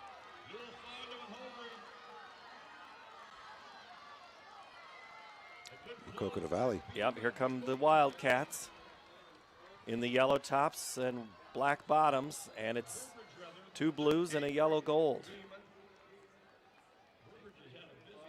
And a really good sprint here from Coconut Valley. Beeman, shot out of a cannon. How far can she go? Coconut Valley. From Lanny Beeman. Newell Fonda. From Riley Hogreet on the anchor leg.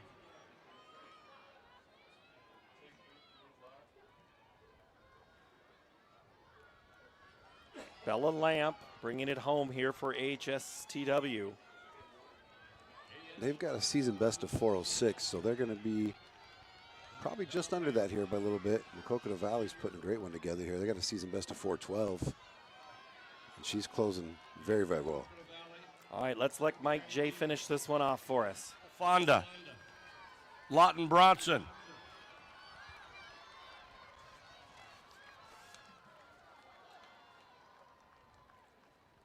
AHSTW 409.88, 61 flat on the anchor. Maquoketa Valley went 59.40.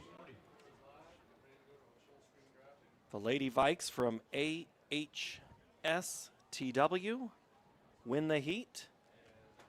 And now let's settle in who is going to qualify. Mount Air, AGWSR, St. Ansgar were the top 3.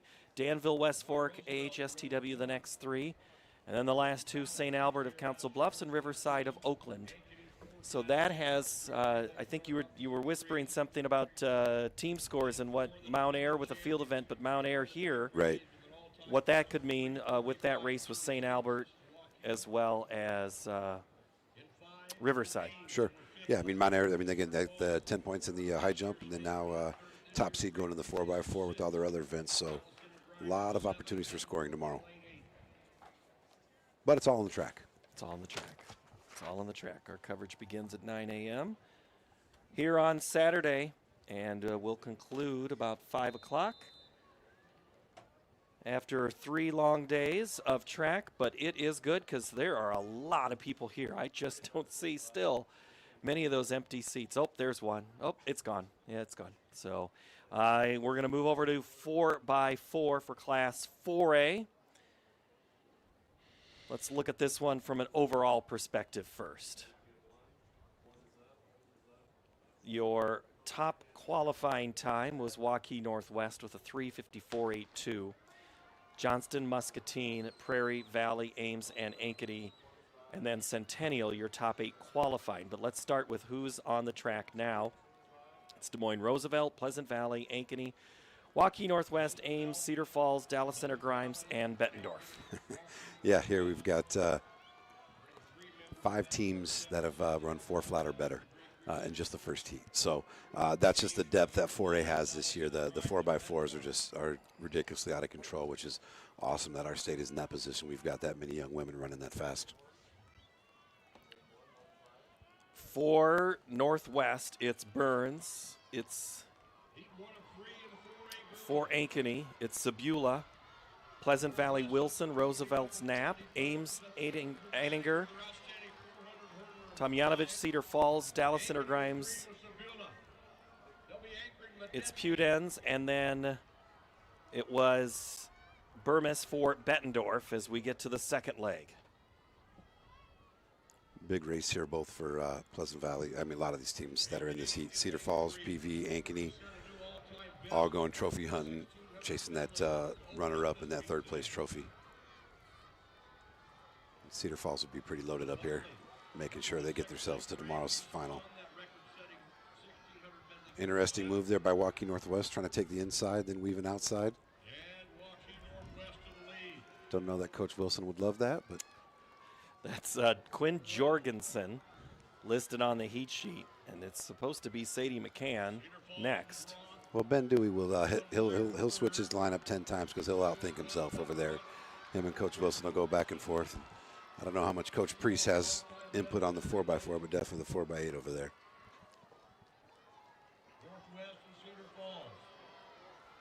And it's Waukee Northwest taking off with McCann. Deerdorf for Ames to Hatcher. And to finish with Van Cleve, Cedar Falls, Rothmeyer, and Nissen. Dallas Center Grimes still try to get into High Gherkin and Sanford. Bettendorf, Huser, and Ripslinger. McCann and Vogt for Northwest. For Ankeny, they went Buckley, Schramm, and Medetsky to close out. Pleasant Valley, Kane, Erkey, and McDermott, and Roosevelt with Crawford, Johnson, and Gentry. It's still Northwest, but there is a couple of runners right there in the heels. Cedar Falls, Ankeny, and Ames coming down the home stretch.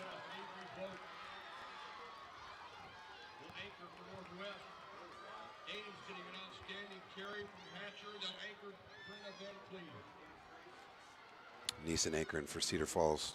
And Cedar Falls had a good exchange. So did Ames. They passed Ankeny there before Medetsky can take the baton from the home stretch. So now we're about 7 to 10 meters apart. She'll close that gap here by the end of the straightaway. And if she wants to just sit on her shoulder, her coach would probably advise. No need to pass right here. Nissen maybe might go crazy and pass on the turn. Yeah, she's pretty talented. She's feeling it. All right, here you go. Let's listen to Mike J for the final stretch. Chloe Nissen, the Drake Relays champion at 400, two-time state champion at 400. Cedar Falls and Northwest. Cedar Falls and Northwest, Vogt and Nissen.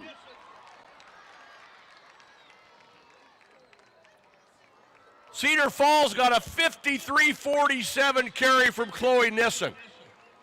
I'm laughing because I can't believe it. You're laughing, and I would be upset with my athlete for working that hard in well, the prelim. That's what I was. I'm just like, okay, I'm listening to everything you have said to me in the last 2 days about management and swapping out. Maybe Coach Dewey knows what he's going to do. He is going to swap out. Let's just go and get a good time. We got a fresh one we can put in there, but not many much better than those. No, absolutely not. No, I'm looking at if I were Cedar Falls' coach, I'm like, what are we doing here? Like, we got a busy day tomorrow. Like, let's just pump the brakes a little bit and. Yeah, again, look, and sometimes hunters just hunt, right? You can't coach that out of kids, and you would rather have a kid that is that aggressive, that sometimes has that competitive spirit, and I would take those all day. Cedar Falls a 349.43 and a 349.46 for Waukee Northwest. Ankeny 354.43. So they finished third in that heat. The bubble time is 4:12 right now in the girls 4x4. So that's just heat one. So Johnston will have the time to watch here in the middle of the track to start this second heat, which is Dowling Catholic, Waukee, Centennial, Johnston, Valley, Southeast Polk, Hempstead, and Liberty. Outside of Johnson, who I said had the best time qualifying here, what else am I looking for? Ankeny Centennial. They've got some firepower. Jackson and Flick on the back end of the relay. They're Centennial, Johnston, Valley, Southeast Polk, Hempstead, and Liberty. Outside of Johnson, who I said had the best time qualifying here, what else am I looking for? Ankeny Centennial. They've got some firepower. Jackson and Flick on the back end of the relay. they're pretty darn talented. They've run that low 3, I think stuff at 353, 352 high has been their time centennial. They've got some firepower. Jackson and Flick on the back end of the relay. They're pretty darn talented. They've run that low 3, I think stuff at 353, 352 high has been their time coming in.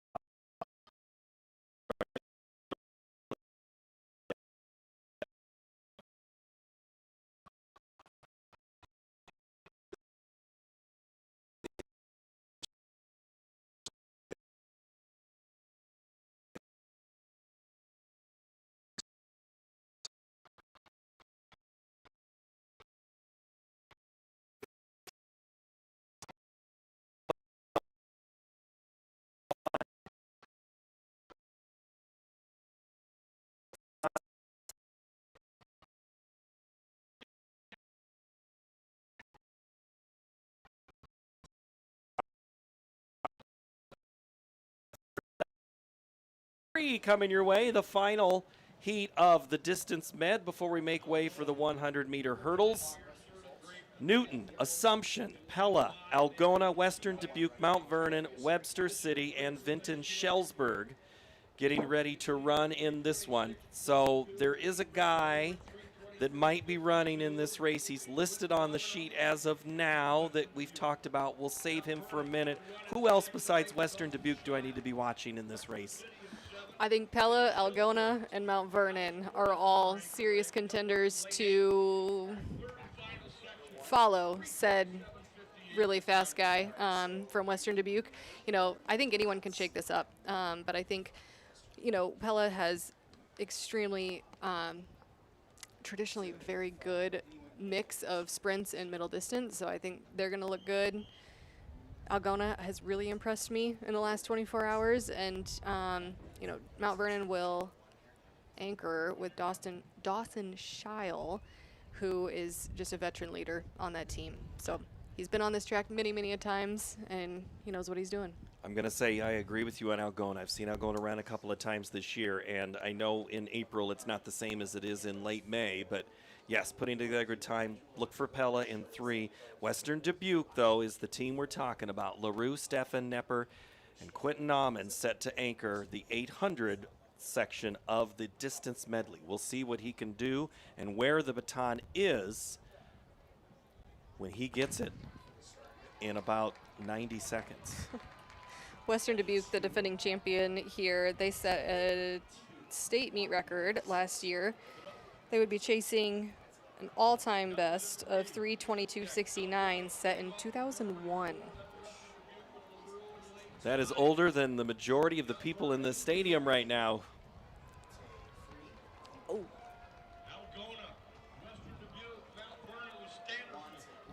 Newton with Thomason to Yahi. Williams to Wilson for Assumption. Schutneck and Johnson for Pella. Here comes Van Haren. Garmin, Walker, and Alley for Algona. Neal, Steinerson, Hilvasic for Mount Vernon. And we are off here to the 400 leg.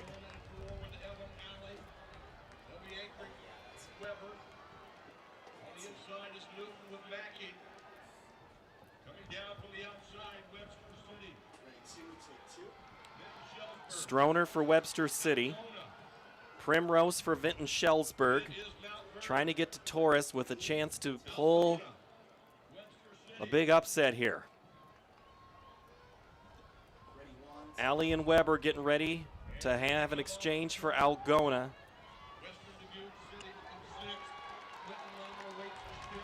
Here we go. Watch this.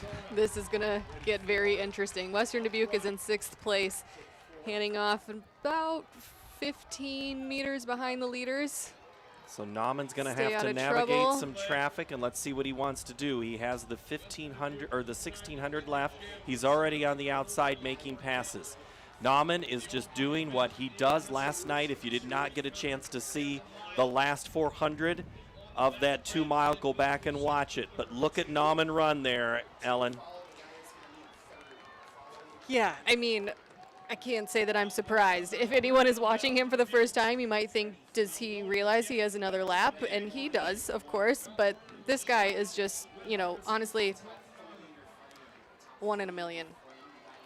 Up in the front, though, we got to talk about Yep. who's actually in the front of this race, and that is a Algona very and good. Mount Vernon. What a great race there between the Bulldogs and the Mustangs. And here comes Nauman. He's now pulled it in within 10 meters. Here comes Quentin Nauman on the outside. And I'm going to let Mike J. tell you about the end of this race because this one is special. Wants to make it 3 in a row in the medley. It's Mount Vernon. It is Western Dubuque. Nauman to the lead with 200 to go. He took the stick in 6th.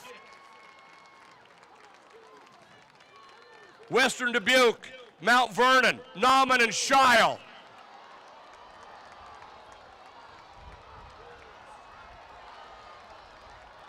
Mount Vernon to the lead. Mount Vernon, Western Dubuque.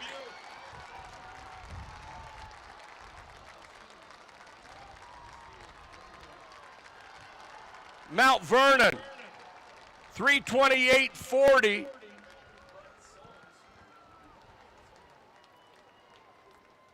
What a finish there for Mount was Vernon. Awesome. Dawson Scheil for Mount Vernon. Incredible, but not enough to get the win.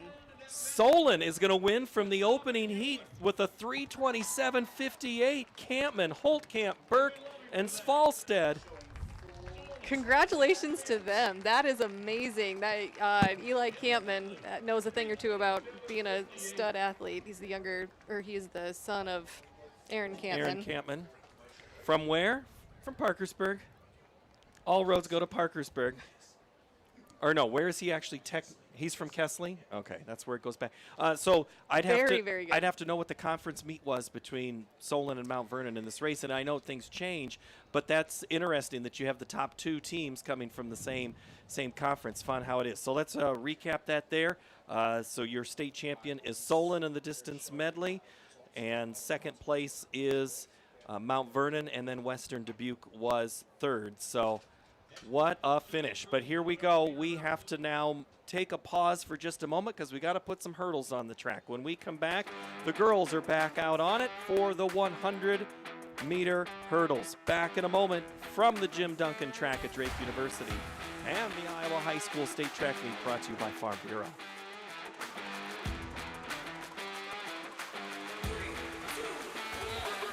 Creating lasting memories. We're not just installing a mini pitch. We're empowering youth to learn and grow. We're not just retrofitting an airport. We're creating an environment where workers can feel safer. This is why, whether it's a game down the street professional stadiums around the world, or treasured monuments and landmarks, you always know when it's must go. It's the simplest expression, the smallest thing that changes everything. A smile. So easy. A smile lights it up, apologizes, and welcomes unconditionally. Because the shortest distance between two people is a smile. Thank you. Hy-Vee, where there's a helpful smile in every aisle. Why am I seeing yield differences in only 2 of my fields? Great question, Evan. I've taken some soil samples, and it looks like you might have some fertility issues, especially in that northern field. Take a look. Nothing gets past you, Rick. Hey, how long you been back there? An agronomist never tells. From personalized insights to year-round support, Channel agronomists always show up. Channel, all in, all season. Something exciting is growing on Iowa farms these days. Innovation. From tractors that seed, weed, and harvest with data-driven precision to drones that scout or plant cover crops to protect soil and water. Even our animals live in smart homes with round-the-clock care. Technology keeps your food safer, water cleaner, and makes us more sustainable. Because what we do here benefits everyone here. Life on the farm makes everyone's life better.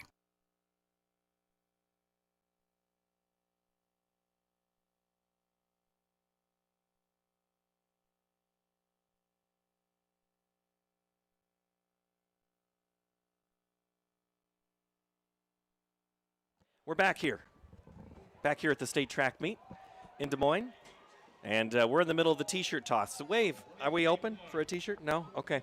Hey, I want to let you know that this is a very big deal because we have friends like Cookies Barbecue Sauce who help make this possible to come to the state track meet. Cookies Barbecue Sauce, epic sauces and bold seasonings. Remember, smart cookies use cookies.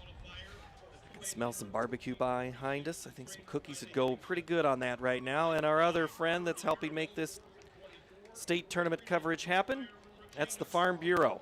And they are, from rural roots to statewide pride, Iowa Farm Bureau proudly supports student athletes across Iowa. Our thanks to Farm Bureau for making this happen.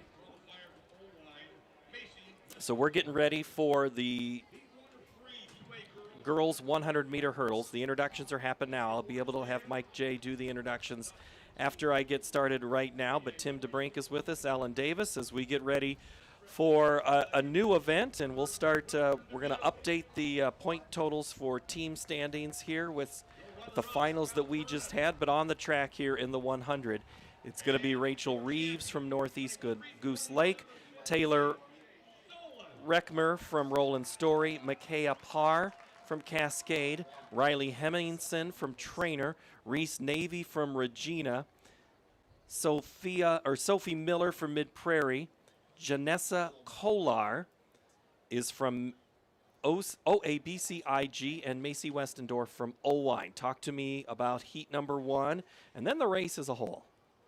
Yeah, I'm really excited to see Riley Hemmingson back from Trainer. She's in lane 4. Lane 5's Reese Nave. They were number 3 and number 5 on the finisher list last year at championships, so they're very familiar with racing one another, and I think we'll see another good battle. Overall, this race has a lot of top returning performers. We've got the champion, 3rd place, 5th place, and 6th place, and the runner-up. I missed that one from 2025. So. Oh, and I forgot to move. Yeah, tell me. So yesterday we had shuttle hurdle. We'll have the finals of that tomorrow. This is also a prelim with finals tomorrow in this race. So is there much of a strategy in this one of preserving, just qualifying and advancing? What are we thinking here? You know, I think with hurdles, you can't take anything for granted. I think you have to race a prelim as if it is the final, right? Because as soon as you start to chill, you're going to hit a hurdle, and that's going to be a problem. I am speaking like I know what I'm talking about as a hurdler.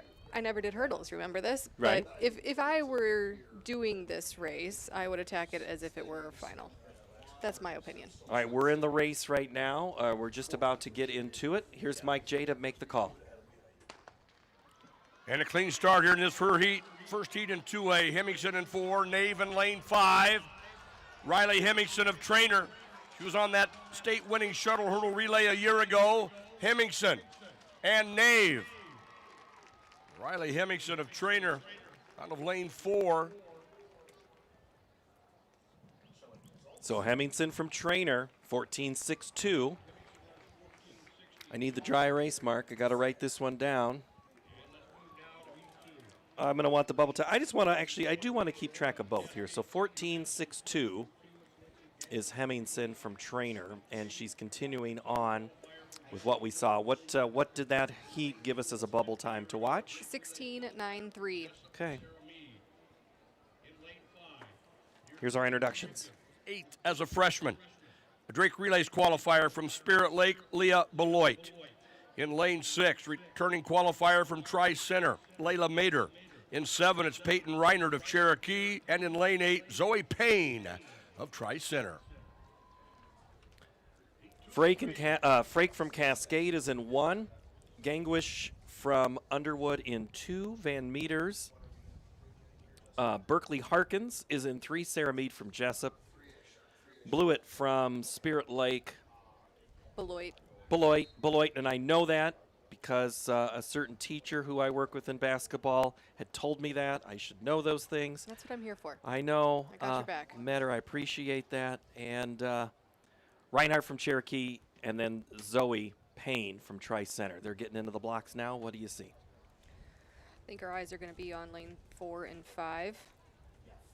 Miss Mead and Beloit have been here before. They know what it takes to get to the finals. Mead's already been on the track a couple of times for the Jayhawks. And we're off. Here's Mike J. And here comes your field. In the middle of the track, that's Harkins of Van Meter, Mead of Jessup, Beloit of Spirit Lake, Leah Beloit, Sarah Mead. And Beloit, 15-20, 15-25 for Mead. So a 15-20. That moves the bubble time to 15.94. And when we say bubble time, that means who's qualifying and moving on. I guess I should have defined that, right? You did a better job describing what that is than I would have done, so I'm just going to let that sit. Technology is great. You know, in the old days when you had to, you didn't have all this electronic timing. You know, everybody was kind of like, and then you just have to physically move, and there'd be a lot of radio talk. I know I asked Tim about this earlier with the digital updates on like long jump and things like that. Because remember, if you were ever working out there and taking the number, what was it? 15:07:34, and then you'd write down 37 or something, and that could happen. First part of my career as a throws coach, I spent a lot of time writing down all of their throws, every single one, keeping track, so you knew where your kid was at. Now it's all on your phone or on your tablet, and it updates right away, so you know right away if your kid's going to be in finals or not. Whereas 20 years ago, you had to keep track of yourself, otherwise you didn't know, and that's not a feeling you want to have as a coach. And the kids know it too. They know it, and the parents do. Heat 3. East Sac County's Libby Veit, Kylie Keller from Van Meter, Lexi Eisbrand from Forest City, Miranda Neighbor from Alburnett, Iowa Falls Alden, 15:07:34, and then you'd write down 37 or something, and that could happen. First part of my career as a throws coach, I spent a lot of time writing down all of their throws, every single one, keeping track, so you knew where your kid was at. Now it's all on your phone or on your tablet, and it updates right away, so you know right away if your kid's going to be in finals or not. Whereas 20 years ago, you had to keep track of yourself, otherwise you didn't know, and that's not a feeling you want to have as a coach. And the kids know it too. They know it, and the parents do. Heat 3. East Sac County's Libby Veit, Kylie Keller from Van Meter, Lexi Eisbrand from Forest City, Miranda Neighbor from Alburnett, Iowa Falls Alden's Isabel Jansen, Brinley Boovey from Hinton, the freshman, Lacey Taylor from EBF, and Olwine's Hayden Becker on the track now. All of these names, almost all of them, we saw yesterday. Here's Mike J. Third and final heat. 2A girls hurdles. Jansen of Iowa Falls, Alden in lane 5 and 4. That's Neighbor of Alburnett, the two-time runner-up. Neighbor of Alburnett. Keller of Van Meter in 2. Neighbor, 1496. 14.96 for Neighbor. And, and that puts our finals, our lead, our middle lane is going to come from the first heat, right? It is. Mm-hmm. Yeah, so Riley year's Hemmingson champion. from... No, not last year's champion. Last year's third place is our top qualifier. So Hemmingson, Neighbor, 1-2. Jansen from Iowa Falls is 3. Nave, 4. Beloit, 5. Sarah Mead, 6 from Jessup. Van Meter puts 2 in the finals with Keller and Harkins. And that final will be tomorrow here at the place we call the Drake Stadium. And that will be at 1:20 in the afternoon. Here's the rest of the introductions for the Heat 1. Here's Mike J. And in 8, from MOC Floyd Valley, Maggie Verschure. Heat 1 of 3, 3A girls, 100-meter hurdle. Allie Weiser from North Polk in 1. Tori White from Newton in 2. Olivia Neal from Xavier in 3. From ADM is Elise Coughlin. Also for ADM is Haley Nelson. She's in 5. Jumessi from Waverly Shell Rock. Schmitz, Avery Schmitz from West Delaware in 7. And Verschure in 8. What do you know, Tim, about, what can we know about here, about any of the, tell me about Allie. Allie's a two-sport spring athlete. She plays soccer and she runs track. Always pretty smiley and bubbly in the hallway and chatty, but a good kid. Mom teaches in the district as well, so it comes from a good family. Brother wrestles.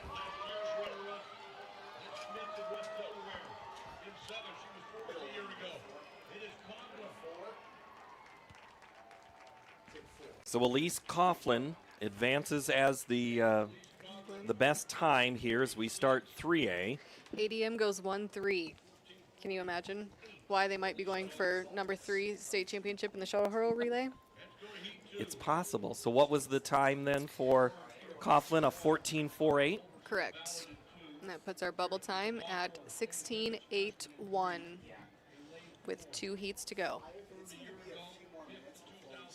8th in the Drake Relays final from Decorah, Renee Wilson. In 5, it's Aubrey Johnson of Gilbert. In 6, Sophia Calpido, 7th a year ago for Charles City. Max Sims of Newton in 7. Megan Hughes of Glenwood in 8. Megan Hughes in 8. Max Sims from Newton in 7. Capito from Charles City. Sophia Capito in 6. Aubrey Johnson from Gilbert is in 5. Renee Wilson from Decorah in 4. It's Kirsten Tabakhorst, a freshman from Independence, is in lane 3. Lane 2 is going to have Michaela Culbertson from Ballard and Alea Carr from Keokuk in 1. So that's how we go backwards in order, left to right as you'll see them on TV. You just gave me a heart attack. I thought you were reading the wrong heat because you were going in the... I know, right? I did. You're right. I totally did it backwards. I started because I listened to what was said, and then I just, I'll just go backwards. Mix it up. Sorry. Keeping me on my toes. It's all good.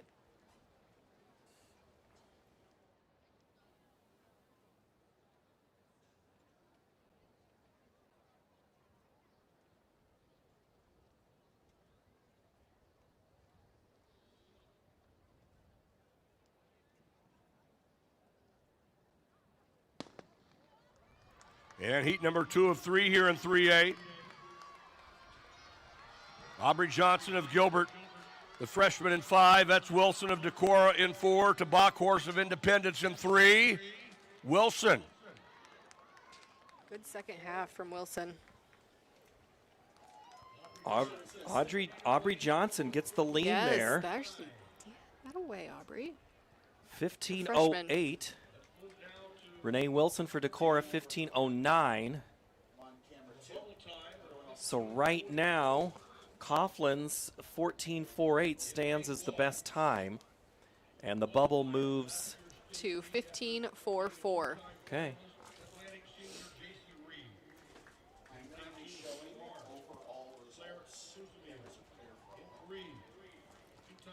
Bondurant Farrar sophomore Jovi Vrew. In 4, Scout Ridout of South Tama.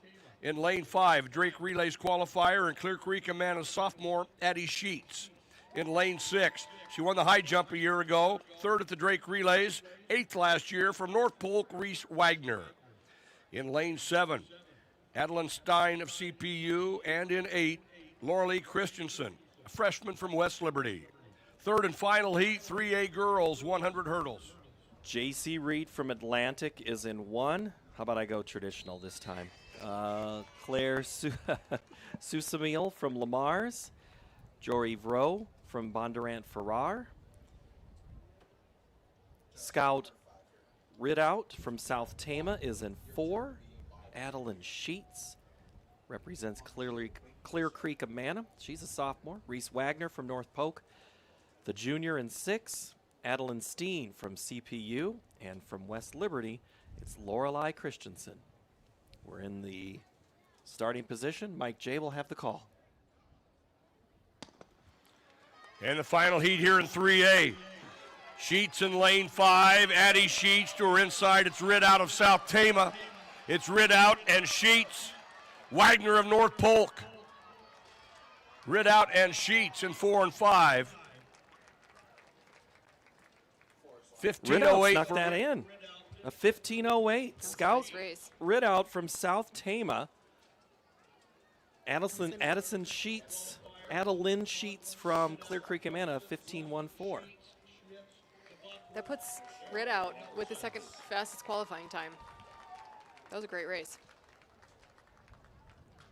And here's who qualified. Coughlin, Ridout, Johnson, Wilson, Sheets, Schmitz, Tabakhorst, and I missed the 8th right Haley there. Nelson. Haley Nelson from ADM. So that's how your girls 100-meter hurdles 3A final will set up tomorrow afternoon. But right now we need to step away from the track here at Drake University. The Iowa High School State Track Meet continues after a moment on our coverage brought to you by Iowa Farm Bureau.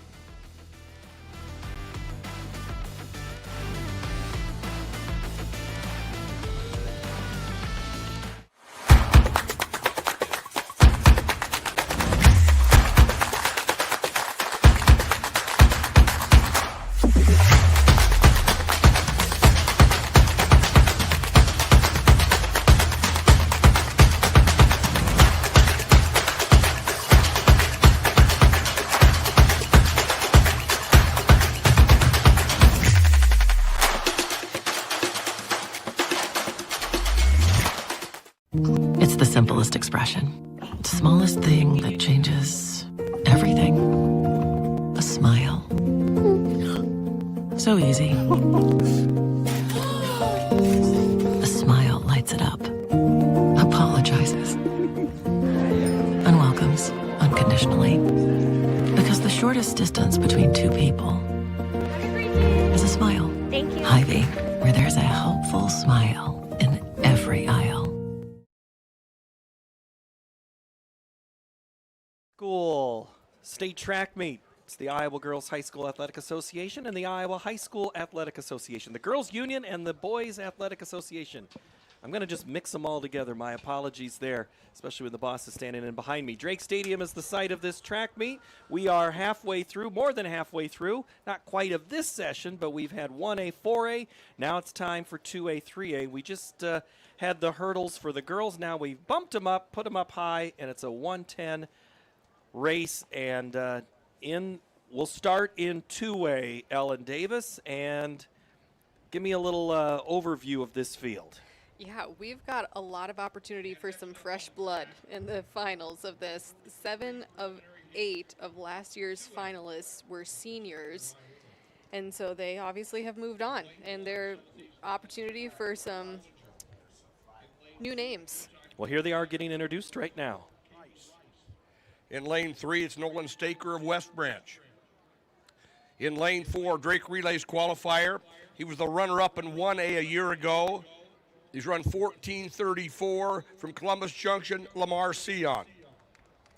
In lane 5, two-time qualifier from Roland Story, Jaden Strum. In lane 6 from Osage, Parker Kisley. In 7, two-time qualifier from Trainer, Brock Casey. And in lane 8, Rylan Maxwell, senior from Central Lyon.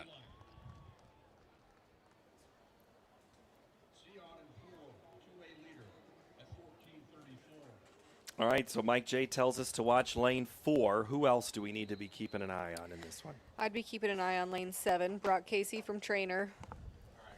I didn't know I was going to become such a fan of Trainer this weekend, but, you know, here we are. I'm not mad about it. The Trainer Cardinals. Is he the head coach? Yeah, so Brock Casey's dad is the head coach at Trainer. So we're going to get you, I'm going to tell you Joe Chapman is the girls basketball coach there. I'm going to get you all caught up on everything Trainer. So when they welcome you into town with the parade, you'll know what to say. Here's Mike J with the call. In 5, Kisley in lane 6, Lamar Sion, the state leader. Sion of Columbus Junction, the 1A runner-up a year ago. Lamar Sion out of lane 4.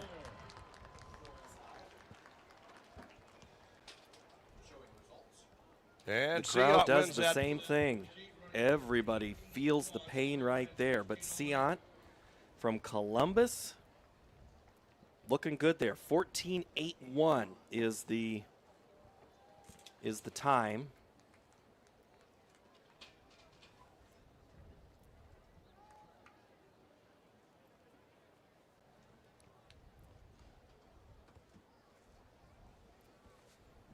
Columbus from southeast Iowa. We were talking about Highway 61 earlier, just off of that.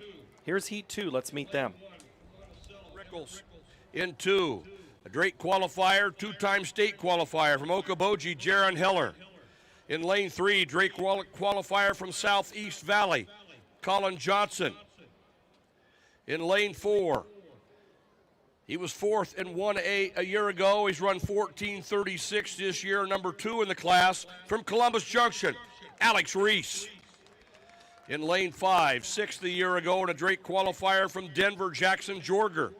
In lane 6 is Carson Humphrey of Mid-Prairie. In 7, Luke Christensen of Trainer.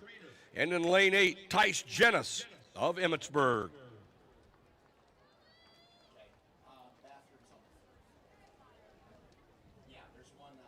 All right, another runner for Columbus right in the middle of the track. Yep.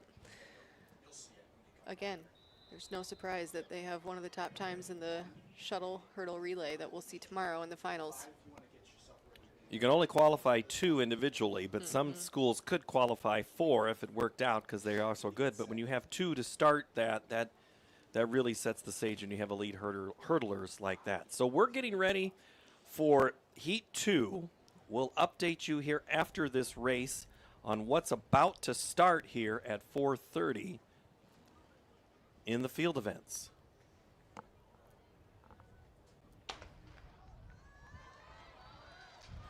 Reese in 4. He was the number 1 2A hurdler at the Drake Relays. Reese from Columbus Junction. That's Heller of Okoboji in 2. It is Reese and Heller. Heller and Reese.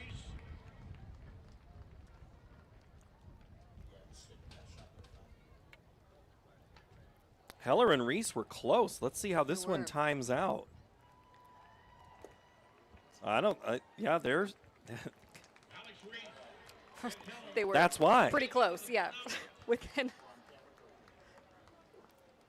That's a No, that's that's a still tie. a tie. That's still a That's tie. still a tie. 14-9-3-4 for both Reese and Heller. Now they updated Heller to 14.935. All right, I don't let's think we've seen a race any closer than that. No, I don't think so. Not today, anyway. Heat 3, let's meet them.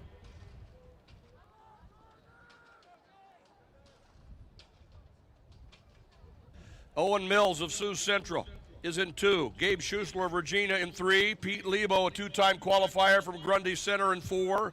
Tynan Shipper, Central Lyon in 5. Aiden Youngblood of Jessup in 6. Emin Holohan of Eddyville, Blakesburg, Fremont in 7. Logan Coffey of Hinton in lane 8.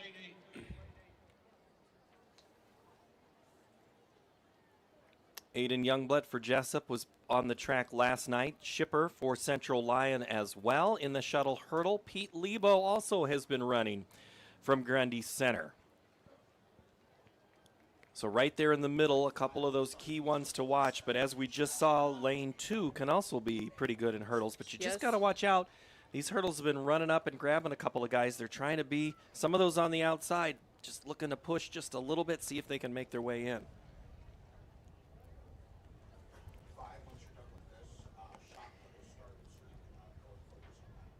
I like that mentality. Go big or go home. There's no sense in being safe. You only get to run this once sometimes. That's right.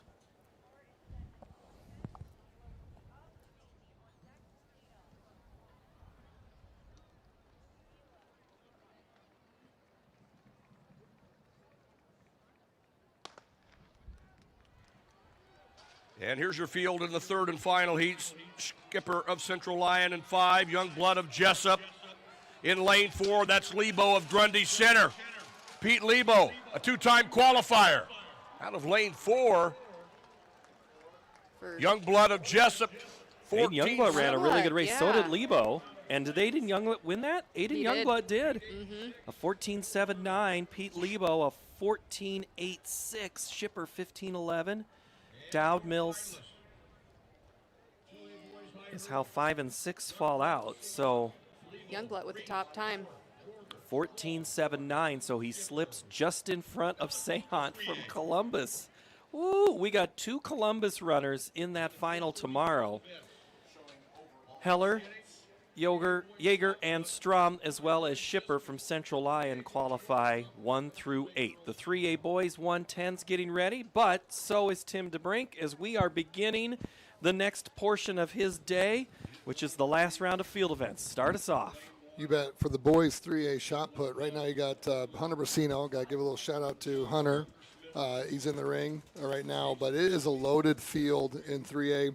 You're bringing 4 of the top 8 place finishers from a year ago, 12 returning qualifiers from a year ago. You've got Grayson Hartman, who's in at 67, 3.5 out of Washington. And then you got Bo Morton from Hampton Dumont, who's in at 59, 2.25. And Max Navit from Algona, he is committed to go to SCSU next year to throw. He was a 3rd place finisher a year ago. This is a loaded flight of throwers. It's going to be very competitive, and it'll be fun to watch.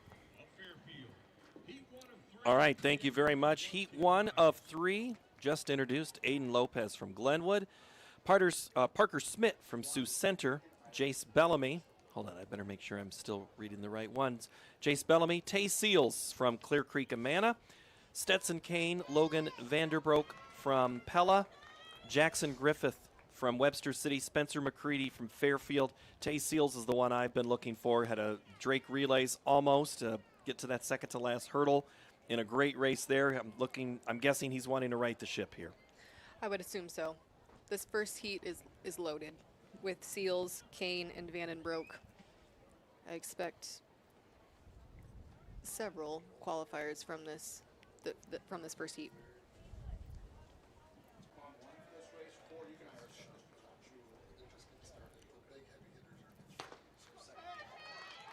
Seals in 4, your defending champion. Tay Seals of Clear Creek, Amana. It is Seals. Kane of Ballard, Vandenbroek of Pella. It is Tay Seals out of 4. He had a hiccup at the Drake Relays, and there's no hiccup today. I think Tay Seals wants to run even more. Look at him go. So 13.67. Holy cow. I want to know how tall he is. Those hurdles look like they go halfway up his abdomen.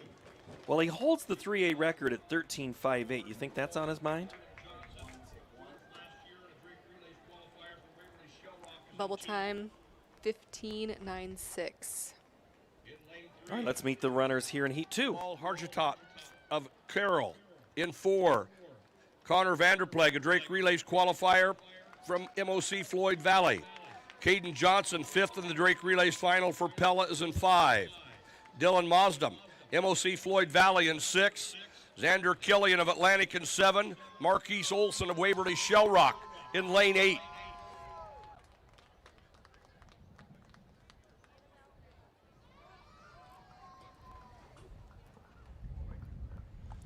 We keeping an eye on the middle of the lane, or the middle of the track. Caden Johnson from Pella. Both Waverly Shell Rock hurdlers in this race. If I remember correctly, I think both of them are on that shuttle hurdle quartet.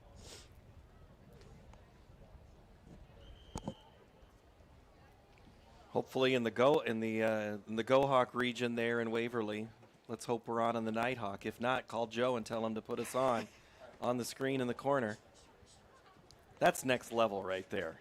I think that gets 2 tallies. Heat 2. Getting set into the blocks right now. This is Heat 2 of 3 to determine who moves on to the finals on Saturday afternoon at 1:35. We'll go in order 1 through 4 on Championship Saturday. But now here's Mike J with the call of the Heat 2. Thargiath in 3, Vanderpleg in 4, Johnson in 5. Nolan Johnson of Waverly Shell Rock in lane 2. In lane 5, it's Caden Johnson of Pella.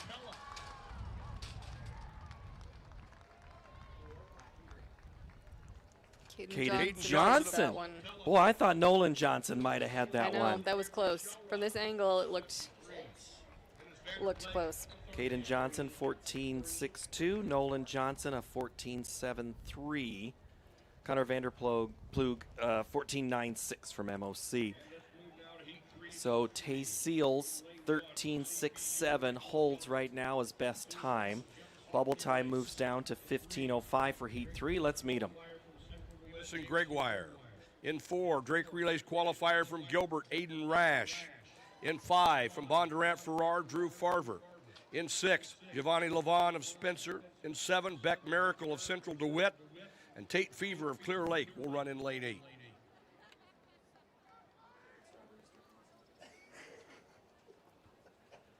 So there's heat number 3. Nicholas Miller from CPU is in 1. Jeppesen, Keaton Jeppesen from Clear Lake, Central DeWitt's, Jameson Grigore, and then Rash, Farver, Loven, Maracle, and Fever. So a couple of Clear Lake runners in this race.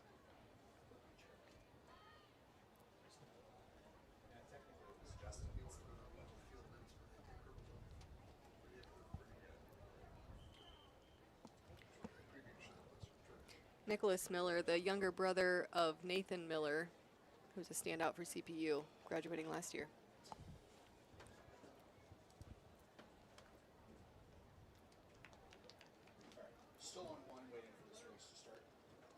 I was really hoping they'd be in the blocks by now, so I didn't have to resort to saying they're all running, trying to chase Norman down the track. The Storm and Pointers. We could do I think you're onto something about the mascot race. Who do you think would be some other players in that race? Put that on Facebook and let them debate that one. Here's Mike J with the race.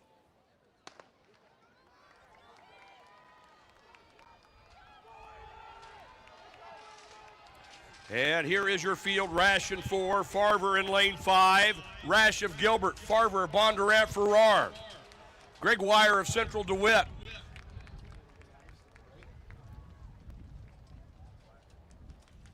Bondurant Farrar, Drew Farver.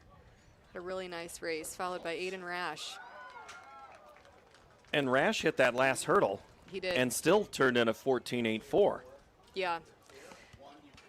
That is a great kid. One of the key players on their really successful football team in the last couple of years. He's just a utility player and glue of the team. He's got a personality of just a kill. He's a good guy. Tay Seals qualifies with the top time, 13.67. Pella's Logan Vandenbroek, a 14.32. Caden Johnson, Jace Bellamy from Winterset. Nolan Johnson from Waverly Shell Rock, Farver from Bondurant Farrar, Aiden Rash from Gilbert in 7, and Connor Vanderplug with a 14.96. That's how they will race tomorrow in the 110 highs. In Class 3A, we'll step away. We'll get updates as the field events get going and rolling with a whole lot of action when we return to the Iowa High School State Track Meet from Des Moines and Drake University. I don't get it. Why is there uneven crop emergence out here? Great question, Jill. From what I've seen, soil compaction from your sprayers and grain carts is the likely culprit. This can hinder root penetration and emergence along field edges. What would I do without you, Tom? Hey, that's what I'm here for. Let's catch up later. I'm needed over in Monroe County. From personalized insights to year-round support, Channel Seed pros always show up. Channel, all in, all season. Nice guy. Need money for college? Our scholarship registration is quick and easy. ISL Education Lending Scholarship is open to both students and parents. Visit iowastudentloan.org/award for details. Multiple awards are available, and you learn valuable financial literacy tips as part of the process. Register online today for your chance to win $1,000. Excelling in athletics takes teamwork, dedication, and a commitment to excellence. These are the same qualities that help our pig farmers and our communities thrive. The Iowa Pork Producers Association is proud to support statewide high school athletics and the student athletes who make us all proud. Visit iowapork.org/wecare to meet the people behind the pork and hear about our winning approach to caring for our pigs, the environment, and our communities. Something exciting is growing on Iowa farms these days.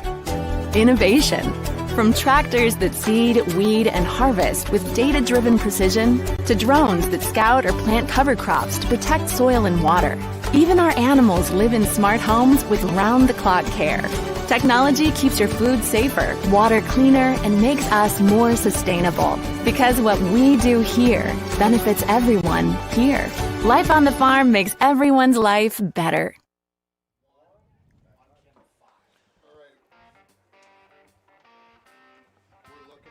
Girls 3A long jump is just getting started. Ellie Wilker from Waverly Shellrock is in the lead with a jump of 16.7.5. Sarah Munn from Denison Schleswig is right behind her at 15.7.5. And then Sophia Capito from Charles City is 15.7 and 2.5. This is a really good jump class of long jumpers. There are 11 returning qualifiers from a year ago and 5 of the 8 top placers from 2025 as well. So there'll be a lot of competition as we get into that second flight and then head into finals. And then out at discus, boys 2A discus is just getting started, but Lucas Clark from Columbus Catholic has already put in a 172.1, his best throw of this season and personal best overall. So big number out of that first flight for Lucas.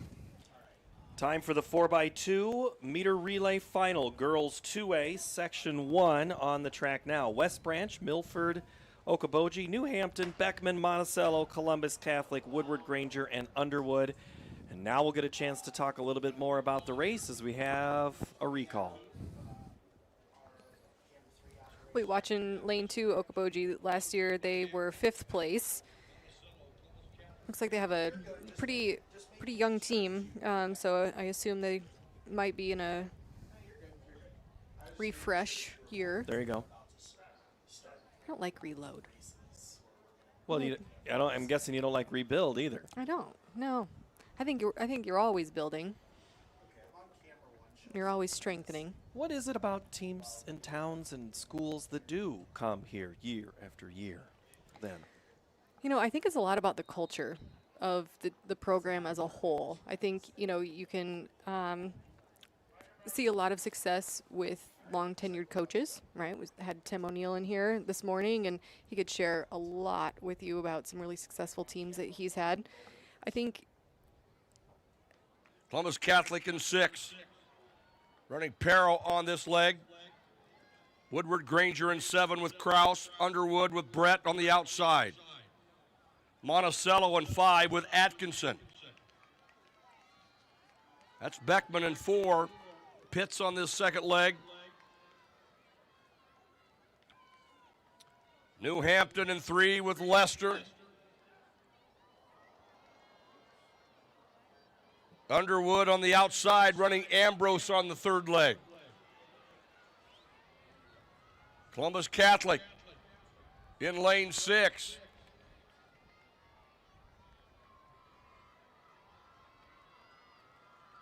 Columbus Catholic. Monticello.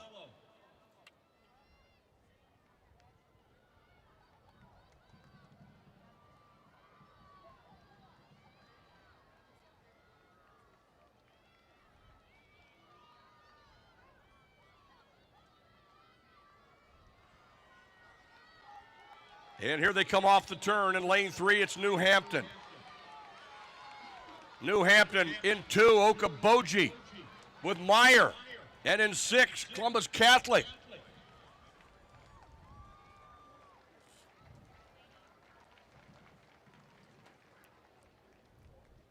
Waterloo Columbus Catholic, 147.69. And Columbus there with Gabanier, Poro, Russell, and Miller turn in the opener, 147.69. Catholic 147.69. And we'll move now to section 2. We talked about this morning, Ellen, about this race and the stagger. It just, I mean, the whole start is on the curve. I mean, where you look how many times did you hear at the track meet, down on the infield, Right. because the starter trying to see lane 8, that is a long way, and especially at this track, it's a little different than the high school tracks, just a little bit. And so that distance, it's all on a curve. Right. And, that first runner, you just have to be so mentally aware of what is going on, right? Because lane 1 can't even see where lane 8 is. You have to run your race because you can't start worrying about, what's going on nearly 75 meters in front of you. Of course, they're going to make up the stagger, and it all is even in the end. But,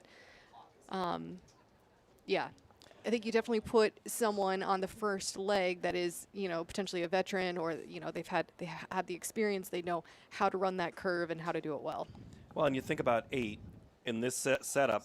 The runner for lane 1 is at the 20-yard line, right? And they're behind, and they still have to run all the way through the end zone, through the back before they go. It is halfway around the track, of course, but it is a long way to go here for Crestwood, Southeast Valley, Forest City, South Hardin, PCM Monroe, Pocahontas area, Waukon, and Northeast. To Mike J for the call of this heat. Area in lane 6, running well in 4, South Hardin.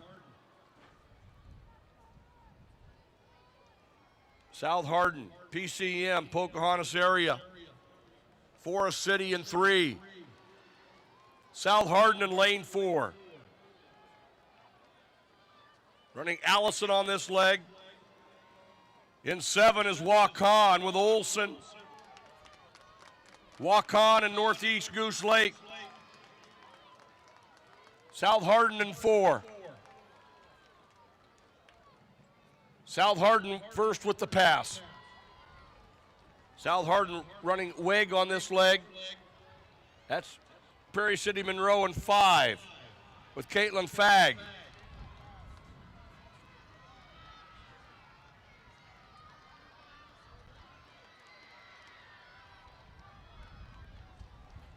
South Hardin. They'll run Eller on the anchor leg. South Hardin in 4. Everybody's against the clock in this 3-section times final. Northeast Goose Lake on the outside with Tegler. And Tegler making up some ground at 8. South Hardin and Northeast Goose Lake. Forest City with Henniger. South Hardin, Northeast Goose Lake, Forest City. All right, so South Hardin in the middle of the track there. That's what we do, is we stick in lanes the whole way. A 1:44.03. That moves into first place. This is a final, so it depends on what happens here in Section 3, how much South Hardin's time holds up.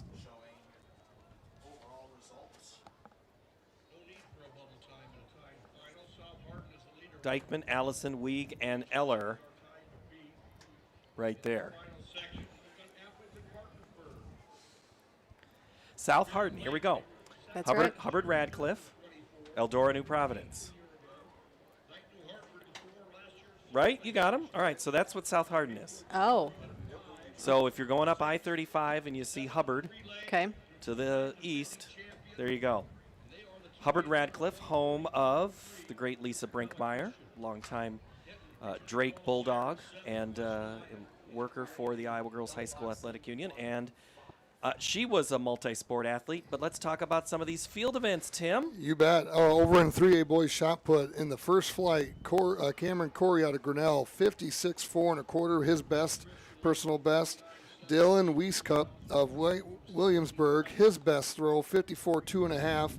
And Gavin Holt of Carroll throws 50 foot 7.5 inches to be the top three in that first flight. Second flight is starting to warm up, and the second flight is loaded with third through seventh place finishers from a year ago and 3 other state qualifiers. Heat 3, Applington, Parkersburg, Spirit Lake, Trainer, Dyke, New Hartford, Garner, Hayfield, Ventura, Pella Christian, Hinton, and West Lyon.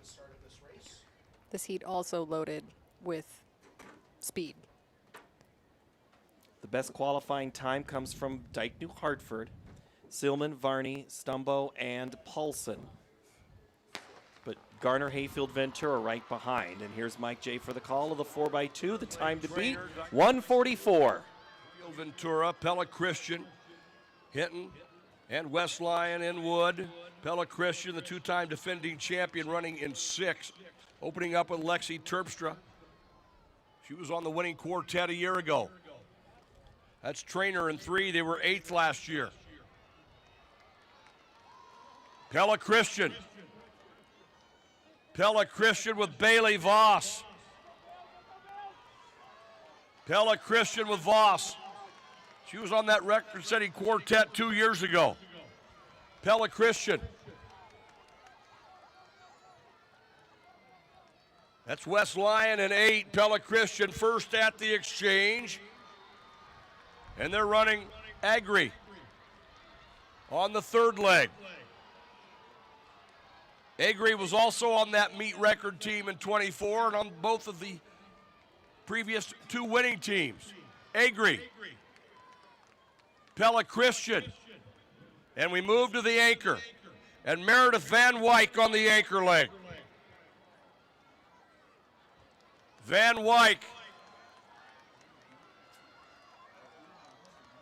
Meredith Van Wyk, and Pella Christian. These Pella Christian quartets, some of the best of the state in any class. In 2, that's Spirit Lake with Leopold. Pella Christian, they took a shot at their state meet record, and they get it. 139.70. Wow. Pella Christian, a new meet record. 2A girls 4x2. Number 6 on the all-time list. So a state record for Pella Christian in the 4x2 and a state championship. Spirit Lake is 2nd, Dyke, New Hartford 3rd, South Hardin 4th. Trainer, Garner, Hayfield, Ventura, and West Lyon 7, Hinton 8. That Pella Christian team, they could fly. And they didn't even have in that race one of their fastest runners. That's right. Yeah. No Kakmarinsky. That's incredible. You know, Bailey Voss coming back after her 400-meter championship yesterday. You know, it sounds to me like they are monitoring their recovery very well. They're just showing up. All right, we're getting ready for 3A girls 4x2, so we have those. So in this moment in between things, Tim TeBrink is going to update us on the field part of the track and field championships. You bet. The bar in 2A girls high jump has moved to 5 foot. We have 2 clearances. Williams from West Central Valley has cleared it, and Jada Wiltz from Iowa City, Regina, have both cleared the bar at 5 foot. And there are about 16 other jumpers still in the mix here. And you have Willow Ray from West Central Valley, who took a pass at 4:10, and she will come in at 5 foot as well. And she is the leader heading into this. She was second place a year ago, so she's cleared 5.7 this year already, and she's not the overall lead in 2A. So we're just kind of right there, just past the midpoint of the high jump, it sounds like. 4x2, 3A. Ballard in 1, Benton Community in 2, Gilbert, Solon, Spencer, North Polk, Mount Vernon, and Lamar's run 1 through 8. We're in lanes the whole way. We are underway in heat number 1. Real quickly, who am I watching most in this race? I think Gilbert and Solon will be pretty speedy. Gilbert was 4th last year. I think they have some newcomers to their team this year, but they've historically been really, really strong on both the boys and the girls side in this race. All right, here's Mike J for the rest of the call. Spencer running in 5. They opened up with Reynolds. They're running Hopkins. Solon opened up with Staley. They're running Ashbacker on the second leg. And they'll run their senior hurdler, Treya Idle, on the third carry. Spencer in 5. Spencer in 5. North Polk in 6.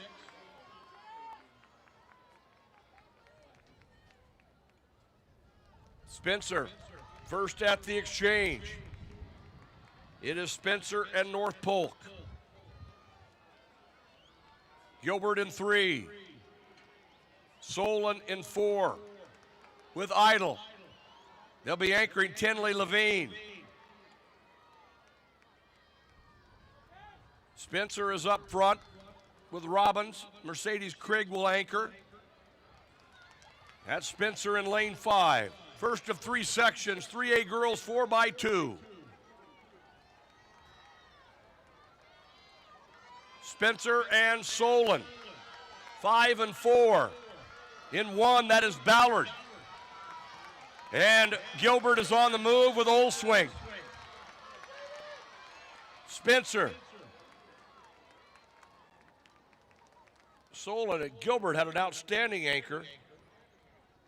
Made up a lot of ground. And Spencer 144.03, Solon a 145.42, Gilbert 145.58. So Spencer runs a really good race there and puts a 144.03 on the board.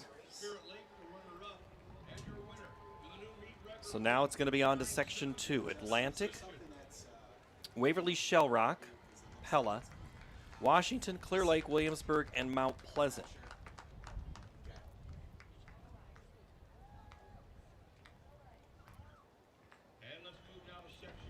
And Washington and Pella have not, at least at the qualifying, they did not beat 144.03. So we'll see how Spencer's time holds up, Ellen. That was a really nice race by Spencer. They were moving. If our information is right, Pella is going to anchor with Miss Newman again. She's been busy today. She has. She's had a busy 2 days. I think that's what you want, right? I think Do you so. really want to sit around? No. And that's a settles in 3, Jess and Joanna's daughter. In girls 3A long jump, Maddie Martin from Bondurant Farrar just jumped up into the second spot with a jump of 16.9. Ella Wilker is still leading with a jump of 17.1 1/4. And Sophia Capito from Charles City is third with 16.3 1/2. So we're starting to see some big jumps in the third set of jumps for the first flight. First flight's about over here. We got about 4 jumpers left, and then we'll be warming up for our second flight. And that was Capito, who we just saw jump. Is that right, from Charles City? I think? Yes. Yep. Right she as you were just talking. jumped, and currently she's in third. We're waiting to see. I think I saw a flag go up. Now we just wait for that timing or the measurement system to come through. So let me tell you who the runners are. Grinnell, Atlantic, Waverly, Shell Rock, Pella, Washington, Clear Lake, Williamsburg, and Mount Pleasant. And we will update you on that distance if it impacts the lead. But let's go to Mike J for Heat 2 here in the 4x2 for Class 3A. Lane 8, it's Mount Pleasant with Delaney Anderson. Mount Pleasant with Anderson in 8, Williamsburg in 7. Clear Lake running in lane 6. Washington in 5 with Drahota. They'll run Messenger on the 3rd leg. Pella with DeVries. They'll run Josie Settles on their 3rd 200. Pella in 4, Washington in 5. That's Williamsburg in 7 with Tenley Sanchez. Ellie Nielsen will anchor. Washington with Leighton Messenger. Jaden Moore will be on their anchor leg. Pella with Settles, and they'll anchor Lizzie Newman, state meet veteran for the Little Dutch. Washington.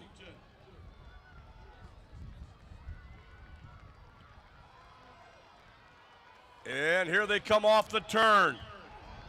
Washington with Jaden Moore. Waverly Shellrock with Wedekind closing. Pella with Newman.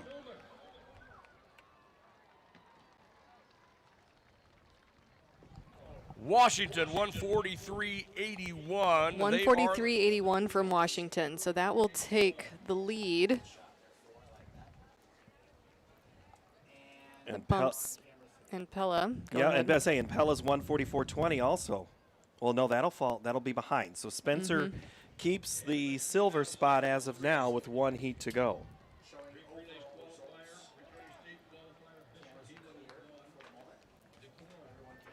All right, Tim, I know I could go to you at almost any given point because I know something is happening right now. What do you have? You bet. Over in the girls 2A high jump, we've got 5 over the bar at 5 foot. You've got Taylor Luzman from Beckman, and from Centerville, Elena is over as well, and Cook from Grundy Center. So there are 6 over the bar. And in shot put, the 3A boys shot put second flight is just about done warming up. They're getting close and getting ready to go. And then discus is in between as well. So we are kind of in our midpoint of the throws where we're getting close to finals. In the 3 and the high jump bar is kind of, the pack is still pretty big. Okay, so we need a little separation to happen in that. So we're not quite midpoint. All right, Bishop Heelan in Heat 3. Decorah is in Lane 2. Marion in 3. Wallert, Western Dubuque, West Delaware go 4, 5, and 6. ADM and Clear Creek Amana in Lane 8. And here we've got Marion as the defending champions. Decorah was 2nd place last year. ADM was 3rd place, and West Delaware was 5th place. I would say we're loaded. And that's, all of these are. And don't you want it to be that way? Yeah. I mean, you want the best to get the opportunity to compete, win, and cement a lifetime memory. Absolutely. And do it here.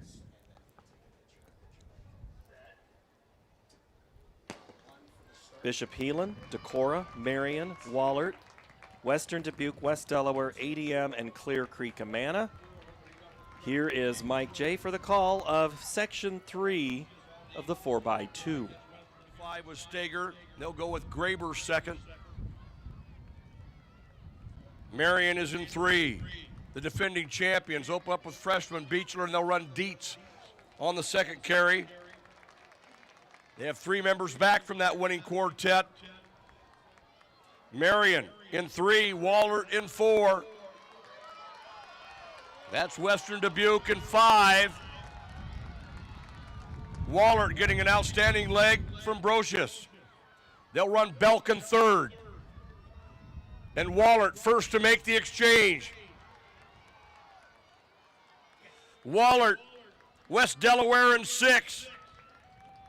Running Avery Schmitz on the 3rd leg.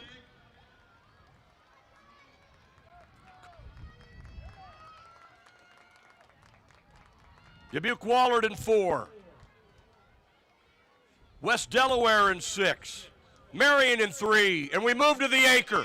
And Wallert has the lead. Dubuque Wallert.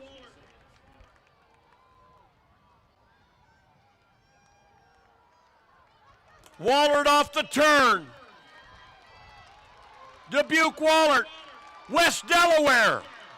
West Delaware with Minson. It's Wallert and West Delaware.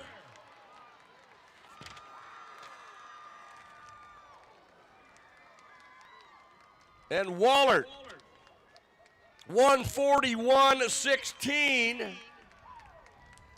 And Dubuque Wallert, 141-16. One thing Tim O'Neill said, I'm going to steal it for just a minute. He said, at Wallert, they love the 4x2.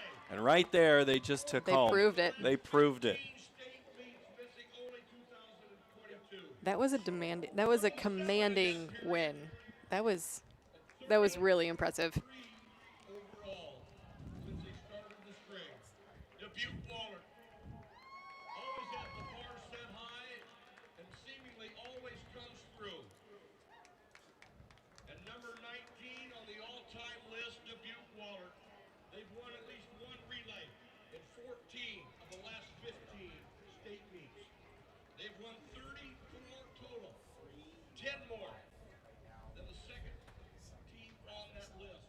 In state track and field meet history.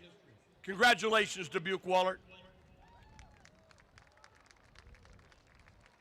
So there's a little recap on what Wallert just did, but it was a hammer.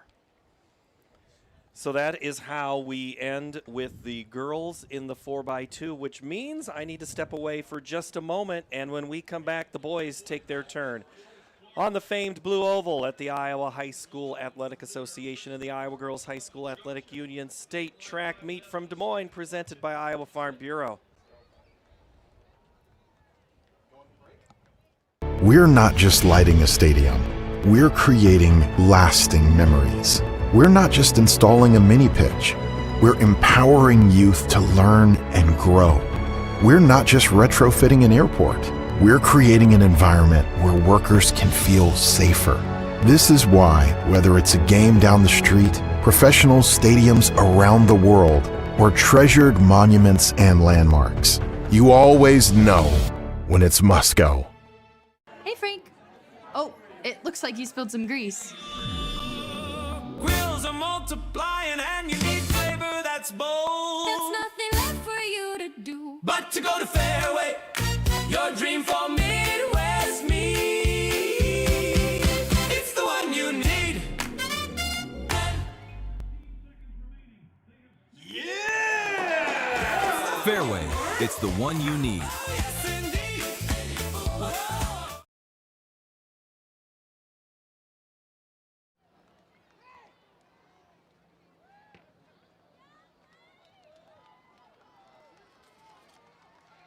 Mediapolis running in lane 5. They opened up with Wishmeyer. They're running Keller on this leg. Garner Hayfield Ventura with England.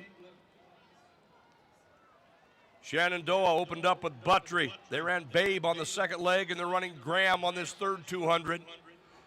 Shenandoah running well in 6. Beckman in 3 with Klusner.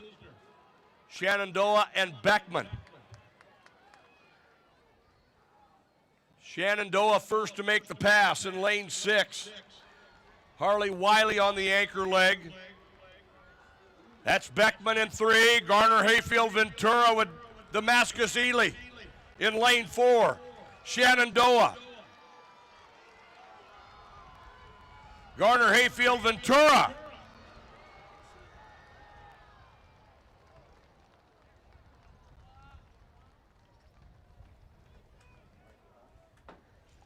That was a close race. So close that I need the times to pop up before I can actually talk about it. I think it was Garner Hayfield in lane 4, but I can't confirm. I don't know why this isn't coming up. Nope. Shenandoah. Shenandoah. But it was close. So that's what we should think. Whenever it's slow to update, that means they are going to the 100th of a second. Right. So Shenandoah with a 131-123 and a Garner Hayfield 131-124. Jeez. We've got Nick Milburn from Newton has jumped into second place with his first throw in that second flight, 54.3 1/4. Clayton Hogan from Western Dubuque also moved into the top 4, 53.11 3/4. And Max Nevitt from Algona is now in fifth, 52.7 1/2. That second flight is just getting their first throws in, and we're starting to see some big numbers already with another big mark, well over 53 feet out of Bo Morton from Hampton Dumont Cal. We'll see how that went, when that measures here, and we'll keep you updated on the 3A shot put. Heat 2, Iowa Falls, Alden, Roland, Story, Crestwood, West Lyon, Central Lyon, West Burlington and Notre Dame, Dike, New Hartford, and West Branch. This is 2A, and our team standings right now, Grundy Center, Alburnett, and Pella Christian for the boys. So none of those teams in this heat, but still, you're running at the state track meet, and we found that you can win from any heat. That is true.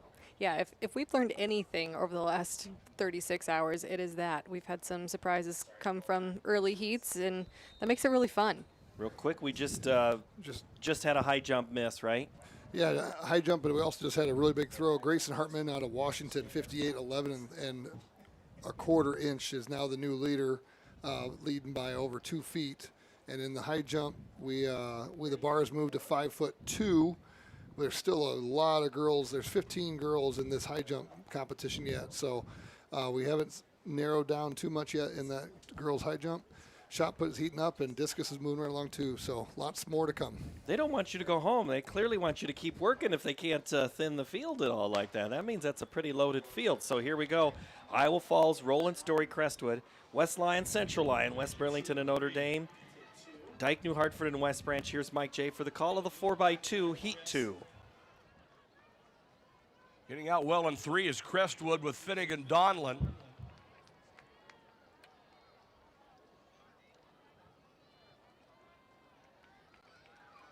In lane 8, it's West Branch with Neighbor. Dike, New Hartford in 7 with Gabe Metz.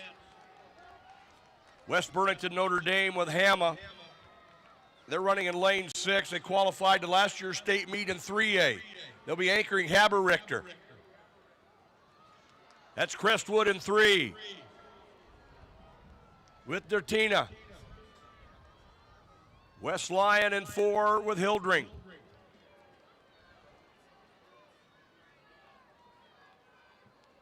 Crestwood in 3, West Branch on the outside with Gates, and they are going to anchor Brandon Peterson.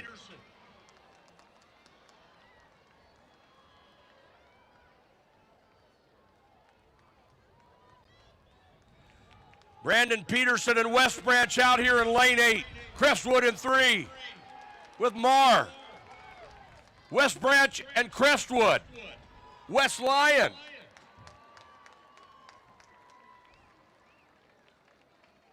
Takes that heat. 128. And we were talking about West Lyon while the race was going on because I was on one of my normal side roads. But West Lyon came in with a time. So West Branch a 128.67, Crestwood a 129, then West Lyon at a 135.8. But West Branch now moves into first place with a 128.67. So that sets us up here for heat number 3.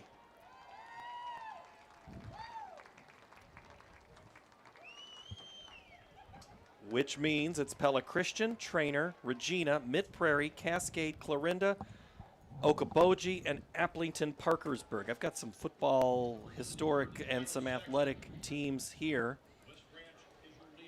Gangba we saw last night run for Trainer. Do we just go ahead and give all the Trainer details right now, or do we save that for later? Let's save it. Okay. Let's let the excitement mount.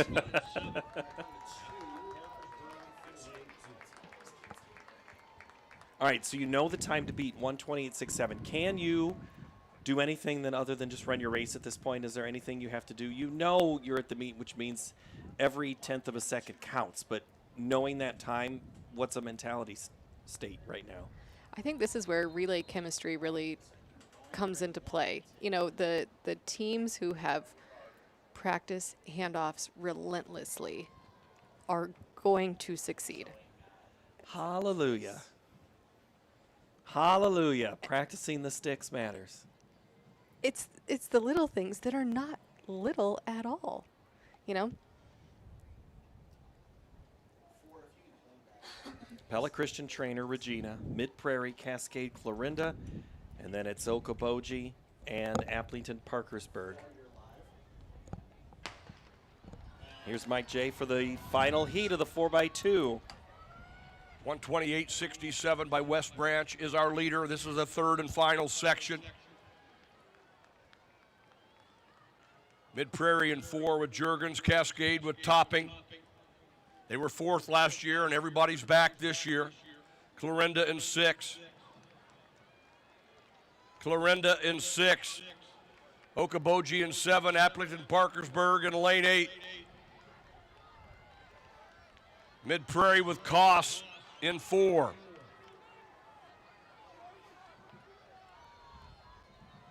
And we're going to the second exchange in the third leg. Mid-Prairie in 4. Okoboji in 7. Okoboji running Elijah Graves on this leg. They'll be anchoring Riker Wright. Was on their winning 4x4 a year ago. Graves and Wright running the last 2 legs here for Okoboji. 128.67 the time to beat.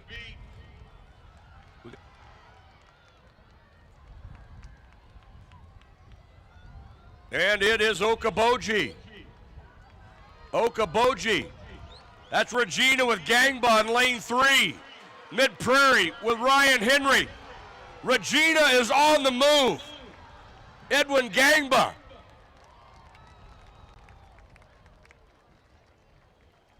Okoboji 128.99. And that means West Branch out of the second section is your champion at 128.67. West Branch, a 128.67 is your state champion in the 4x2 2A boys. Okoboji second, Regina. Gangba almost closed that gap, so that's Weckman, Neighbor, Gates, and Peterson, your state champs from the second section. We called that. Yeah. We were just talking about how you can win from any race. You can win from any heat. But man, all right, so Tim. Yep, looking at our 3A boys shot put, we've got Bo Morton from Hampton Dumont in the ring, and then it will be Grayson Hartman after that. He is the leader. Bo is sitting at 8th right now. He's about ready to get his mark in here. On the line, he's going to be fouled down the line. Now we have the leader in 3A overall. He's got a 67-foot throw in from Washington, Grayson Hartman. He is now up in the ring. He is the leader in 3A. Let's see what he's got. Here on the split screen, we've been able to update a lot of these. 3 of these events are happening inside the track, and then we have another camera outside in the discus, and we're able to bring you some of those highlights every once in a while. So thanks to Tim DeBrink, he's juggling 4 different events at any given time, and he has more. Yeah, he just Grayson just went 59.7 3/4, which is a heck of a throw, and it's still within 6 feet of his best so far. So more to come from him. And we just had a red flag at the high jump, and we are, looks like long jump about ready to start another flight. Yes, high jump, the bar is set at 5.2. We got 2 over it right now. Cook from Grundy City and Grundy Center. Cook is over it at 5.2, and Adams is over it from Underwood. We have, looks like we have still 12 in the competition. Still 12 jumpers. So Clear Creek, Amana, and ADM are the teams to watch here in the boys 4x2 3A. Wahlert, Heelan, Central DeWitt, Des Moines Christian, Williamsburg, Clear Creek, Amana, Winterset, and Fairfield are on the track now. Mike J to get us through. Fastest qualifier to the final in the hurdles. They'll run Colvin on this leg. Williamsburg was Stratton. Clear Creek Amana in lane 6. That's Fairfield in 8 with Richardson. Central DeWitt opened up with Fifley. They're running Palmer on the second leg, and they are running well in 3. Clear Creek Amana, Central DeWitt. Des Moines Christian. Clear Creek Amana in lane 6 with Adam Zeman, Quade Jensen. The outstanding quarter miler for the Clippers will be on the anchor leg. Clear Creek Amana with the pass. That's Des Moines Christian in 4 with Williams. Central DeWitt in 3 with Alexander Brown. Clear Creek Amana in this first of 3 sections of the 4x2. Clear Creek Amana, Central DeWitt, Alexander Brown.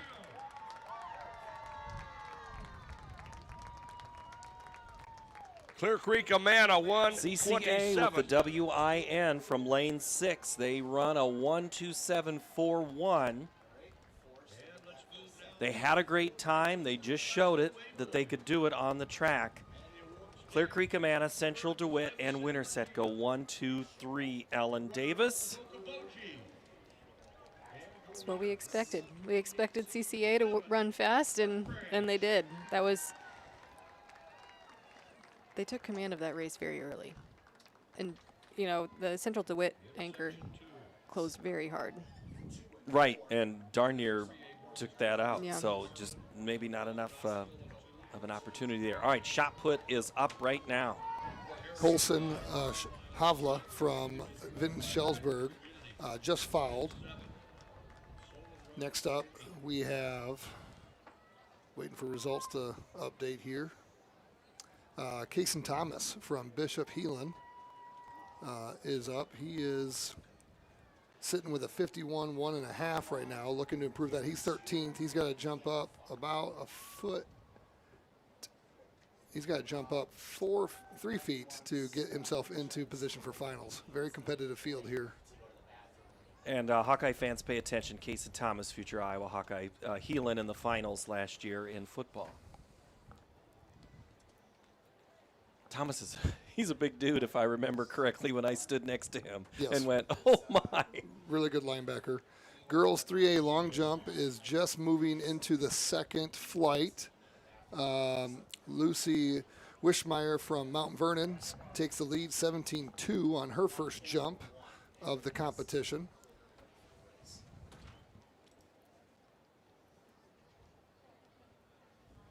Harlan, Knoxville, Glenwood, Sergeant Bluff, Luton, Perry, Carlisle, Benton Community, and Solon here in Heat 2, Ellen. Who am I watching?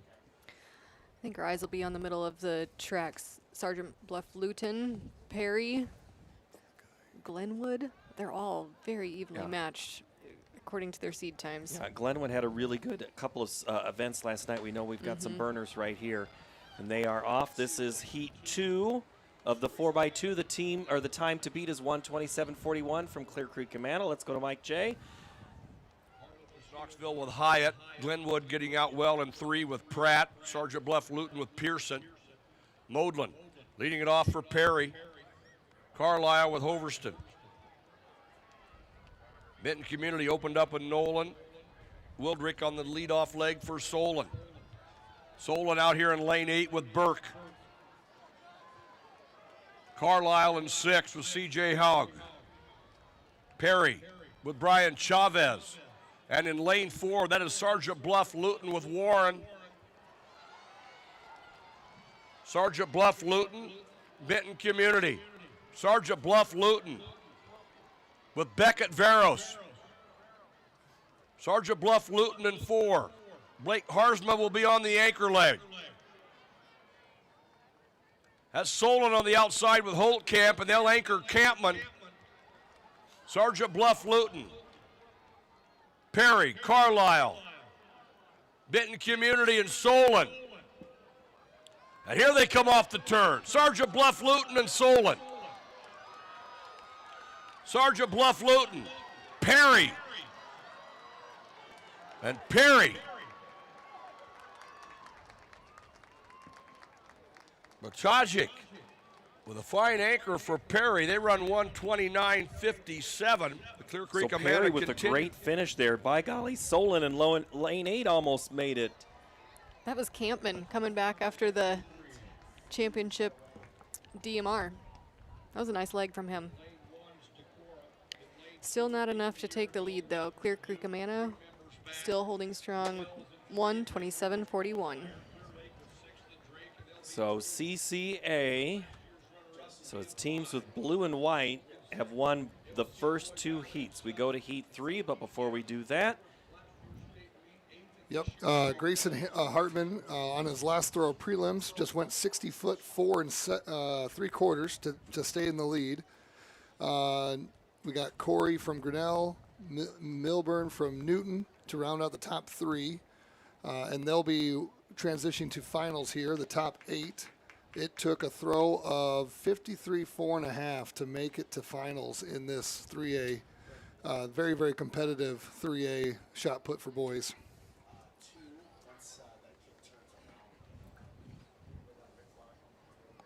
heat 3, I'm sorry, I'm just looking at heat 1 again I'm just looking at Clear Creek Amana, just making sure I had everything right.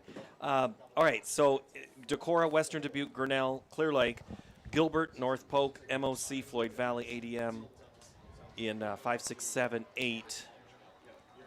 There's a look at Clear Lake. That would be Brownlee, who will be the 3rd leg. And for Grinnell, Mahoney, they're getting ready to go. All right, heat 3 should be fun. What are we going to see? I think we'll see Clear Lake and North Polk. Smith, Dodge, and McIntyre are that's gonna just be outstanding. Tough. Yeah, it's going to be a fast race. I know Clear Lake has high hopes to take home a trophy, and this is going to be big team points on the line.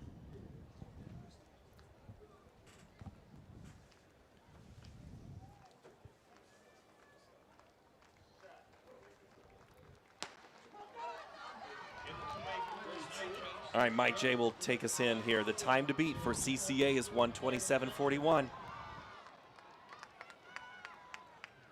Gilbert in 5 with Rash. Clear Lake in 4 with Isaac Smith.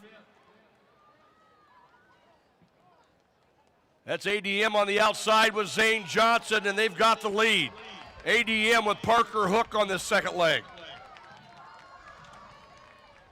ADM, MOC Floyd Valley with Klein Hesselink running in 7. North Polk in 6 with Ackerman. That's Gilbert in 5 with Eldred. Clear Lake in lane 4 running Sam Dodge on that leg.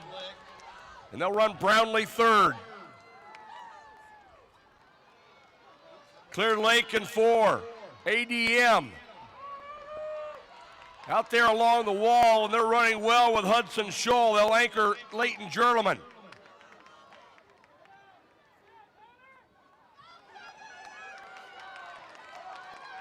Clear Lake with McIntyre running in lane 4, and Grinnell in 3 with Harder.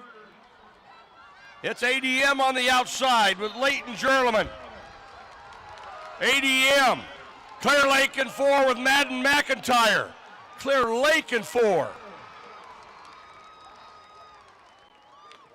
126.99 for Clear Lake.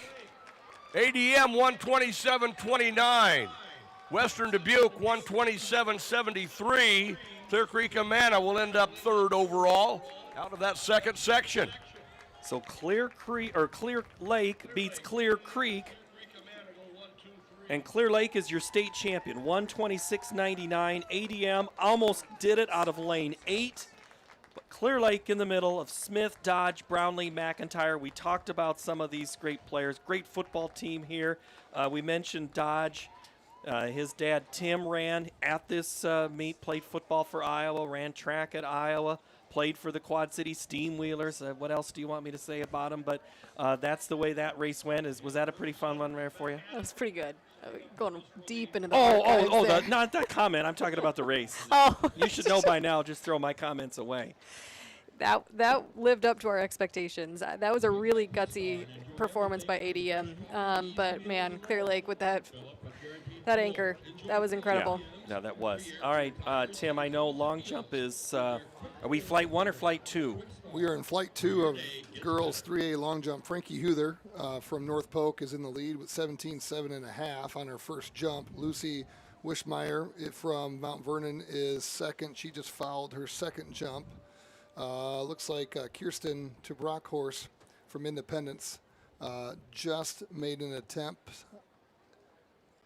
Looks like we're getting a measurement right now to see where she falls. Currently, she is sitting at 11th at 16 feet 6 inches. She needs to find a half an inch or more to try to work herself into finals. So she went 16.1 and a half there, so not quite it yet. So more to come. Everyone's on their second jump of that second flight in the girls 3A long jump.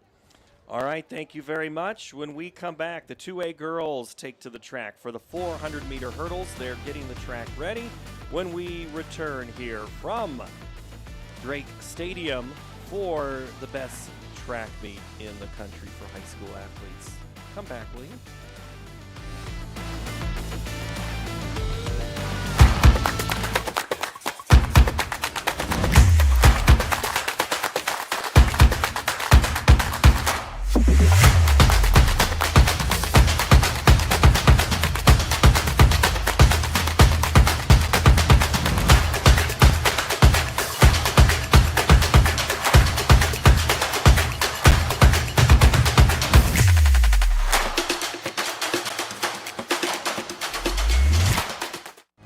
In our hometown, connections are personal, and trust is important.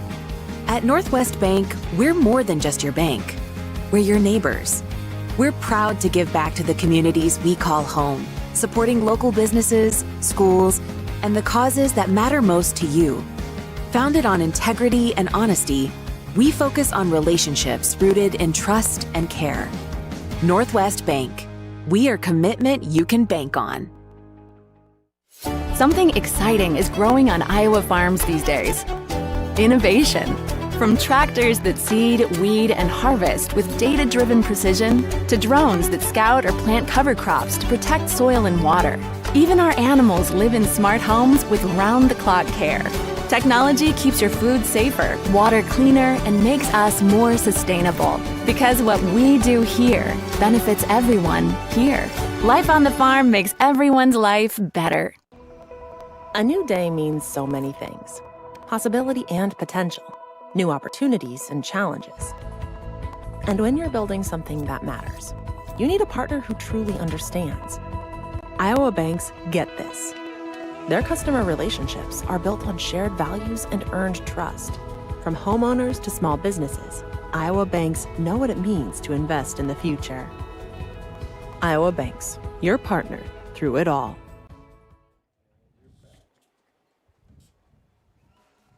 The 2026 Iowa High School Track and Field Championships are brought to you by Iowa Farm Bureau. From rural roots to statewide pride, Iowa Farm Bureau proudly supports student athletes across Iowa.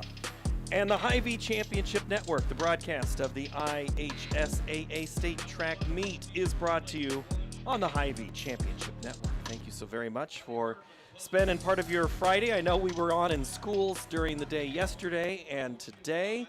I think I've played more schools every time I hear, oh, we had you on in the classroom. We had you in the subs, just turn it on and keep you occupied. So we love it. Our numbers should be higher, shouldn't they, Tim? I know that my wife got a message on Facebook from my English teacher from my hometown saying that he heard me on the radio. So I know they were listening in to all the action that MOC had going on. So people were listening. We had some movement in the shot put. Bo Morton from Hampton Dumont Cal moved up into second, 56.6.5 while we were at break. So good things are happening in shot put. Finals are just starting. So more to come. More to come. And what we now have is hurdles on the track as we move over to the girls' 400-meter hurdles. We'll have 3 sections of this to move on to Saturday's final.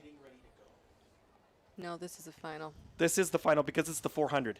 I'm thinking of the thing from before. I know where this is a final. Thank you. You're welcome. Just hit me. I was like, I'm not going to apologize.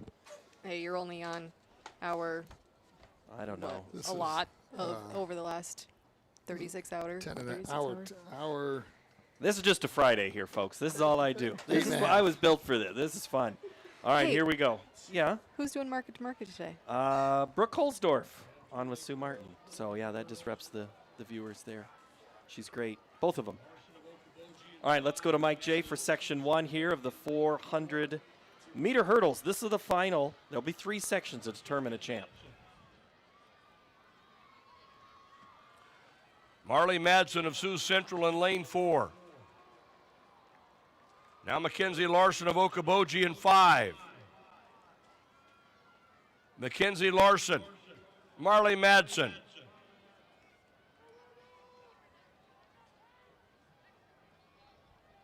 Peyton Trapp of Kingsley Pearson in lane 7 is in 3rd.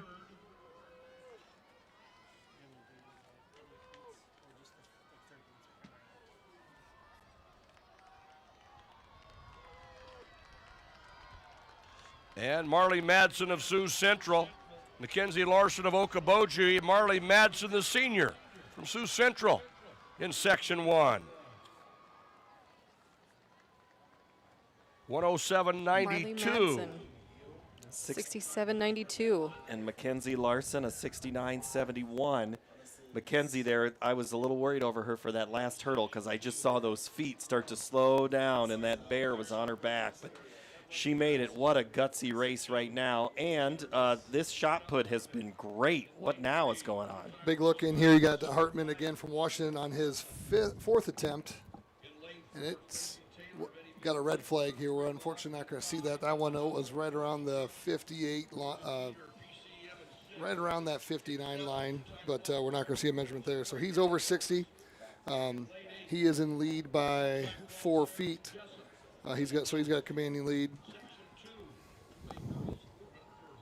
Section 2 getting ready here. Evelyn Gertis from Grundy Center. Centerville's Alana Arnovic. Central Lions Shane Struckman. Lacey Taylor from Eddyville, Blakesburg, Fremont. Ella Howell from Columbus. Georgia Teeter from PCM of Monroe. Maddie Lucas, Roland Story. And Emma Bowes, the Jessup Jayhawk in lane 8.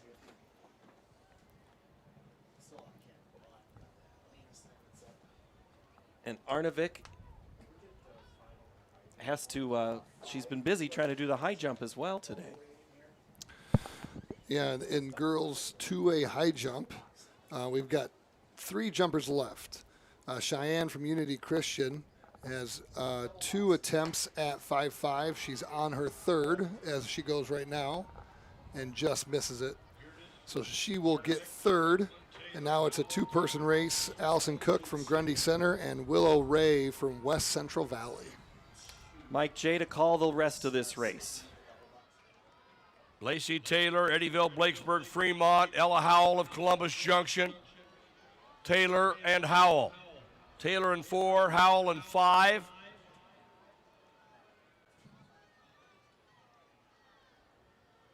And Taylor Howell is your leader. Ella Howell in 5. Ella Howell of Columbus Junction in lane 5. Howell, Struckman of Central Lion. Ella Howell of Columbus Junction. Teeter of PCM. Howell and Teeter. Ella Howell of Columbus Junction, 106.34 in that second section. Little doubt in that heat, right, for Ella Howell? Little doubt. Yes. Little doubt. Yes. She takes the lead with 106.34. That's a personal best for her. That's a good way to show up at the state meet, setting PRs. You don't always get to do that. That's true. You know? Teeter Taylor go 2 and 3 from PCM and EBF. Tim, I have a sense this is the time of day when lots of things are moving. You bet. Allison Cook of Grundy Center just clears 5.6 on her first attempt. She has not missed yet today. Willow Ray, the second place finisher from last year, will now attempt 5'6" on our screen, as you can see here. She's about ready to make her approach.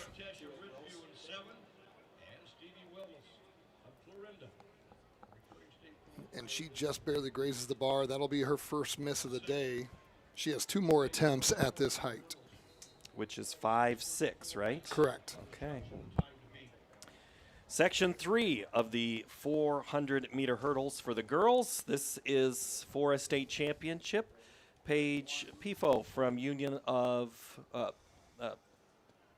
LaPorte City. Bruns, Bella Bruns from Van Meter. Nora Coons from Trainer. Ella Hine from Tipton. Wendy Velt from Esac County. Sarah Mead back on the track for Jessup. Cora Tesh from Ridgeview. And Stevie Wilmus from Clarinda.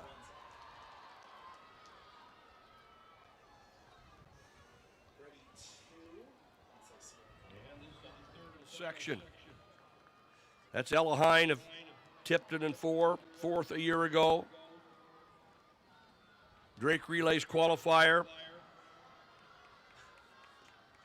Vite of Esac County in 5 was 6th last year.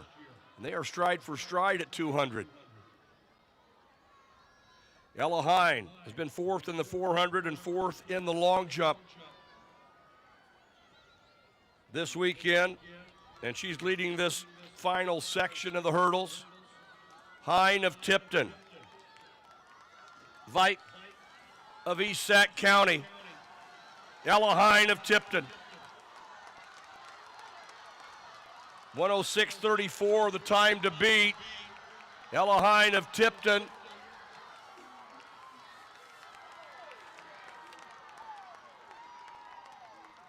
$102.29 for Hine. Oh my gosh, that was incredible. She breaks the curse of Cones 4th. She was 4th last year. She was 4th in the long jump. She was 4th in the 400 this year.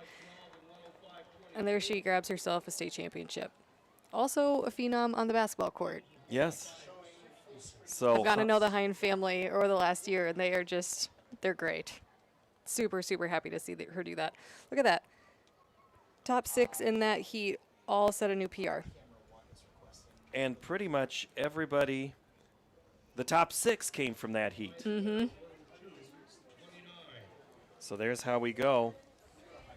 In the state championship for, that's how it will be, 1, 2, 3, Hine, Vite, and Mead go 1, 2, 3 in the Class 2A girls 400 meter, which means it's now time for 3A girls. But before we do that, Tim DeBrink, I know you have some more hot news. You bet. You just caught the tail end of Willow Ray's approach on her 3rd attempt to get over 5'6". She clears it.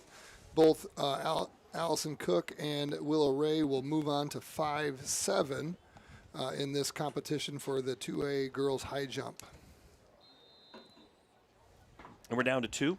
Down to 2. Down to 2. 3A girls, what do we have here in this 400-meter hurdle race? So Section 3 is going to be pretty hot. I'm excited for that one. But here in Section 1, we'll be watching that middle of the track again. Brooklyn Schoen from Brett Ballard, Sienna Fair from Algona, Kyla Barnes from Pella. Keep an eye on them. All right, we'll let Mike J. tell us all about it here in the play-by-play of this race. Kyla Barnes of Pella in 3. Brooklyn Schoen of Ballard in 4. Sienna Fair of Algona in 5. Caroline Freed of Wahlert runs in 6. Rayla Newhouse of Decorah in 7.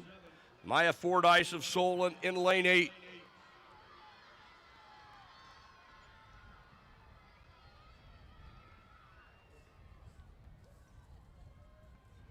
First of 3 sections here in 3A.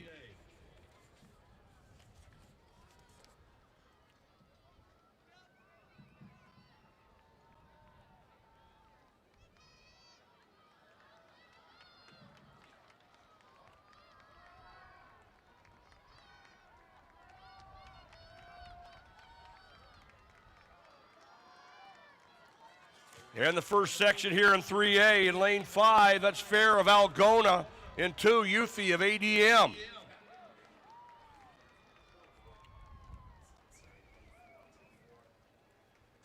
Youthy with a strong finish, but not Fair enough to Valgona, take down Fair. 2 personal bests from those top 2, though. A 107.28 and a 107.36. And Youthy anchored ADM 5th in the 4x8. So 4x8, 400-meter hurdles, those are monster races. Those are 2 of the races that hurt the most, in my opinion. Not that I would know. I never ran the 400 hurdles, but there was a good reason for that.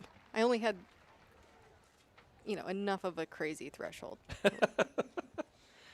I used to ask this of cross-country coaches, and now I know it's gone out of vogue. But what was your longest single run you ever did in training? In high school or in college? In high school. In high school, I'm actually a little embarrassed to admit this, but we never ran more than 2 or 3 miles at a time. But our training was very unconventional. We would gather together in the summertime, and we put in a lot of miles, but they were run at 2 or 3 miles at a time. But we would run multiple sections of those. So we would end up running between 9 and 10 miles a day, but we would take breaks and talk to our friends in between, and we would just hang out. High jump just had some excitement. You bet. Allison Cook from Grundy Center on her second attempt at 5.7 clears it and puts herself in the driver's seat. Willow Ray will now set up to make her approach. In shot put, this is Nick Milburn from Newton.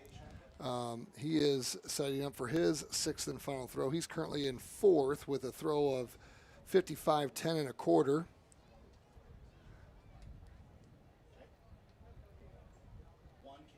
Doesn't look like he's going to best that throw, but that's still a really good competition. That's a linebacker that is tough to block. I know that. I know that for sure.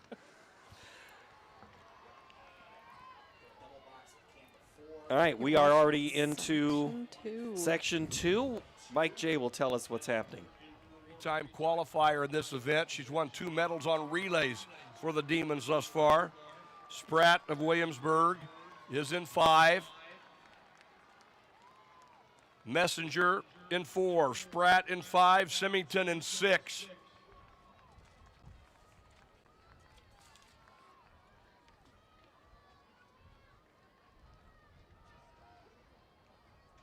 Lucky of Mount Vernon. Here comes Willow on her approach.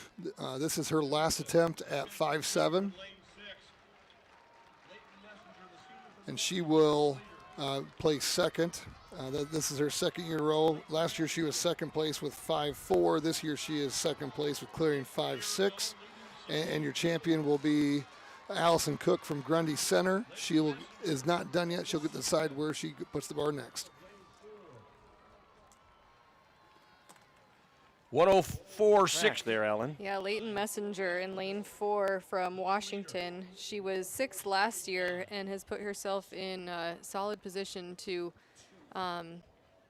contend. She has the fastest time right now before we head to section 3, which again is loaded. So Messenger 8th in the distance med and 7th in the 4x2. So a busy Friday for her. And that gets us ready for section 3. Moving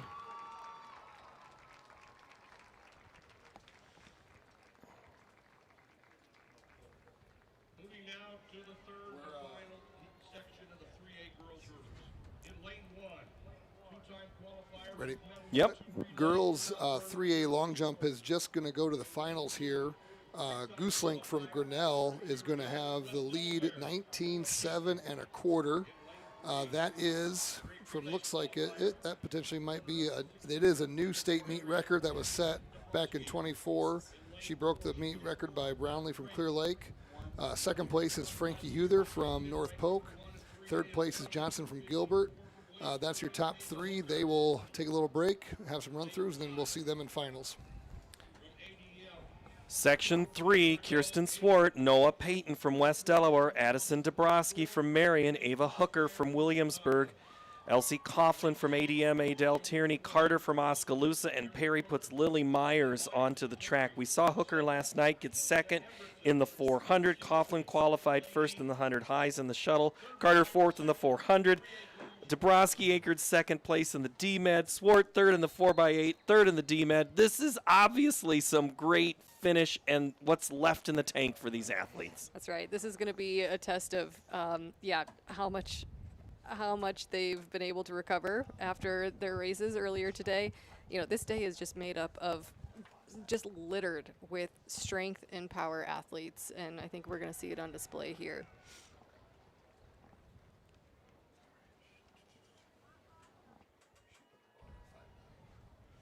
Ava Hooker was second last year.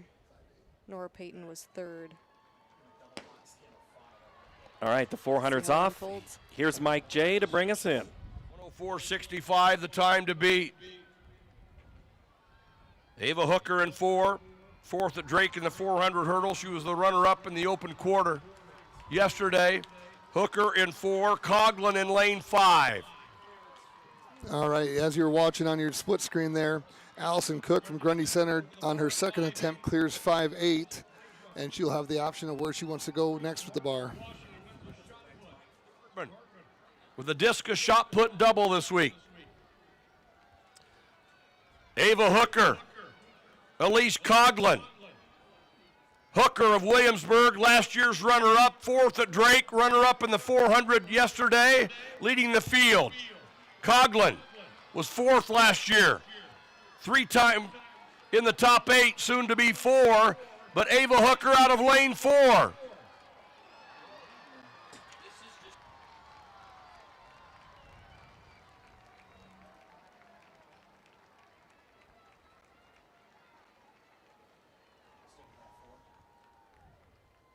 Second time ever that the Williamsburg girls have won an individual running event. 1998, Molly O'Brien won the hurdles, 100 hurdles, and now Ava Hooker, the 400 hurdle champion.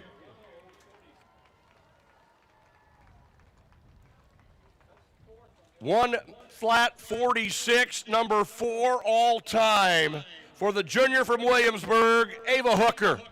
102.82 for Coughlin, 103.86 for Carter. All right, let's go back to high jump, and then we'll button up Hooker, because I know there's we're going for another best right here. Yep, here she goes at 5.9. Oh, okay, so that's just the first try. That's just her first attempt, so she'll have 2 more. Okay. All right, back to Hooker.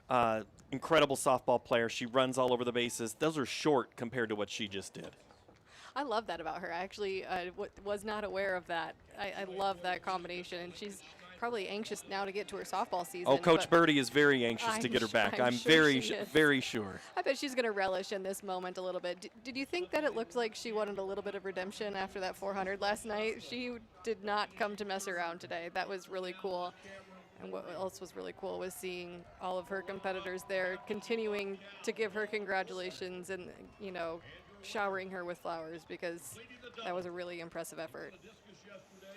All right, the boys are going to have their chance at the hurdles, but we got to take a quick break. I think we can get that in, right? Or do we need to keep it on the track? I know I'm always on the track, but we'll step away and get back to the 400 hurdles in a moment.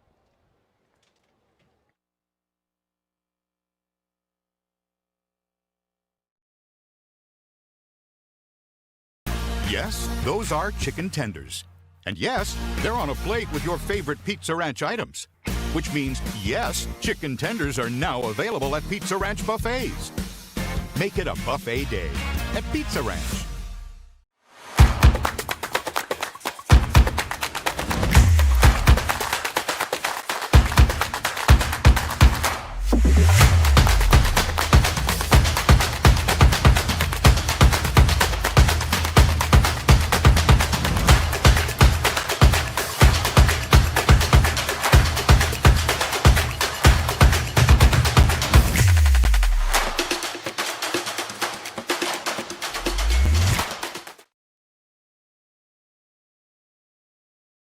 High jump, he's a 2-time qualifier in this event. Sam Benson of South Hardin Jackson Scoville, a two-time qualifier from Denver, and Holt Hinkle of Regina.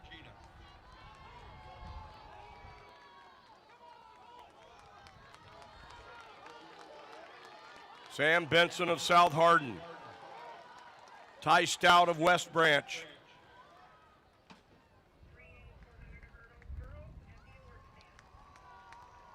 Sam Benson, 56.10, a new lifetime So best. Sam for the Benson South from South Hardin, 56.10 in the first heat of the 2A 400-meter hurdles, but we also had the second attempt, I think, in high jump, right? Or was that third? That was her third. Allison Cook will be your 2A girls state champion in high jump at 5'8". She gave 5'9" a good run. That was a heck of a jump series by her. And your winner, running 1 minute .46, number 4 all time, Williamsburg Junior Ava Hooker. And let's move now to section 2.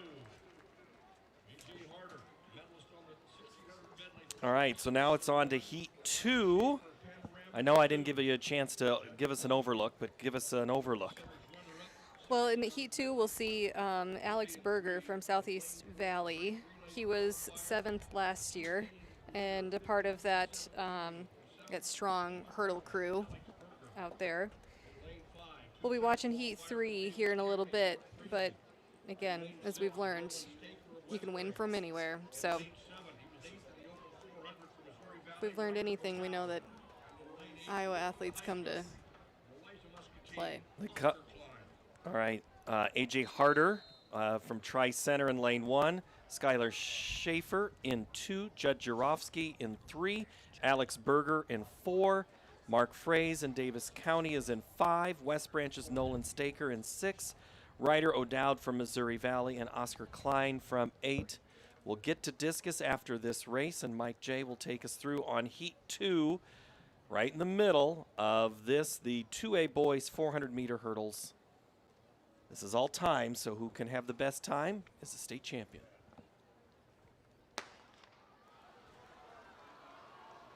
Harder, Schaefer, Jervosky, Berger, Fraser, Staker, O'Dowd, and Klein. Section 2 here in 2A. Berger in lane 4 from Southeast Valley. 2A season's best at 53.17. To his inside is Jervosky of Grundy Center. He was on that 1600 medley that finished second. Staker of West Branch in 6. Frazee of Davis County in 5. In lane 3, it's Jervosky of Grundy Center. Jervosky of Grundy Center. Frazee of Davis County. Jervosky and Frazee.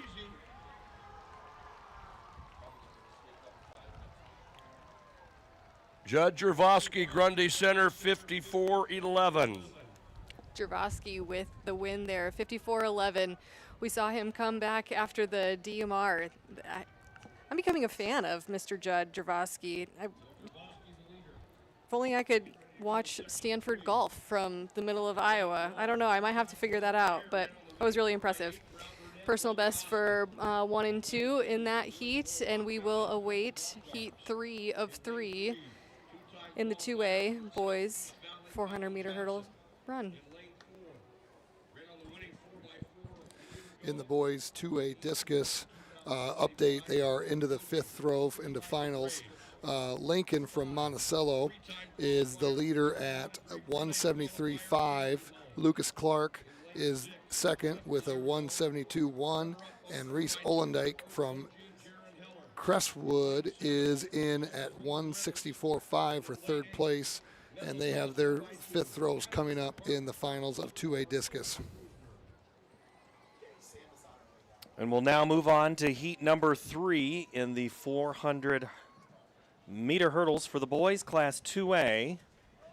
And how do we stand right now? Let's see.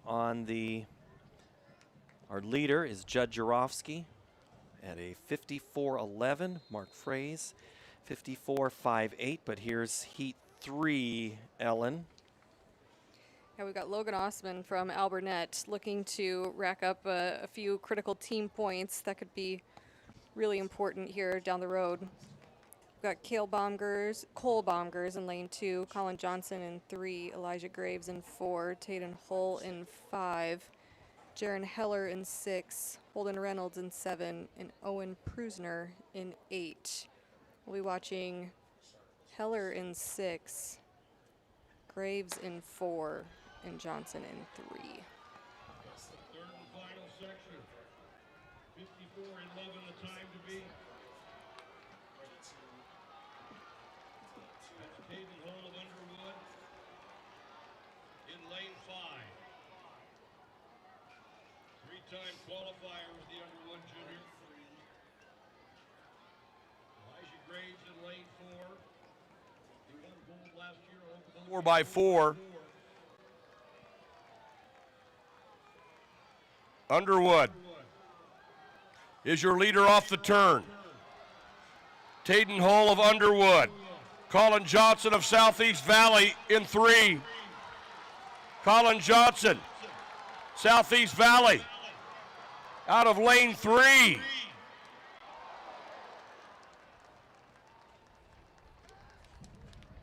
$52.71 for Colin Johnson, your 2A champion. Back on that dive. Holy cow. Colin Johnson of Southeast Valley, the Jaguars. There he goes into the crowd for a nice big hug. That was a gutsy race from Taden Hull. Top 4 set new PRs. So Colin Johnson, Taden Hull, Jaron Heller is how you go 1, 2, 3. Judd Jarofsky is 4th from Grundy Center, and so that's your state champion, Colin Johnson of Southeast Valley.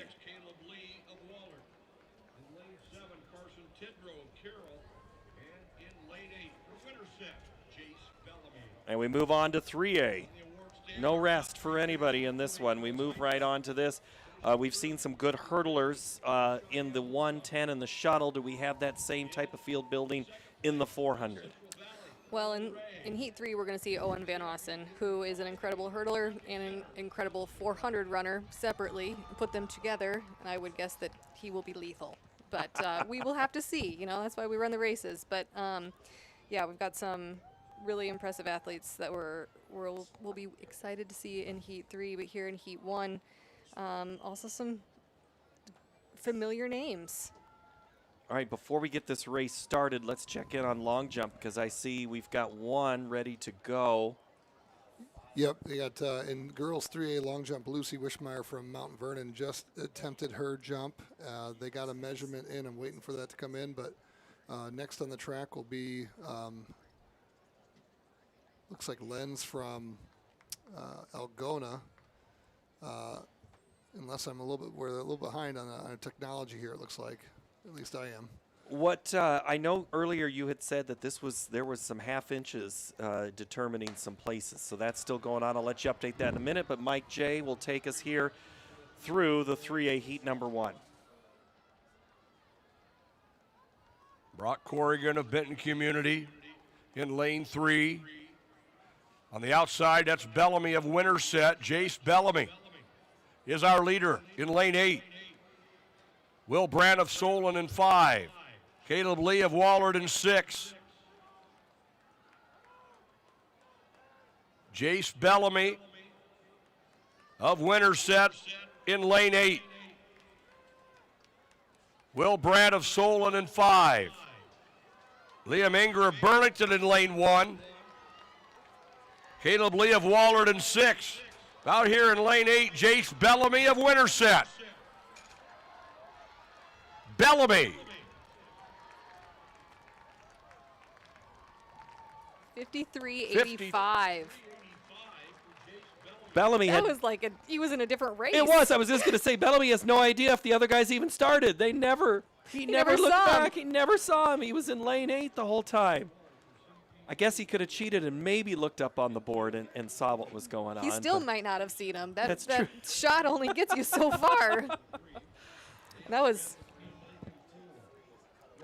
I bet he had some honey and some applesauce about 15 to 20 minutes before his race. He had that quick releasing, ready to go energy just flowing through his bloodstream. Oh, that's funny. And Tim's been trying to get technology to flow through his fingers. Do we have it? We're going, yes. In the fourth round of the jumps for 3A girls, Aubrey Johnson from Gilbert jumps up into second with a jump of 18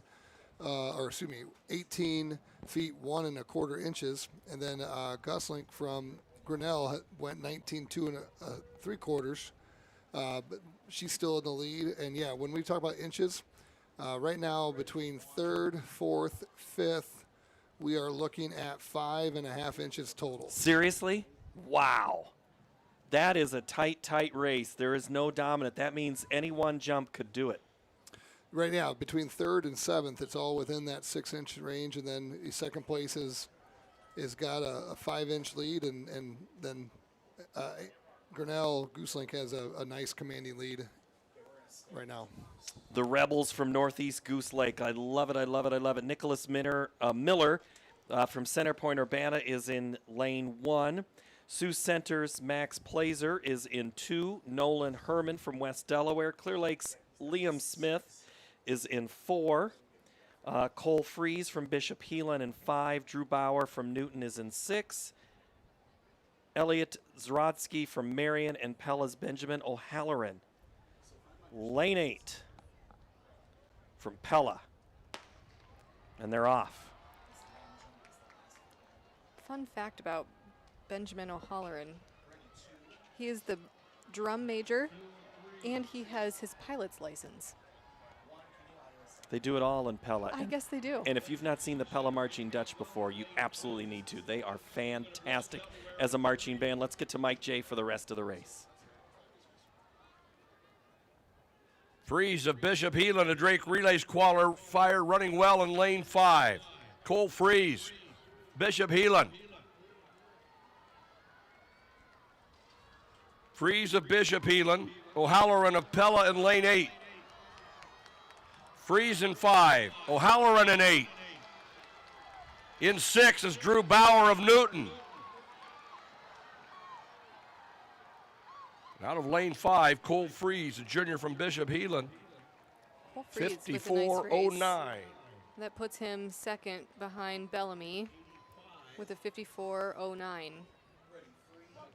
The drum major marched to a 55.20 second place finish for Pella. Drew Bauer from Newton, 55.42. Hello to Drew's parents, who I know are watching, and they'll watch it back. Text them and say we were talking about him. So 55.42, go 1, 2, 3. As we heat up for heat 3. And this is the one you've been looking forward to a lot. I'm excited about this one. Yes, this brings some of the hurdle experts. We've got Waverly Shellrock Kid, Jaden Stevens in lane 3. We've got Von Ossen, Tate Fever from Clear Lake. We've got some familiar characters. Justin Callahan's been out there today. Ian McCullum from Assumption, Carter Borman from North Polk. So I'm sure Carter Borman, there's a story there of some kind. Does he turn his assignments in on time? He does. He's a twin, so Carter is running the 4 lows, but his brother Dylan's also running. And those two together is always an interesting combination. They liven up a classroom, for sure. But at least they turn their homework in, right? They turn their homework in, that's right. But you ever have to send them into the hall or down to the office or anything like that? No, not to that level. They know to behave in my class. Dylan's in one of my history classes here, but I don't have Carter. But in long jump here, we've got Izzy Sloat from Mount Pleasant making her 5th jump. Oh, red. Just over the toe board. And we're getting to the end here of that second flight, right? We are in the finals. We've got 4 jumpers left here in the 5th, and then they got one more. Everyone's got one more jump for that. I do have to make sure I get this corrected. From Grinnell, Gosselink is how you pronounce it. I had to double check my phonetics there, so I want to make sure I get my names pronounced right as we finish up the throws today and the field events. All right, Heat 3 is underway. Mike J. to tell us all about it. Von Austin of Benton Community, 5th in the 400 yesterday, 5th at Drake in this event, and 4th at last year's state meet. He's the 3A leader at 52.91. Von Austin is out well in lane 4. Stevens of Waverly Shell Rock in 3, Fever of Clear Lake in 5.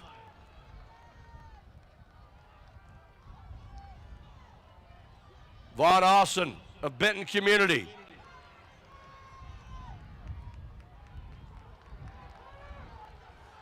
Off the turn, Von Austin and Stevens.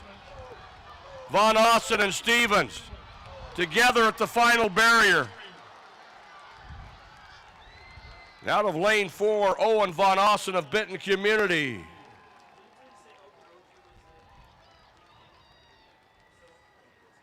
Von Austin, 52.70. And Stevens, that shaped up just the way that we hoped it would. Tate Fever in 3rd. Jason Bellamy holds on for 4th. Cole Fries 5th. Carter Borman 6th. Justin Callahan 7th. Christopher Meyer from Independence comes in 8th. His teammates should have helped him up, not helped him down. They're there. Keep him up, dude. Let him walk around. So Van Ossen a 52.71. Stevens a 53.12. And we have a big jump coming here on the long jump.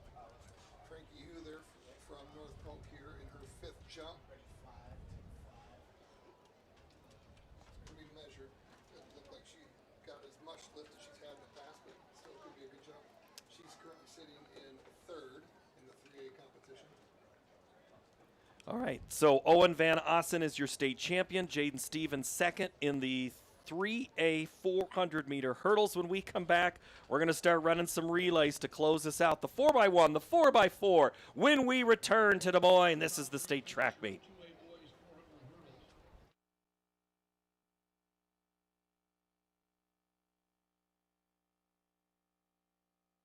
We're not just lighting a stadium. We're creating lasting memories. We're not just installing a mini pitch. We're empowering youth to learn and grow. We're not just retrofitting an airport. We're creating an environment where workers can feel safer. This is why, whether it's a game down the street, professional stadiums around the world, or treasured monuments and landmarks, you always know when it's must go. It's the simplest expression. The smallest thing that changes everything. A smile. So easy. A smile lights it up. Apologizes. And welcomes unconditionally. Because the shortest distance between two people is a smile. Thank you. Hy-Vee, where there's a helpful smile in every aisle. Why am I seeing yield differences in only 2 of my fields? Great question, Evan. I've taken some soil samples, and it looks like you might have some fertility issues, especially in that northern field. Take a look. Huh. Nothing gets past you, Rick. Hey, how long you been back there? An agronomist never tells. From personalized insights to year-round support, Channel agronomists always show up. Channel, all in, all season. Something exciting is growing on Iowa farms these days. Innovation. From tractors that seed, weed, and harvest with data-driven precision, to drones that scout or plant cover crops to protect soil and water. Even our animals live in smart homes with round-the-clock care. Technology keeps your food safer, water cleaner, and makes us more sustainable. Because what we do here benefits everyone here. Life on the farm makes everyone's life better.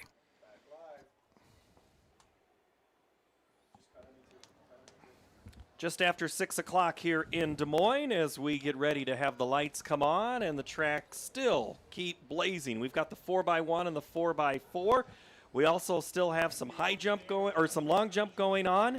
And I know we've had just a couple more races there, but we are going to do 2A girls 4x1, 3 heats to determine who runs in the finals tomorrow. So 2A, 3A girls is how we go first. And here is how we are going to run in the 4x1 prelims. Sioux Central, Dyke New Hartford, Clarinda, Pella Christian, Trainer, Woodward Granger, Sheraton, and Pleasantville, 1 through 8. The best 8 times move on to Saturday's 4x1. The girls run at 3:45 tomorrow. That's a pretty late time, which means this is a pretty big race. Let's let Mike J tell us all about it. As the runners get ready in their blocks, the gun is up, and they are going to be off here in just a moment.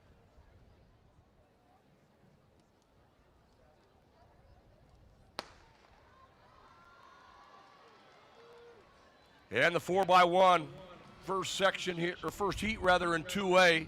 Sioux Central in 1, Dyke New Hartford is in 2, Clarinda 3, Pella Christian, your defending champion, in lane 4.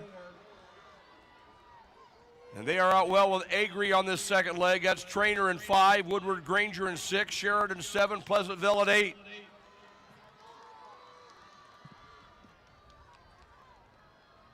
Trainer, Pella Christian. Pella Christian with Rachel Kakmarinsky, the Drake Relays runner-up in the 100. She's won 8 gold medals in 2 years.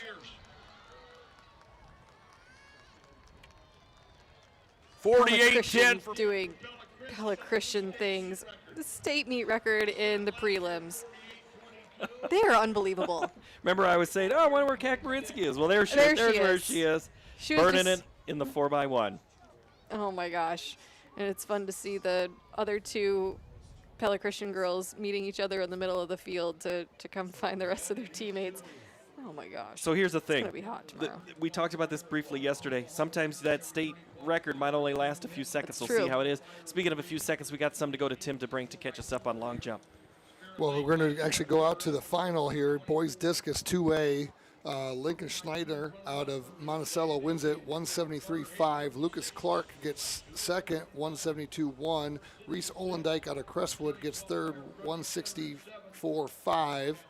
That they round up your top 3, and you can, if you look carefully, those top 4, Eli, we have Graydon us, is all 4 of them through their personal best in this event here today. So that's really peaking at the right time out of them. Great job out of them. Kale Kluver out of Northeast Goose Lake got 5th with a throw of 159.1. Denver, Pocahontas, Hinton, Spirit Lake, Garner, Hayfield, Ventura, Forest City, Grundy Center, and Columbus in this 4x1. Again, in the middle, easy. Excuse me, we've already seen Leah Beloit. She ran not that long ago, but here she is scheduled to be a part of this 4x1.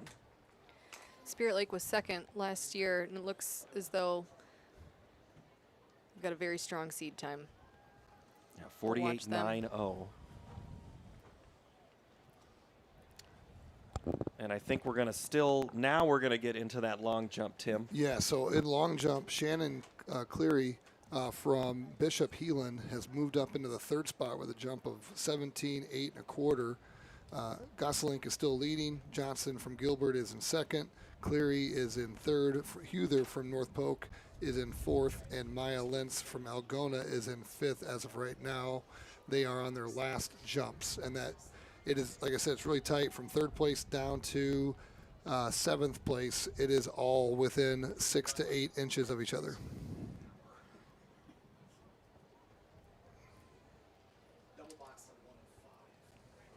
We're getting ready to take off here in the 4x1. Watch these exchanges. This is the practice makes perfect and maybe make a difference between 1st and 4th place. Let's see how it unfolds. Mike J to give us the play-by-play. And this is heat number 2. Spirit Lake in lane 4. They were the runner-up a year ago. Spirit Lake opening up with Beloit. They're running Sins on the second leg. Spirit Lake, Garner Hayfield Ventura in 5 with England. They'll run Hins on the anchor leg. Spirit Lake will run Wells to Leopold. Spirit Lake in 4. Anthea Leopold.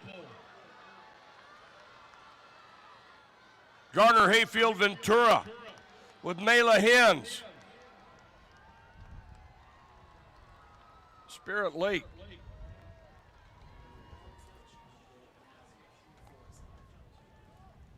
We like 49. Spirit Lake in the open, and they just did a really nice race right there. They did, yeah. 49.02 puts them in the 2 spot behind Pella Christian, which doesn't mean a lot as long as the top 8 are. We're watching that bubble time now of 50.57 to determine the qualifiers for the final tomorrow. So Woodward Granger is right there at that cutoff point. Forest City, Hinton, Clarinda, Trainer, Garner, Hayfield, Spirit Lake, and Pella Christian. But now it's time for heat number 3 in this race. And the third heat, before I tell you about that, Tim has an update. At least I thought that's what I saw peripherally. No, I did not. No, you're good. Okay. It looks like some of these jumpers, this is one of those situations at state meet where a lot of them are in the 4x1, and so it looks like potentially Gosselink and Huther, I know Huther is in the 4x1 for sure. It looks like they might be going to get ready for the 4x1 and then have to finish out their last jumps. They have a jump left in the competition, but the 4x1 is what comes first. Running takes priority over field events. Southeast Valley, MVAOCOU, Maple Valley, Anthon Odo, Charter Oak, Ute. Regina in 3, Mid Prairie. West Lyon is in 5, Underwood in 6, Northeast Goose Lake in 7, and Waukon in 8. Give this guy a bonus. That was clutch. Thank you. Next you're going to quiz me on the towns that are in Southeast Valley. All I know is it's in Gowrie, and I know there's more. I've been trying to be a little better here this afternoon, telling you where things are at. I'm excited for this race because I've got my favorite sisters that are not related to me. In lane 4, the Evans sisters are going to be the bread of this relay. I start with Jovi on the beginning and Georgia on the end. All right, we're underway. Here's Mike J.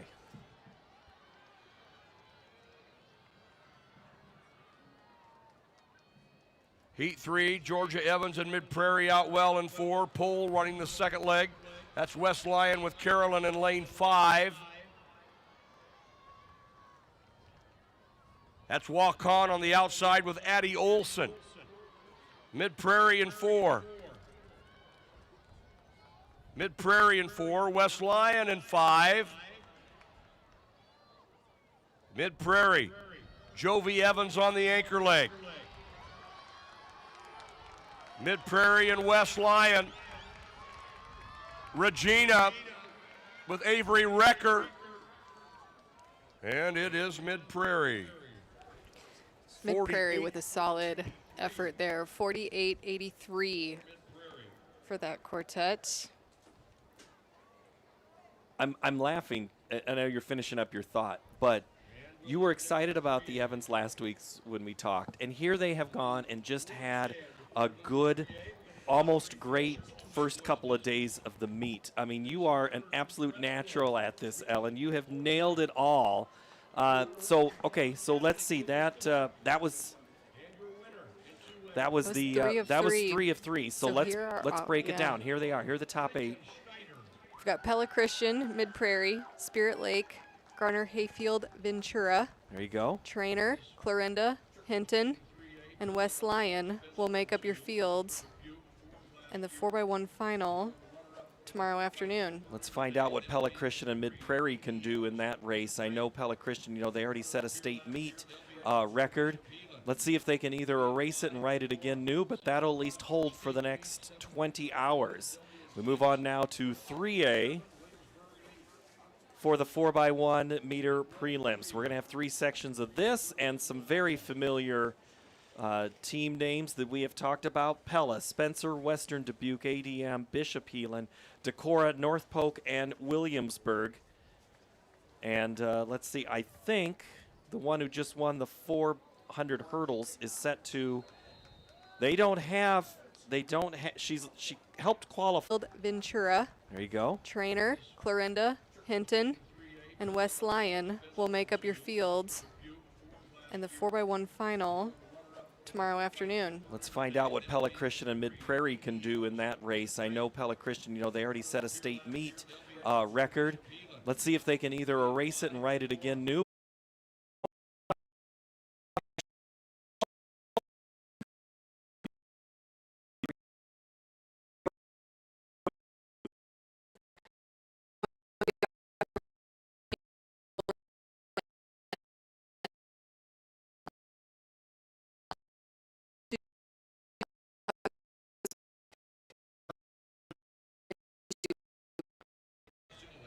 .43, trainer 40402, Garner Hayfield is fourth. So now it's on to heat number 2. Sioux Central in 1, getting ready there. You see Grundy Center.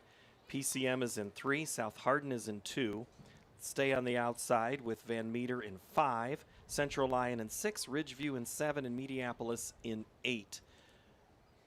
As we look at Grundy Center, we've seen Stor Johan already today, twice, both in the distance medley and in the 4x. That would have been yesterday, 4x8. So Grundy Center, the obvious one to look at, but PCM's also had a couple of good relays today. But Ridgeview's been in some races early, but just not able to close out. Let's see what they can do here from that magical lane 7, as Tim O'Neill likes to call it.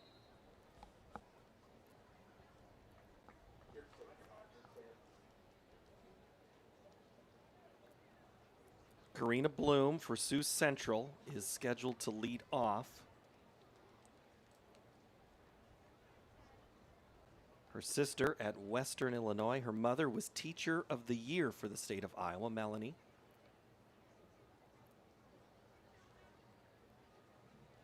And we're on the track. We're in the blocks, and we're about ready to go. Ayers for South Hardin. Fogg for PCM, Hendershot for Grundy Center, Teiglin for Van Meter. Central Lyon has Vanderzee, Ridgeview has Brown, and Steiner for Mediapolis. That's Van Meter making up the stagger before the 200-meter mark. We know they've got athletes. They competed really hard in that 4x8 yesterday. They weren't able to get it, but well, it's Tiglin, a fresh. Grundy Center and Van Meter. We're moving to the first exchange. Grundy Center with the pass. Van Meter. Ridgeview. Ridgeview will run Tesh on this. So Steinmeier for Grundy Center. Van Meter is half pop. Springer for Central Lyon, Tesh for Ridgeview, Bershorner for Mediapolis, and then it's Christian for Sioux Central, Allison for South Hardin, and PCM's Fogg is out there as well. But it's really a 1-2 and a bunch after that here in the 4x4. This is the second heat. This is a really interesting race for some of these athletes because this is for some of them, this is the first race and only race, obviously, that they will do today. So they've had all day to eat and fuel and hydrate and hang out. And, for some, that's good, right? They can appreciate the opportunity to recover. For others, it feels a little, nerve-wracking because they don't know what to do with themselves all day because they're not accustomed to running the first event at 7 p.m. at night. So I think that just brings about kind of an interesting perspective to, some of these legs. But we'll see how it all shakes out. Grundy Center looking good. Van Meter on the move. Well, and think about if you came Wednesday night, or probably for 2A, 3A, you didn't all come here into town Wednesday night, but then you're sitting around for such a long time waiting. It's just that then there's the mental side of just waiting. But so far, we're not seeing any letdown in Grundy Center. So let's let Mike J bring you here for the last lap and a half. Third leg here in Heat 2.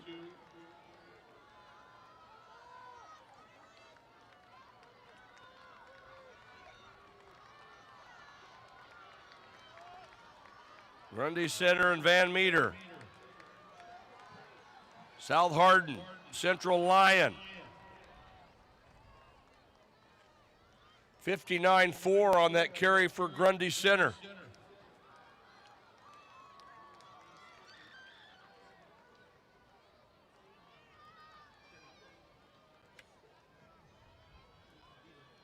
Grundy Center has won 2 relays, 4x8 in the 1600 medley. Grace Dorjahan, who has the stick right now, anchored both.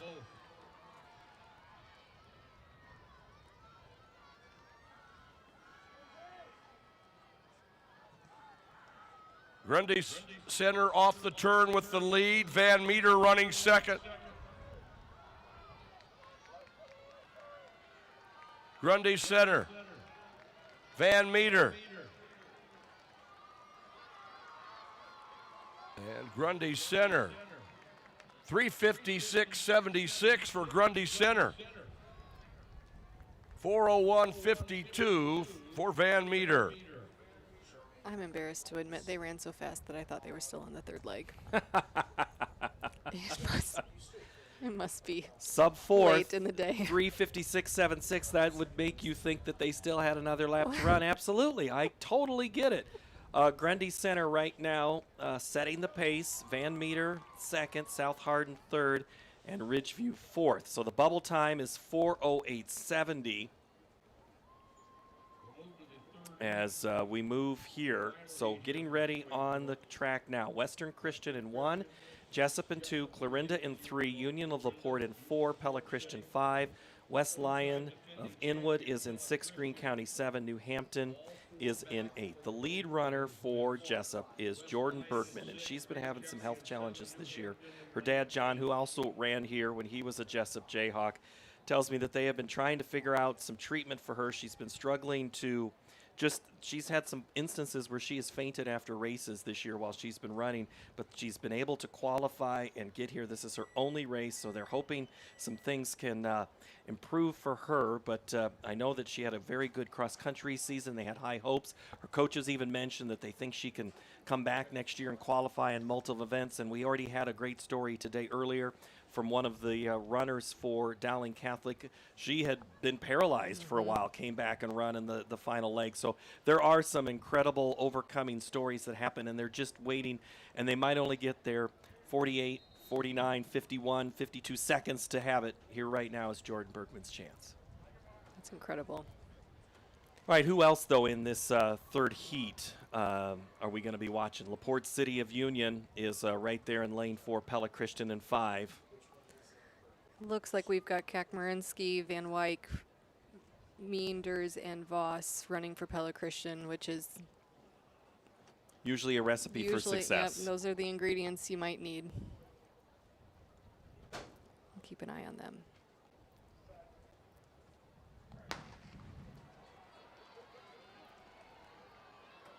And we're off here with Western Christian. Vance Hull. Then it's Bergman for Jessup, Wagoner for Clarinda, Hegdahl from Union LaPorte, Pella Christian, Kakmarinsky, Smith for West Lyon, Greene County is Gannon, and New Hampton has Lester out on the track right now as they head towards the scoreboard. Kakmarinsky, right? Yeah, she's moving. She made up nearly the entire stagger before the 200-meter mark. Pella Christian in 5, West Lyon in 6. Jessup in 2 with Bergman. I was going to say this for tomorrow, but Kakmarinsky, she's already set 4 state meet records for Pella Christian. The 100 prelim, the 200 prelim, the 4x1 prelim, and the 4x2 final. She can only do 4 events. 4 events, so we might have a different Kakmarinsky that we just didn't have. But it's still an R Kakmarinsky. Well, that makes it complicated. Yeah, and I knew that there were 2, and now I just remembered that. This quartet set the meet record 2 years ago. Won it again last year. They're out in front with Van Wyck. And then it's Clarinda with Meyer. New Hampton with Shawver. Jessup with Bone. Union LaPorte City with Pupo. Shawver for New Hampton, Henderson for Greene County, West Lyon is Kodum, Van Wyck for Pella Christian, Pifo for Union, Clarinda has Meyer, Bose is out there for Jessup, and Grenwig for Western Christian, but it's really right now Pella Christian. And Clarinda. Meanders and Voss, but the distance is shrinking a little bit as we go to the third leg.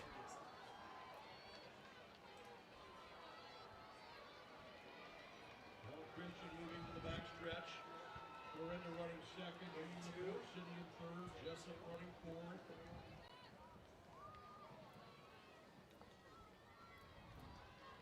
Right before we give it over to Mike J to complete the race, look at that distance. You get a great shot. That is about a 40-meter lead. So here's Mike J for the rest of the race.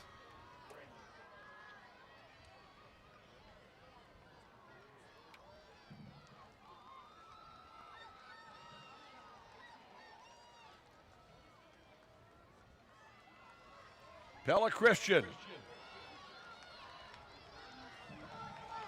Bailey Voss will be on the anchor. Union LaPorte City with Sadler. They'll anchor Albertson.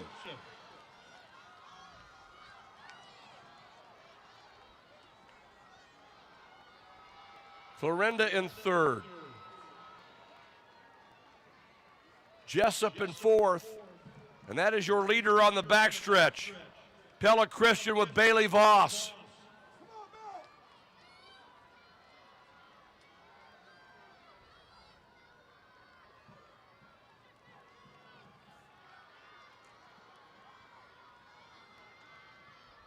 Pella Christian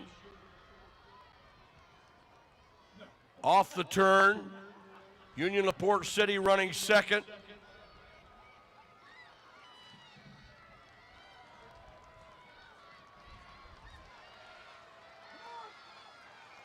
Pella Christian.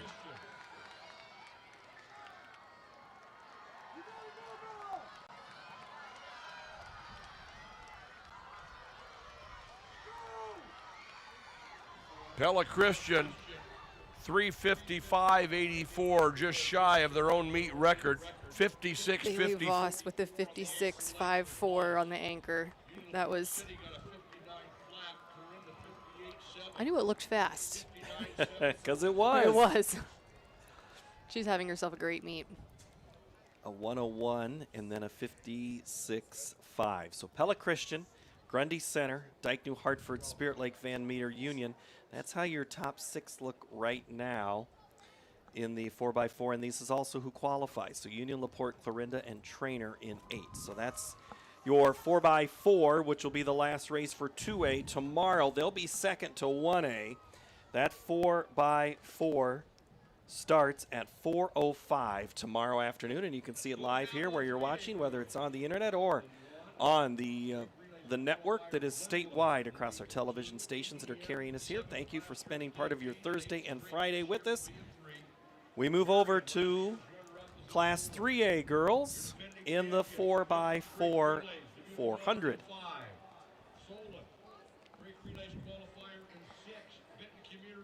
In this heat, we're going to see Marion, who is the only team under 4 minutes. This is going to be an interesting race. This could be Marion and everyone else if they're running their top 4. Right now, it's Dabrowski, Case, and Dietz. That's who's in the heat sheet that we have. Ballard, Glenwood, ADM, Marion, Waller, Solon, Benton Community in 7, and Clear Lake in 8 as they get into the blocks to start this race.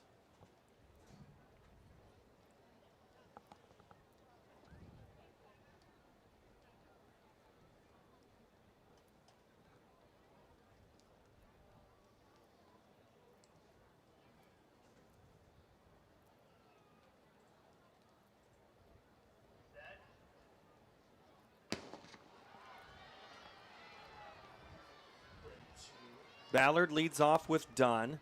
Hebel for Glenwood. Then Adele goes with Coughlin. Dabrowski for Marion. Then it's Sherman for Waller. Solon's Haluska. So Jersey back out here on the track. Fisher for Benton Community. And Quick for Clear Lake. And in the time it took me to read, there's already been a stagger almost made up, right? At least right. 7 and 8.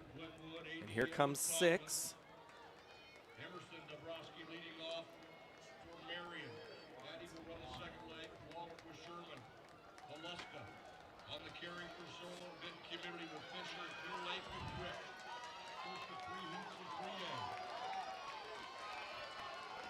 That's Solon in Yeah, 6. Solon's looking good. Haleska having another really good 400. Solon girls have had a big day. They're, I think they're executing their fueling plan just perfectly. Nice work, girls. As they go into turn 2 and the cut to come. It's still Solon. Schmidt.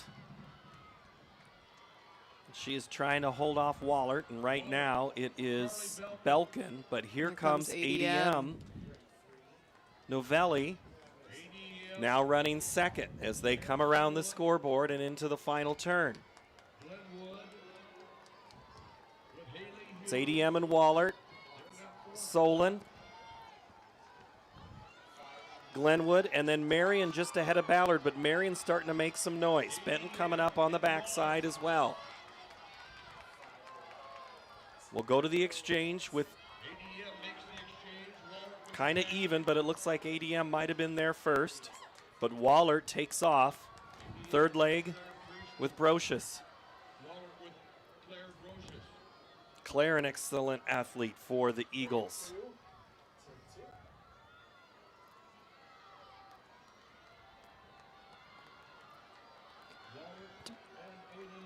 Wallert was the 2025 champ.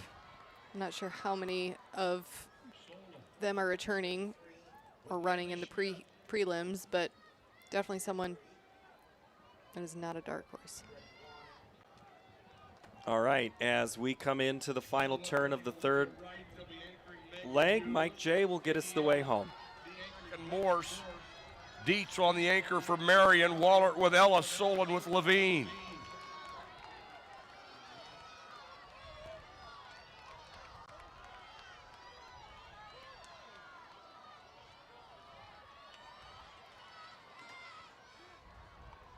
Wallert was first to make the pass. Karen Ellis moving to the backstretch. ADM, Solon, Glenwood, Marion, Ballard, Benton Community, Clear Lake.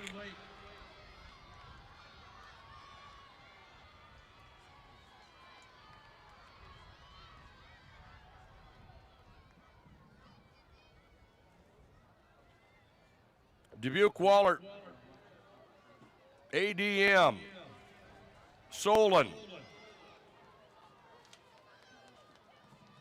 Glenwood.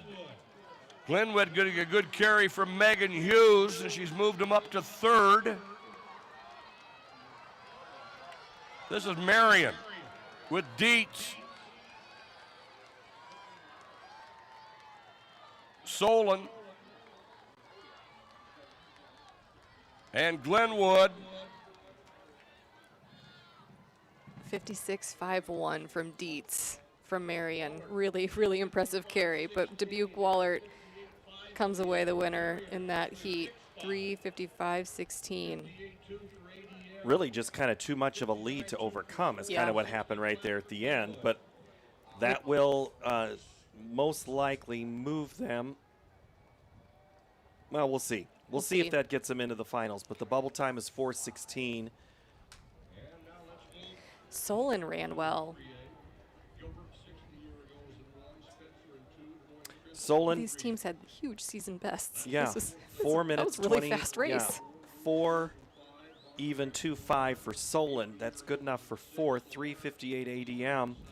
Marion a 3:57 and Wallert a 3:55. So 4:16 your bubble time as we go to heat number 2.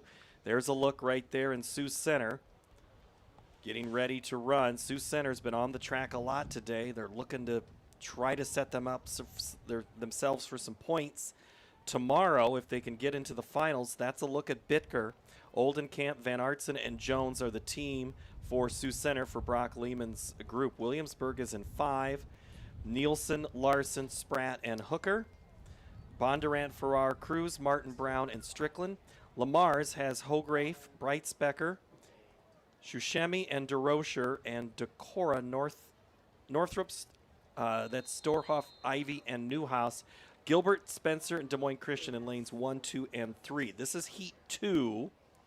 Williamsburg, Ava Hooker, we've already watched her have a really good day. What position they'll be in will be up to the 3 in front of her. That's right. A lot can happen over the course of 1,200 meters before it gets to her.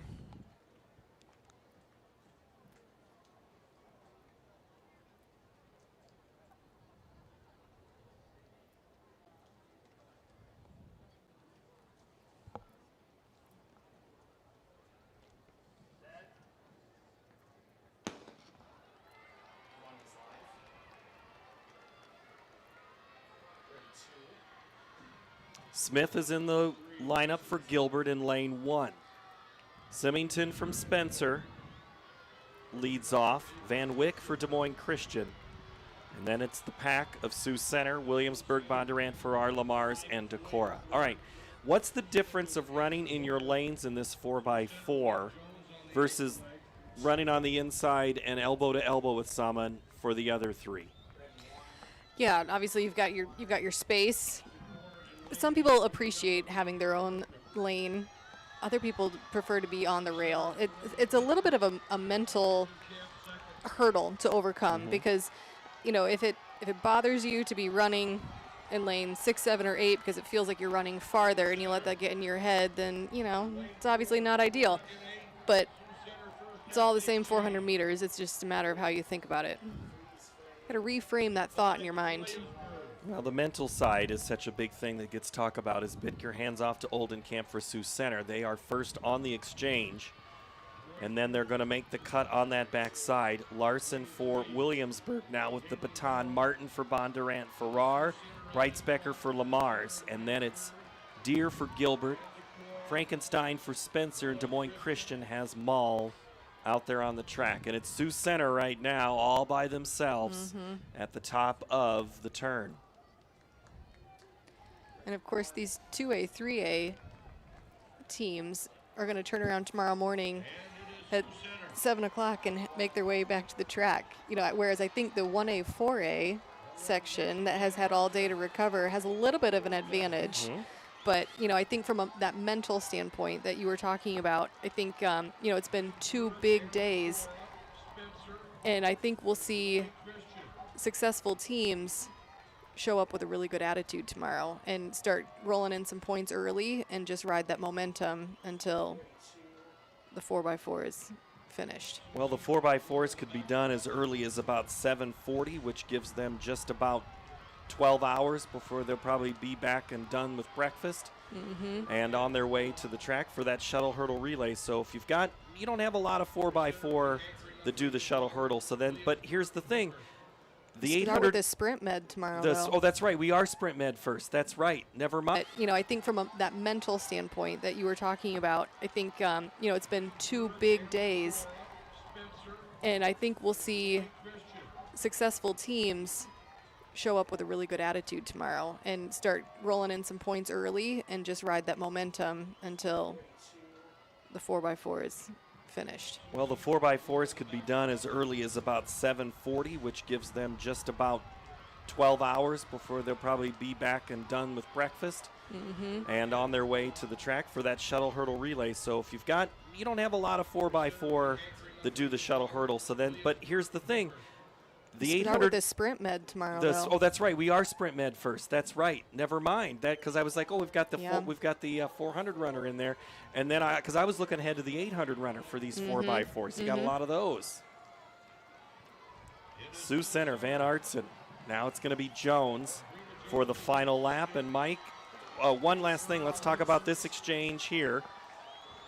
Pretty spread out, but right in here in the back, it's going to be a little more chaotic. Yeah, this could get a little bit interesting when it gets bunched up like this. If looks like they're kind of working in pairs, which worked out really well. You can tell that this is not the first time these ladies have done this. But tomorrow when the finals are on, it'll get a little bit different. All right, Sioux Center's in the lead. Mike J will take us to the finish. Sioux Center, they got a 59.8 carry from Van Artsen. Jones on the backstretch with the lead, heading past the scoreboard. That's Williamsburg in second with Hooker.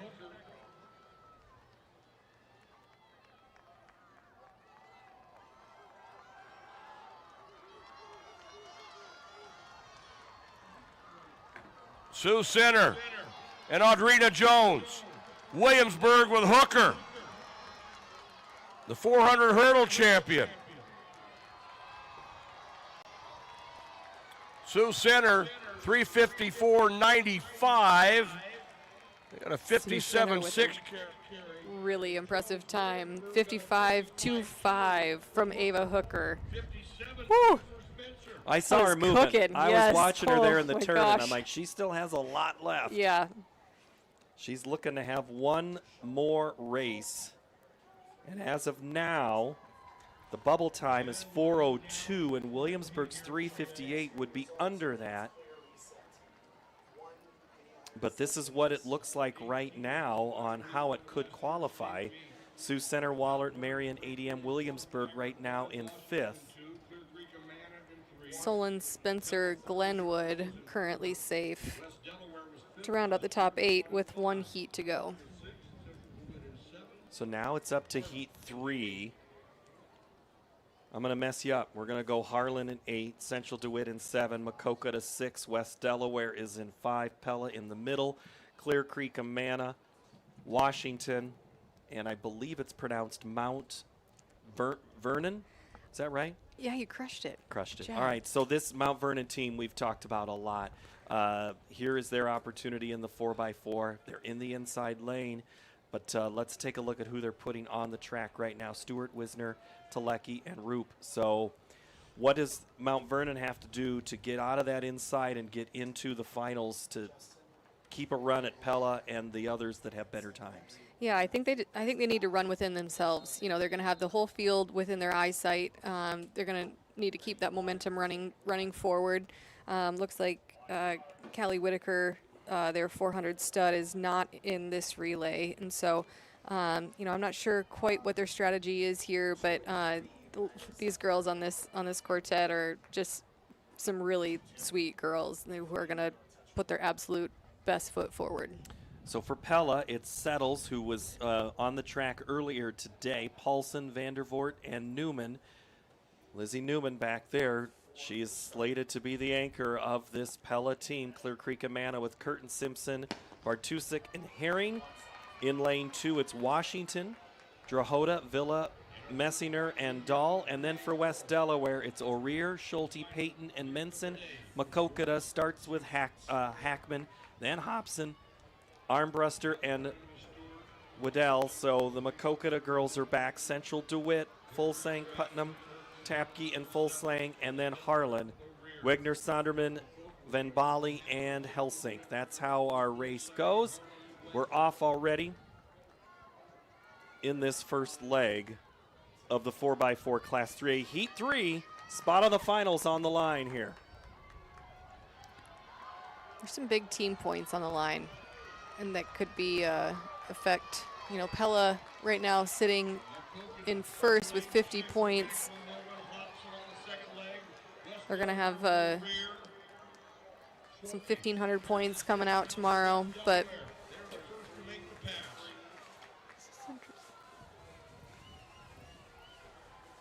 that's Easton Wisner on the track now for Mount Vernon running this leg, and that's another girl who's come over a lot of adversity in her career. She's an excellent wrestler, cross country and track athlete, but has faced just some health things that have held her back, and this is only maybe the second or third race she's run all season, and you know, really gutting it out for her teammates. It's really cool to see.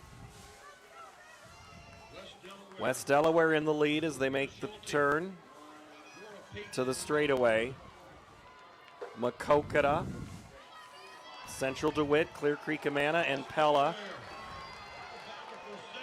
Washington, Harlan, and Mount Vernon in 8th, but it's West Delaware to the baton first as we hit the 2-minute mark with 3 exchanges left to go.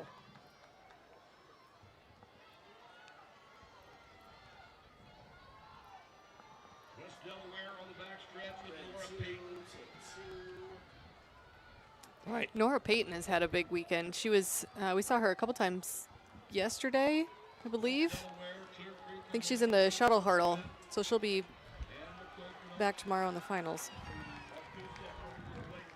All right, Mike J. for the final lap and a quarter. Tell us about the race.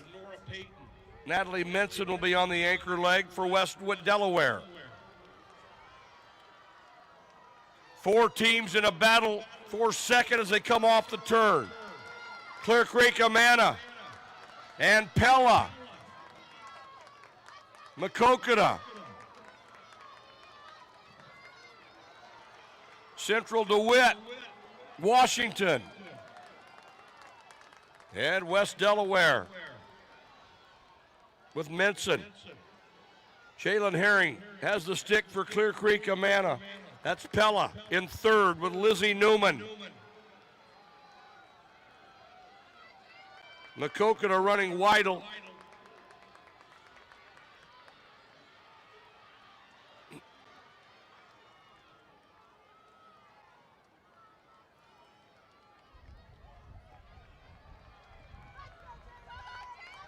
West Delaware with Natalie Minson.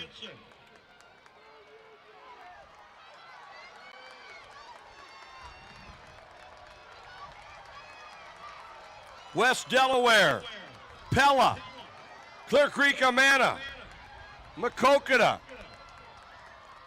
Final heat here in 3A.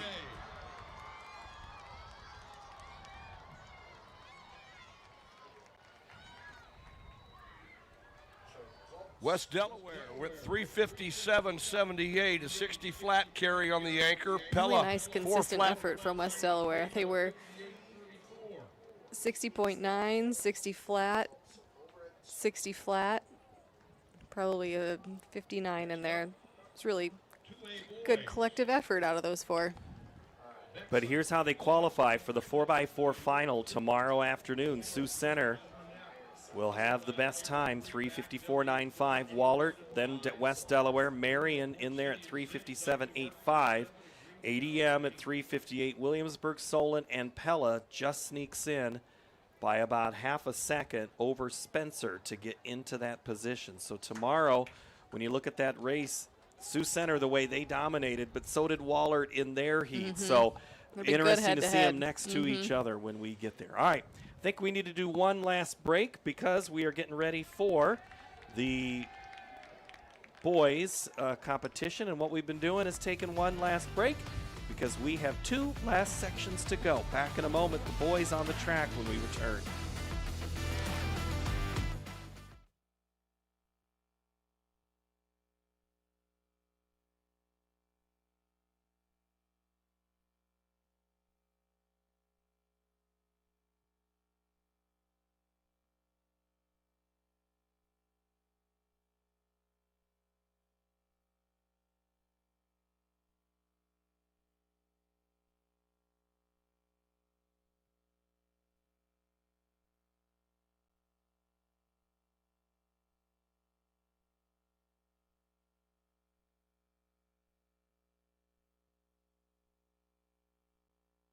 Now, Beckman, Clarinda, Tipton, Alburnett, Underwood, Union, Dike New Hartford, and Greene County on the track.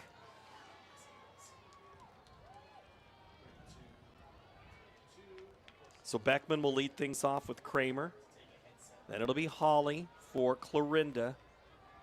The Tipton Tigers are in 3. Beckers for Alburnett in 4. Limp for Underwood in 5. Union's Wenzel is in 6. Mormon running in lane 7 for Dike New Hartford, and Greene County has Jacobs in lane 8 for the Greene County Rams. Greene County from Jefferson, Scranton area.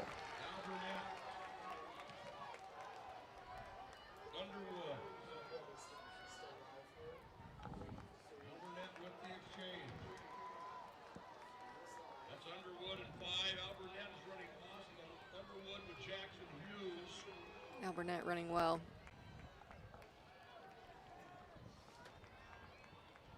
Beckers to Osman. Both of those names we've talked about in the last 2 days.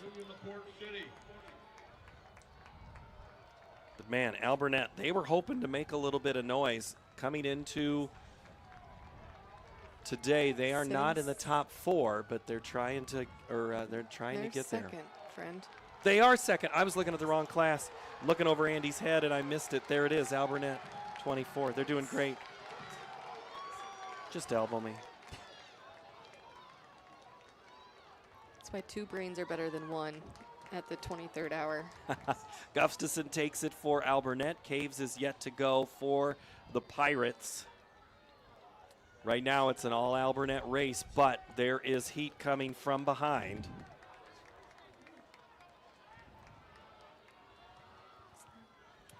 For the blue and white. That's Underwood.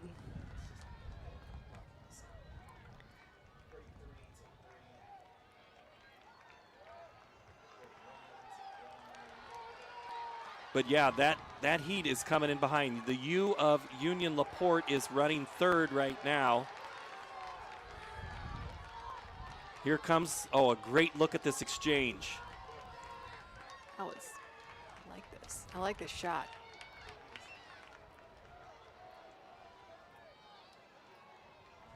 Love that view from when they do the exchanges. That is so fun to see from up above. Coaching moments right there.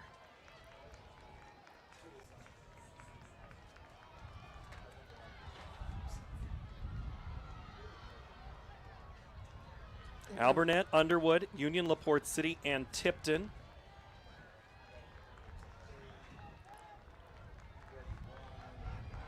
Alburnett around the track right now. Underwood, Union LaPorte, and we've got then a race for 3rd. That was Beckman who made a dash to get in front of Union LaPorte City. So Caves closes the deal for the Pirates. That Beckman anchor ran 48.9. Oof. It's moving. Wow. And that Beckman anchor is Gert. So Alburnett a 3:21.59, Underwood 3:24, Beckman a 3:26. Union, Tipton, Clarinda, Dike, New Hartford, and Greene County round out the rest of your top 8 from the first heat. Heat number 2. Forest City, MVAOCOU, West Branch, Aplington, Parkersburg, Mediapolis, Monticello, Hinton, and Grundy Center. Maple Valley, Anthon, Odo, Charter, Oak, Ute, Western Iowa, Forest City, North Central, West Branch off I-80, Aplington, Parkersburg off of Highway 20, Mediapolis off of Highway 61, Monticello in the great Jones County area, Hinton from Sioux City area and Grundy Center, the home of Iowa Girls High School Athletic Union media guy, an all-around nice man. Jason Esslinger helping us out there so many times over the years. I'd like a big thanks to him helping me over the years for all the girls' sports. Chris Cuellar helping us out here for the boys. It, as you said, it takes a village. So talk to me about the teams in these this next race here in Heat 2. We're going to keep an eye on lane 4, Aplington Parkersburg. They've got the season's best of 3:21.54. Which looks to be on paper significantly faster than anyone else in this race. But, that's why we run the race, because we got to see what's going on. We've seen paper not exactly always hold up. That is true. All right, so Heat 2, I'm going to give you a quick overcap. But then since I didn't go to Mike on that last race, I need to let him cover up things for you here. Forest City with Gaither, Cameron for MVAOCOU, Weckman for West Branch, Aplington Parkersburg starts with Kruger, Mediapolis has Schmigdal, Cray for Monticello, Hinton's has Kinkle, and Davy for Grundy Center in 8.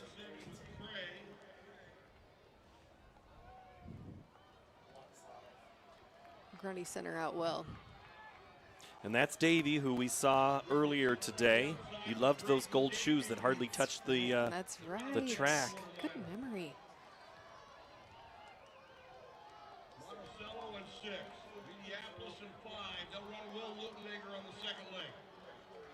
All right, so Mike J will get us through here for the final 3 laps. Grundy Center out there in lane 8 with Lake Schrage.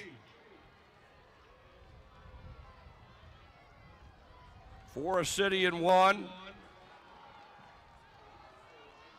It's Grundy Center, Appleton Parkersburg, Mediapolis, Forest City, and Monticello. Grundy Center past the scoreboard.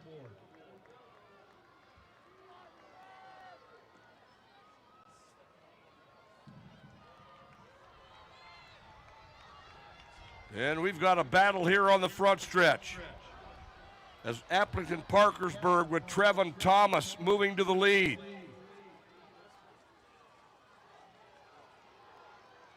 West Branch in the mix. Got a good carry from Neighbor, the running Staker third. Appleton Parkersburg with Sully Jansen. Grundy Center. Now Grundy Center with Lebo. Appleton Parkersburg running second. Mediapolis in third with Crow.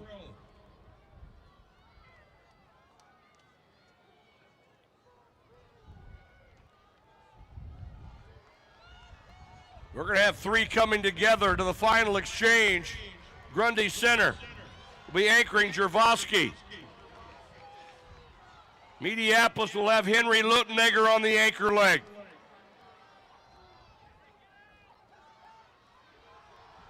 Appleton Parkersburg with Prusner. 49.4 on that carry for Mediapolis. 50.9 for Appleton Parkersburg. Appleton Parkersburg with Owen Prusner. Mediapolis with Lutenegger. That's Grundy Center with Jervoski. Grundy Center on the move into second. 8 fastest to the final.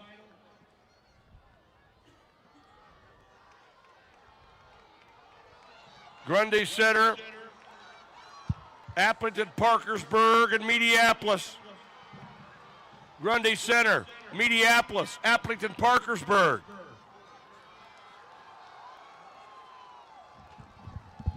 Grundy Center, 3:21.19, 47.77 on the anchor for Jervoski.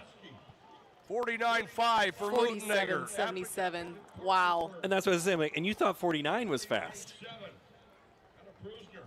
I guess, you could say he's had a good day. Holy. Does he know, though, it doesn't behoove you to be able to move that fast on a golf course? Should he reconsider? Well, it's really fast. I know. And last I checked, I don't know everything about golf. I don't know when you run in that sport. Well, that's what I'm saying. Or tackle, or hit a big shot, jump shot or something like that. So you can always play golf, right? I think that's what those are good at, but you can't always get into Stanford. That's true. You know. I would say he's made really good life decisions. If I could be good at anything, golf would probably be one of them. Played some pretty good places. It'll be fun to see how Judd does in the rest of his career. So there's a look at lane 4 for our third heat. That's Unity Christian. And you're looking at Wynia, Foreman, Cinia, and Foreman. So C and J due up for Unity Christian. Jessup is in 1, Southeast Valley 2, Denver 3, Davis County in 5, West Lyon in 6, PCM in 7, Anamosa in 8. And this is the third and final heat of the 4x4 200, or the 2A prelims. Looking for a spot in the finals tomorrow, which will be the last race. This will be the third to last race of the day, which we begin at 4:30 tomorrow afternoon.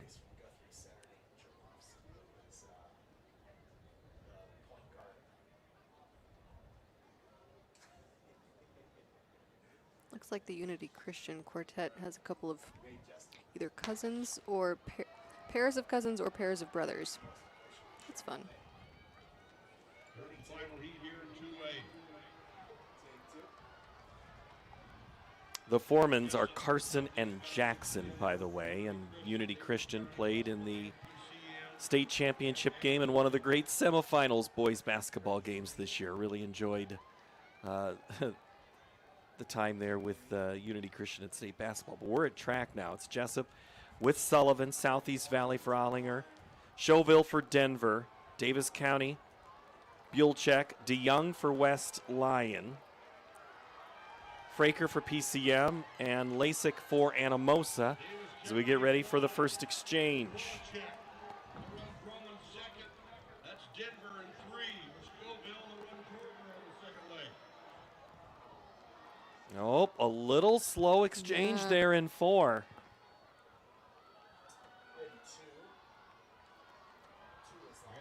Hurdles are important, or handoffs are important in the 4x4, but not quite like they are in the 4x1.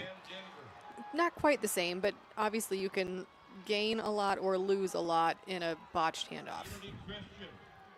Or a successful handoff, obviously. And it's an opportunity to maybe run into somebody too. There's the extra element there that Yeah. makes it, that ups the difficulty level.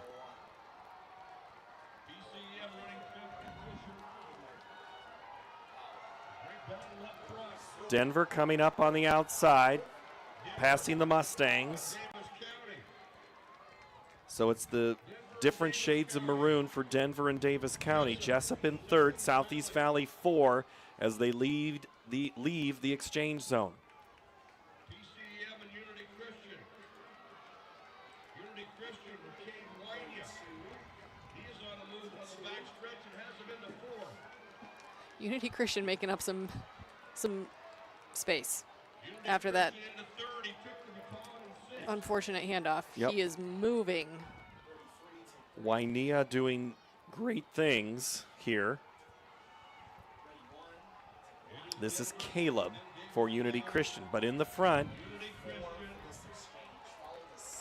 it is Denver, Knobloch, and for Davis County, it's Young. And we go to the last lap, and we go over to Mike J. Denver, Davis County, Unity Christian.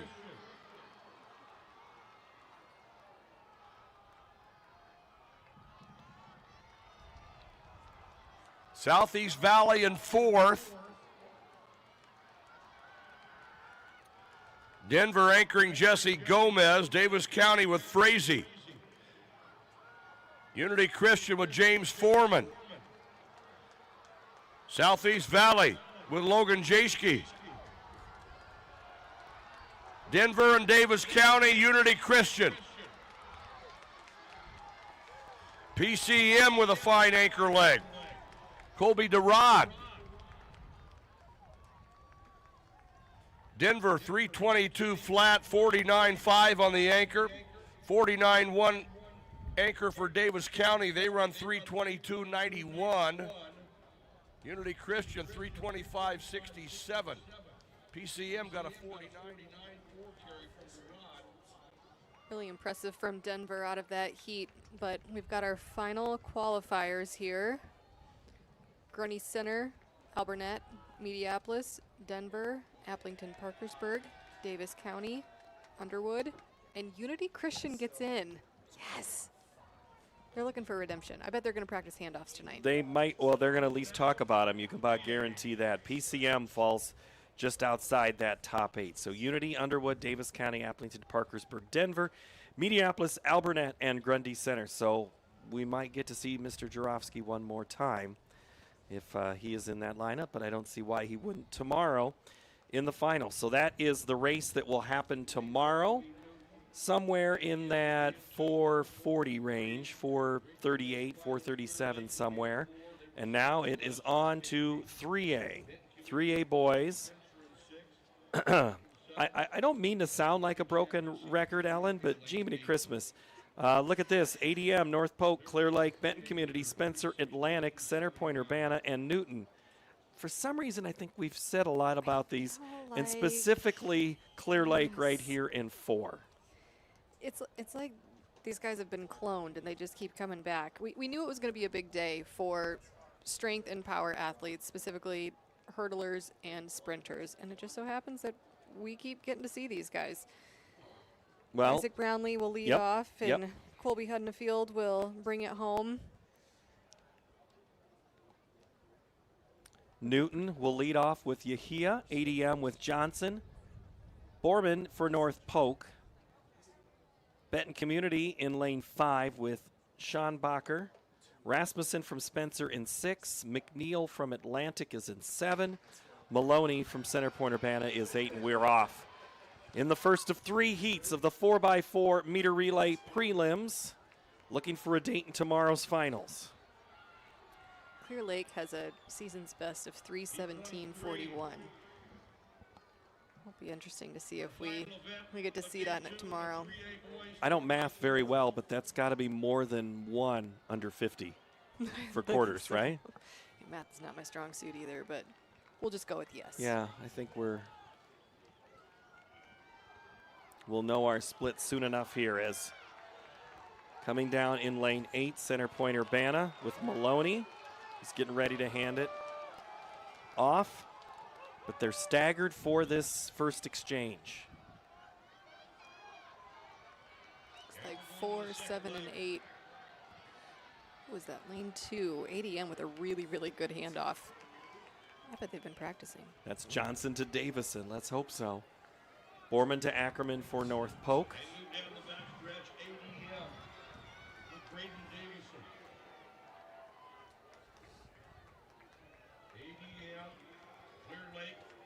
Center Point Urbana, which was in lane 8, running right now 2nd place.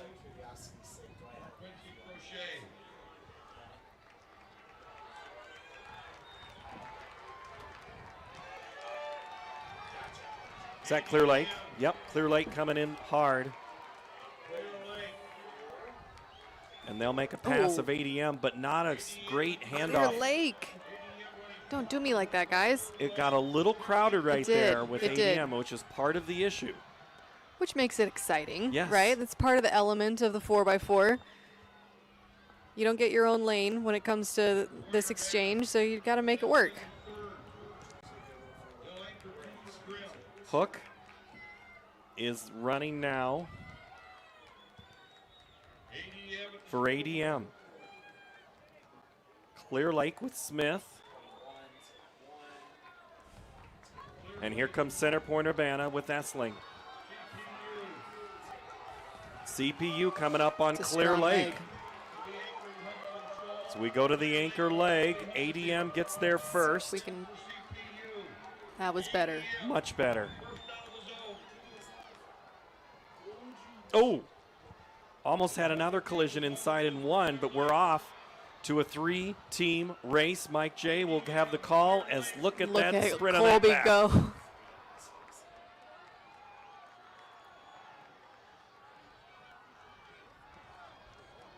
Clear Lake to the front. Colby Hudnafield. ADM running 2nd, Center Point Urbana with Grimm in 3rd. Clear Lake off the turn. Clear Lake, ADM, CPU.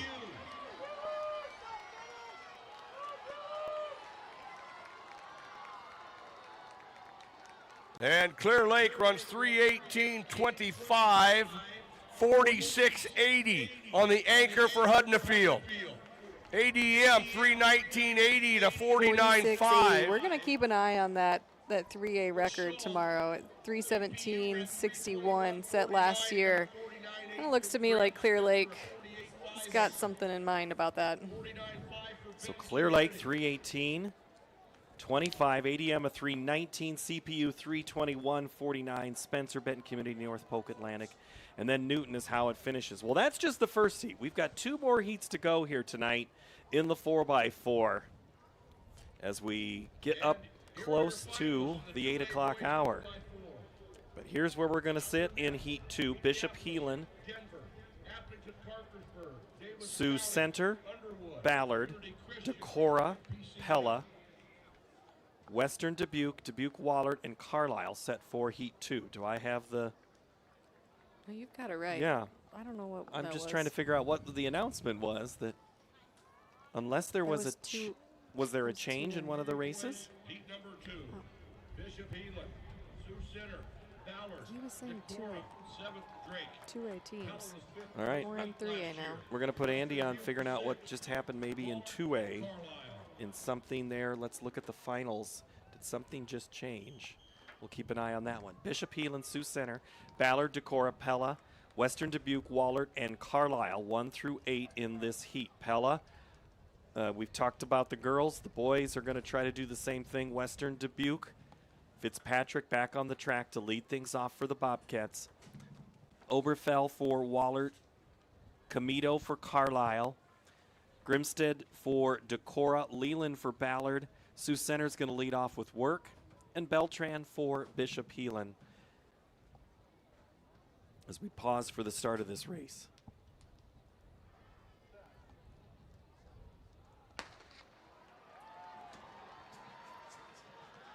Heat 2 and 3.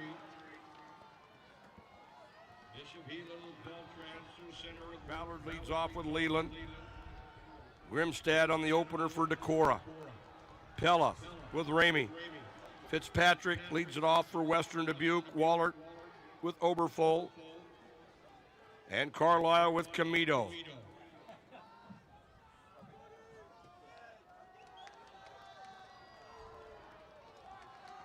Western Dubuque in 6.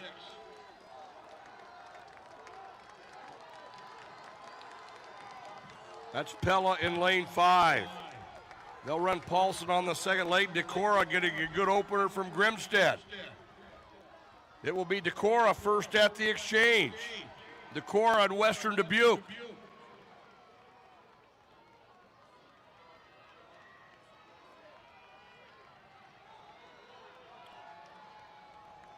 Sioux Center in 2 with Waddle. And Decorah will be first to the rail on the backstretch.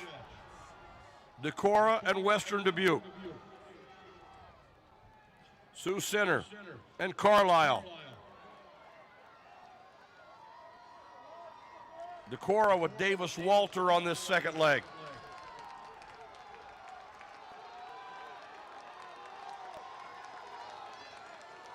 Decorah and Wahlert.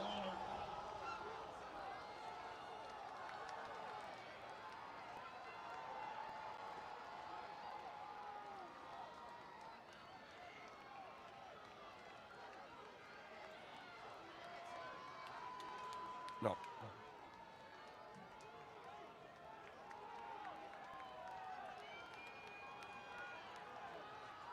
And Decorah.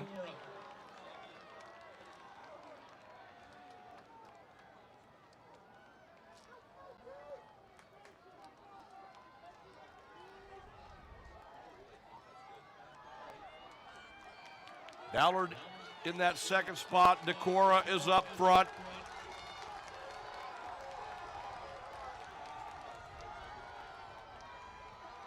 Western Dubuque and Wahlert.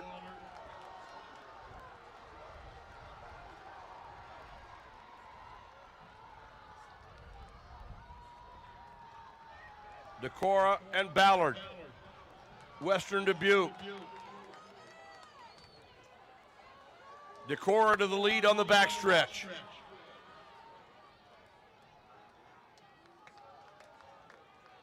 Decorah and Ballard. Western Dubuque and Wahlert. Decorah and Ballard off the turn.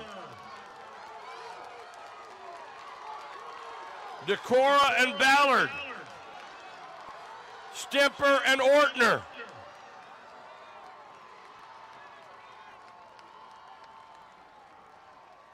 .322.08 for Decorah. Jace Ortner with another really impressive 400. It's like he found yet another gear with like 75 meters to go. That just doesn't happen in a 400-meter race or a 400-meter split, right? Like, yeah, and look at him. He's upright, not breathing hard. I mean, that's just amazing. I don't know if it's hit him yet what just happened. Decorah takes that section.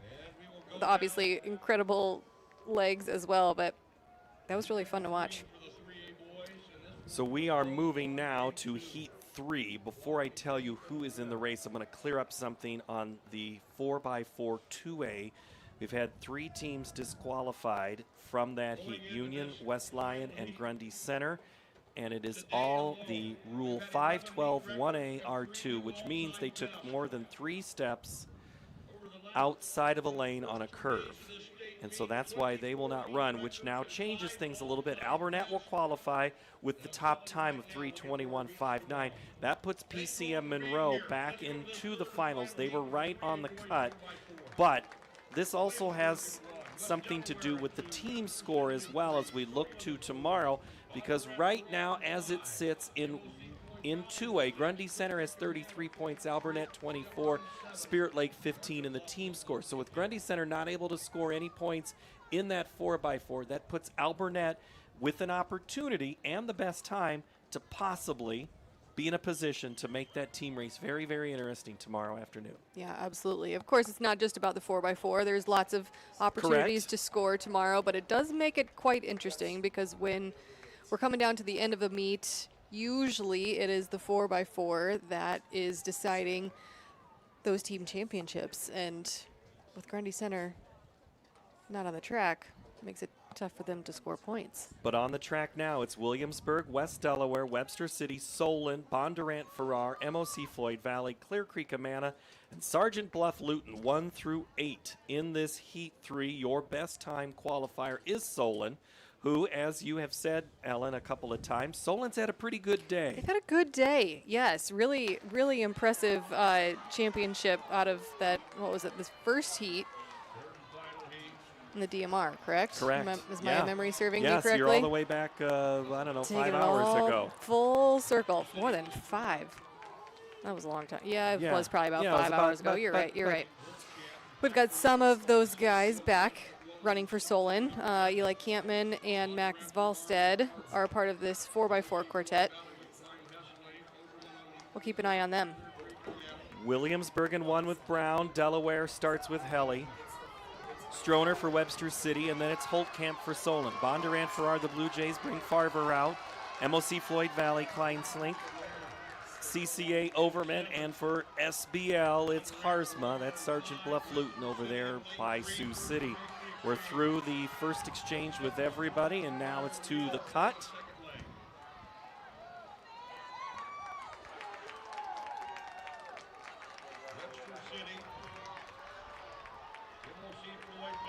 And on that back stretch, this is the third and final heat. MOC Floyd Valley takes the lead in the purple uniform with Van Zee.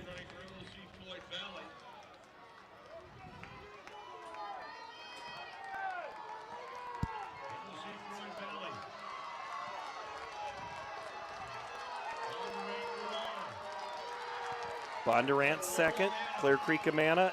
Solon moving well. Oh, jeez.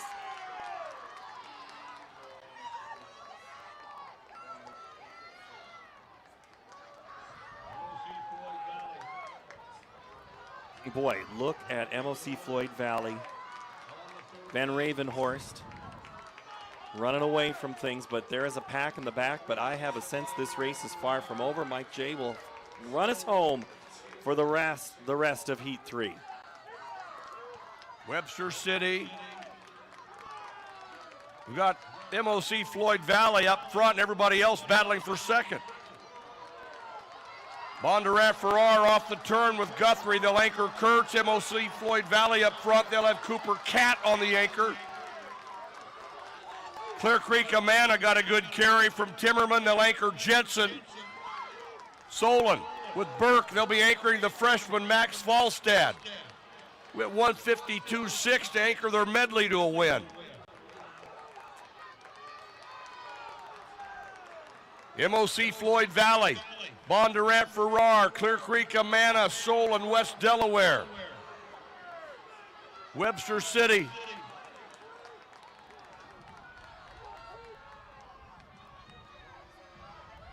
MOC Floyd Valley, Bondurant Farrar, and Clear Creek Amana, Solon in fourth.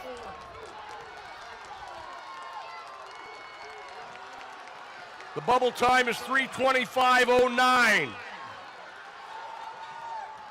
Clear Creek, Amana, Bondurant, Farrar, Solon. 3:22:13 for Clear Creek, Amana, 48.4 on the anchor. Bondurant, Farrar went 3:22:42 with a 48.8. It's like a tidal wave. Just came That's over best the way to blue say it. oval. Absolutely. 48-37 for Clear Creek, Amana, 48-87 for Bondurant, Farrar, 48-45 for Solon. I mean, seriously, right there. And Solon squeaks into the final. Nice work. All right, I need to one more thing because I want to make sure I get this right for Clear Creek, Amana. That was Jensen who closed it out. And let's go Kurtz for Bondurant, Farrar, and Svalstead for Solon. All made it very, very interesting at the end of that heat.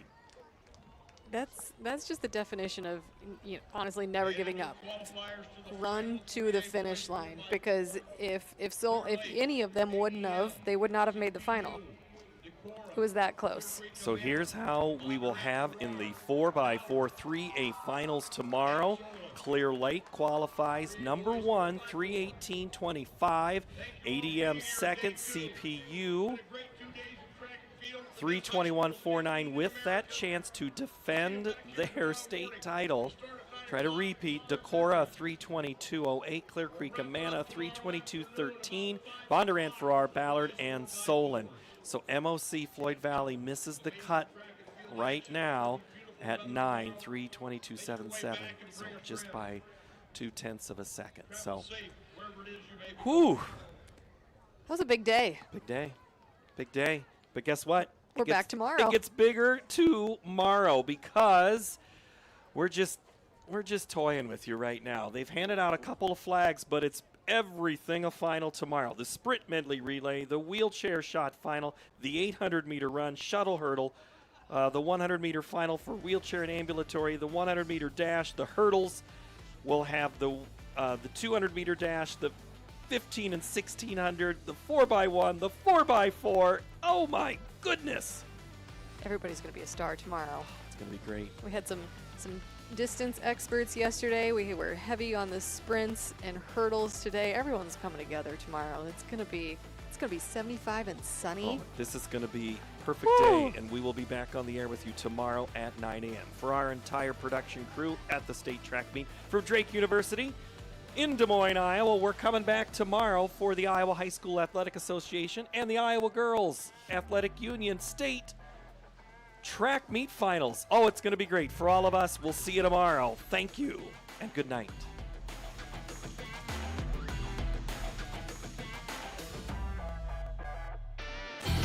Excelling in athletics takes teamwork, dedication, and a commitment to excellence. These are the same qualities that help our pig farmers and our communities thrive. The Iowa Pork Producers Association is proud to support statewide high school athletics and the student athletes who make us all proud. Visit iowapork.org/WeCare to meet the people behind the pork and hear about our winning approach to caring for our pigs, the environment, and our communities. It's the simplest expression. The smallest thing that changes everything. A smile. So easy. A smile lights it up. Apologizes. And welcomes unconditionally. Because the shortest distance between two people is a smile. Thank you. Hy-Vee, where there's a helpful smile in every aisle. How do you make everyone's favorite buffet even better? How do you make the country's best chicken even more exciting? How do you make Thursday the best night ever? Wing night at Pizza Ranch. All the wings you want, plus all your other buffet favorites. And for a limited time, try the sweet heat of our new honey hot sauce. The country's best wing night is here. Taking flight Thursday nights, only at Pizza Ranch. Something exciting is growing on Iowa farms these days.